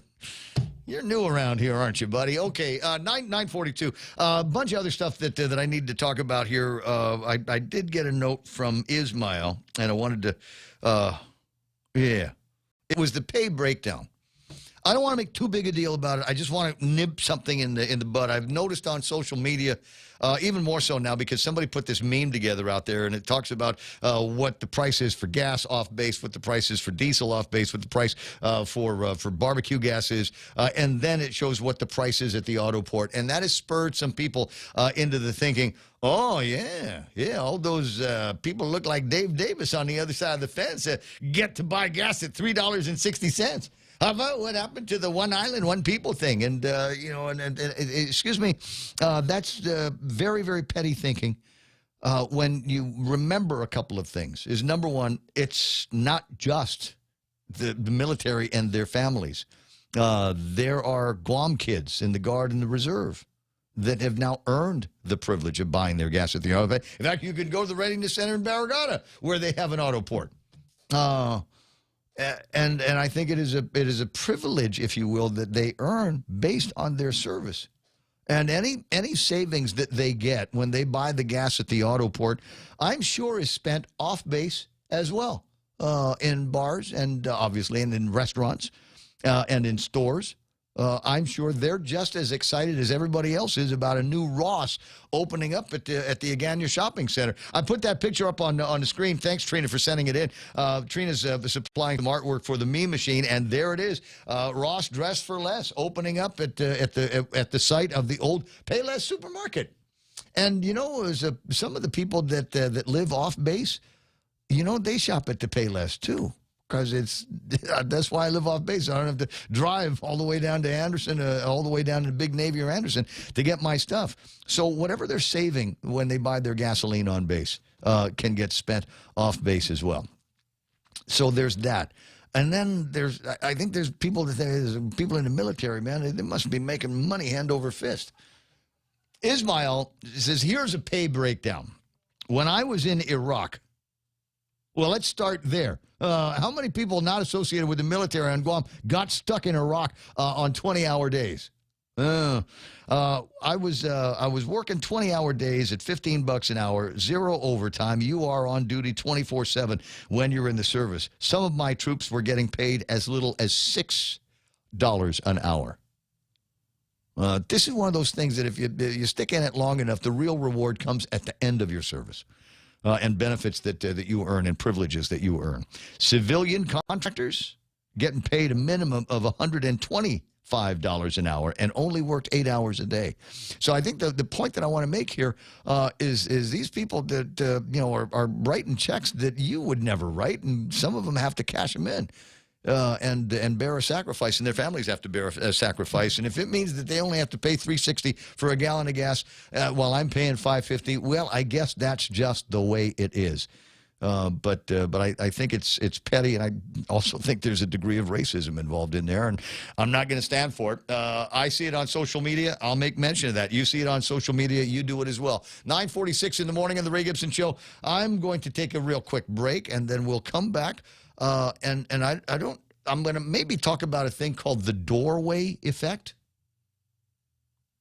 So stay there.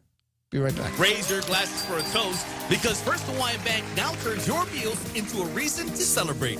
Every dollar you spend on dining purchases, including fast food, earns you up to 3 times United miles. Simply use your First Hawaiian Bank United credit card and start reaping the most rewarding credit card experience on island. Terms and restrictions apply. Don't have a First Hawaiian Bank credit card? Visit any branch or FHB.com to apply today. With First Hawaiian Bank, it all starts with yes. My family and I trust the FHP Health Center because of our connection with the healthcare providers. The services are mostly under one roof, enabling a one-stop for all of my family's medical, urgent care, imaging, dental, vision, laboratory, and pharmacy needs. My family and I trust FHP Health Center. You can too. FHP accepts most insurance plans, TRICARE, Medicare, Medicaid, and self-pay patients. For an appointment, call 671-646-5825, press 1, or takecareasia.com. FHP Health Center, our island, your clinic. Be in the know. Want to keep your family safe from high-tech trouble? Introducing Bark Jr., a new online parental control app that's free for GTA wireless and internet customers. Bark Jr. monitors apps and social media, manages online screen time, and filters websites to protect your family from inappropriate online content. Sign up for any GTA postpaid wireless or internet service and get Bark Jr. for free today. Call us at 671-644-4482 or visit us at gta.net. GTA, we start with you. Hey, I think you can install that on your husband's phone, too, so you can see where he's going. I'm sorry. Didn't mean to start a fight. No, really. What's your husband's passcode for the phone? You should know that. You're his wife. 9:48. Portions of the program brought to you by the team over at Mescla. Now, I told you the other day about enjoying some great Mescla food without being inside of a Mescla. It was they cater. They cater. Oh, my God, the desserts. Oh, my God, the pork belly. They had this lechon there. Ooh, oh, my God. And I'm like, dude, we get that in the store, right? He said, yeah, come on down. Go and try Guam's original Chamorro restaurant, Chamorro Fusion that they do there, but an unequaled Chamorro platter, award-winning gourmet hamburgers. And if you want some keto-friendly stuff, they've got a keto-friendly menu as well at Mescla. My God, we talk a lot about food every once in a while, don't we? That whole thing on the Okinawa diet and the Hawaiian diet and the Mediterranean diet. I'm on the 76 Circle K diet, you know?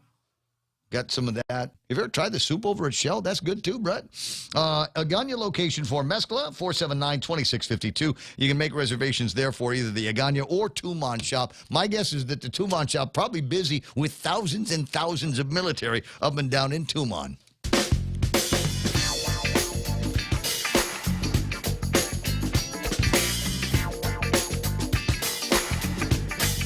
Hey, Brett, did you hear? There, Alec on the line. Everybody's favorite mayor in island of Guam is voted by PICA. Hey, we're Guam's favorite radio station, as voted in the PICA survey that they did. Thank you very much. And again, there's another way that you can listen to us on your smart speakers. Now, we can have a conversation on whether or not the speaker is listening to you all the time on behalf of Joe Biden and Kamala Harris. By all means, go right ahead. But if you've decided that, you know what, there's some interesting technology and I don't want to miss out on it, then go ahead and enjoy your Alexa and listen to the point on Alexa. Say, Alexa, stream the point. Now, I'm wondering how many Alexas that are listening, that are just now starting to pick up the stream. Yeah, it's like that. Sometimes Alexa will lock in on voices that just sound familiar. Alexa, stream Pornhub. I don't know if that's a skill. No, you got to know. Hey, Google. There's one. There you go. 10 away from the top of the hour. But anyway, so I was talking earlier. Golly, I get so many things in my head, and they're all running together. First of all, this picture here, former Governor Carl T.C. Gutierrez sent me this, and it is it's a bounce house that you will find for the kids at Fendania Friday tonight, starting around 5-ish, over at the Jose Flores Memorial Park, Governor Joseph Flores Memorial Park, also known as EPAL Beach. Bring some money. Got the food trucks are going to be down there. I don't know if Dennis is going to be sending any of the bee people down there to sell some honey, because I know him and his honey are off island at the moment. 9:51 and change. The doorway effect. I promise we talk about this as well. Have you ever had the feeling, and you go, oh, I need scissors. Scissors are in the kitchen. And you go to the kitchen, and when you walk through the door at the kitchen, you forget why you went in there. All the time. All the time. We're not old people. Well, yeah. You're not. I'm almost there, dude. Okay, but I mean, we're not like ancient. I can go to UOG for free and get in the short line or the line with a chair, but for all intents and purposes, it's one of those things. We're not that old that we should be having those senior moments. There is a reason why scientists have sorted this out. It is the doorway effect. When you walk into a room and cannot for the life of you remember why you did that, it's called the doorway effect. Here's the science. What's happening is experts say your visual perspective changes when you walk through the doorway, and it takes you a second to recalibrate your thinking. There's something about the change in the space, and your brain just goes into a little blip moment. You're not going crazy. You're not getting senile. It's just that your brain is it got lost in the matrix. It went out of phase for just a second, but you'll be all right. For me, I will often, while I'm bringing everything into the studio, go, oh, I forgot my headphones. Walk right into my office, look at them, but not realize that's what I'm looking for. And then you tell, well, okay, why am I here? Why am I here? Why am I here? Generally, you can come back or do what I do, walk back out and walk back in again. Okay, I got it. 9:52. I wonder if that happens, the doorway effect, when you realize when you walk through a door that you don't have your mask on. I know it. I know it. But did you hear earlier this morning, as I said, Mayor Jess Alec, favorite mayor on Guam, is voted by Pico Magazine, as I get back on track with what I was talking about. He said they're having a serious conversation about doing a liberation parade. And if we're doing a liberation parade, now it's one thing for Mayor Alec to say that, but really it's got to come from the governor, doesn't it? I mean, it's not an official announcement until it's been blessed by Adelup and clear sign that we're out of this. Why do we need to do this? Well, I mean, there's a lot of reasons why I want to have a party, a big island-wide party get-together. And I want Angel to put me in exactly the same place where I was before, because our palapalas fit down there. I can put a stage there, maybe a DJ, whatever. But I want to be next to the Marines. There's a bunch of like Marine vets on Guam, and I want to hang out with those guys because they're fun and they have cold beer. They're old school. They're not seltzer people. And they speak your language. Amen to that. Amen to that, my brother. But we need to use that also as a platform. It was one of the last liberation festivities that we used as a platform to introduce to our listeners Bob Klitsky. You'll recall. He was there doing that thing. But like I said, it's got to come from the governor, and somebody over at the governor's office needs to start working on the speech. Pete, I see you there. 1 second. I've noted a few things that I guarantee are going to be in the speech. Just like we were guaranteeing what was going to be in the State of the Union address. The speech where the governor starts talking about liberation festivities, including a parade. How they saved the liberation. Listen for this kind of language. Liberation from the invisible enemy. They've used it before. I think they'll use it again. And don't forget a tribute and an homage to the unsung heroes and our frontline warriors. Oh, yeah. Going to have soaring language like that. When we take some time on Liberation Day to dry the tears for those that we lost. And a reminder that more than any other race of people, more than any other kind of people from anywhere else on the planet, there will never be more resourceful, more resilient people than the people of Guam. And with these comments, my friends, I announce the beginning of today's Liberation Parade. Of course, their version's going to go about 20, 25 minutes, and they're going to be stroking all of the efforts of the Democratic Party. It's 9:55. Is that Pete on the line? It is, sir. Buenos Zen Day. Finish the show for me, bro. Hey, bro, I don't buy that doorway effect. That's malarkey. It's called ADHD. Can I park in handicap then? Yeah, we just can't stay focused. That's all it is. You've listened to the program. You know I have that problem from time to time. Hey, look, a squirrel. Yeah. No, I'm calling to make an announcement that I am going to run for Liberation Queen. Woohoo! Congrats! Yes, 2022. You know, if it was easy, girls would do it. I'm kidding. I got that off of Mandy's T-shirt. No, hey, we can all identify as something else, you know. I hear you. You know, when I was deployed, Ray, I had to try to identify as Air Force, even though I was Army, because Air Force had all the better stuff, man. Is that not a fact? Is that not a fact? You know, you even see that in the I want to say the Guard and the Reserve that we've got here on Guam. How do we say it? You know, it's the Army Guard built for torque, but the Air Guard's built for speed. And I remember seeing the difference between the two of them. And it's like the guys in the Army Guard, it's all blunt instrument. But you get into the Air Guard, and these are two-hole punch people. You know, just happy with three-ring binders, two-hole punches. The Air Force had different concessions down there. Is what I'm talking about. Their MWR area and all that stuff. They had way much better. They had better gyms, better concessions, and we were actually not allowed to go into their areas. Oh my God! The differences between the branches, eh? Well, I borrowed my buddy's Air Force uniform. Oh. That's okay. The statute of limitations is passed. I appreciate you. I appreciate you confessing your sins here on the program, and for that, I'll need 5 Our Fathers, 10 Hail Marys, and 18 Michelob Ultras. Yeah, but remember, Ray, 2022, Pete Santos for Liberation Queen. I'll remember. I'll vote for you, buddy. All right, buy tickets. Don't vote. Buy tickets. Amen. I'll see you, Tello. It's set 9:57 and change. One of the things that I heard yesterday, and trust me, I agree with the sanctions that they're leveling against Putin and Russia, except the one dumb one.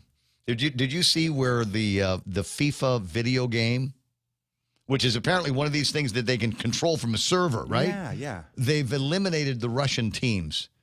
From the FIFA soccer game. Crazy. There it is. Oh my! We're making them hurt. We're making them feel the pain. Here's the problem is I'm concerned that the sanctions against Russia are going to hurt the wrong people. You think about just regular folks that live in Russia. Now they have to deal with all of these things. And I know I get the idea. You feel the pain, and then you make Putin feel the pain. But he's one of the richest guys in the planet, and I don't think he's in a position ever to feel any kind of pain from anybody.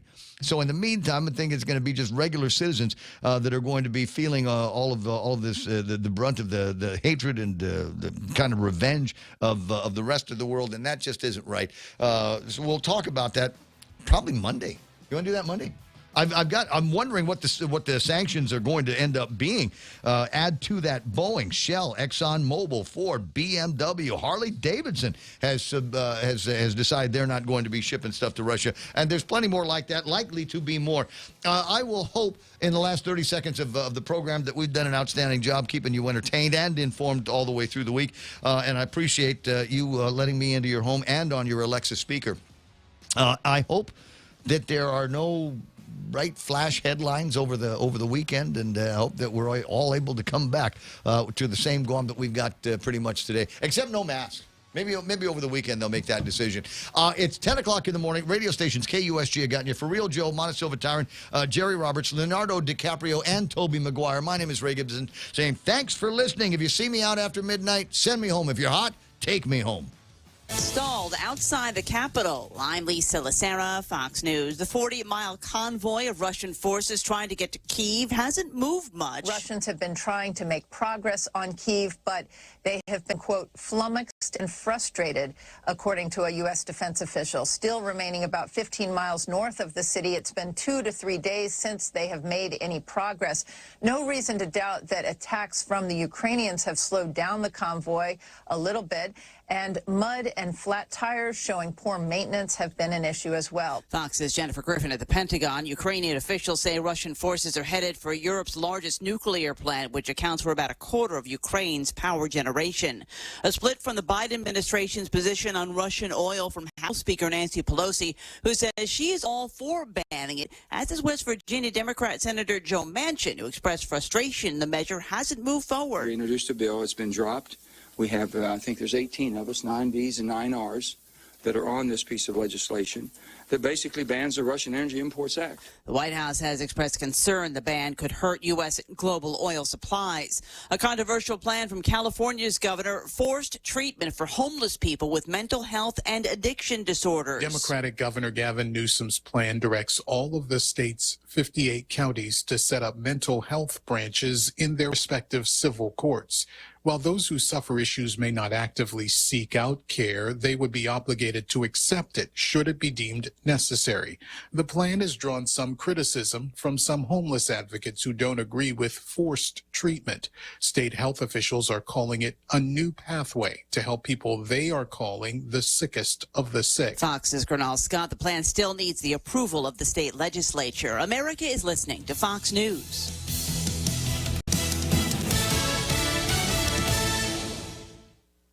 How quickly did you become scared out of your wits? I mean, were you frightened immediately or just kind of, this is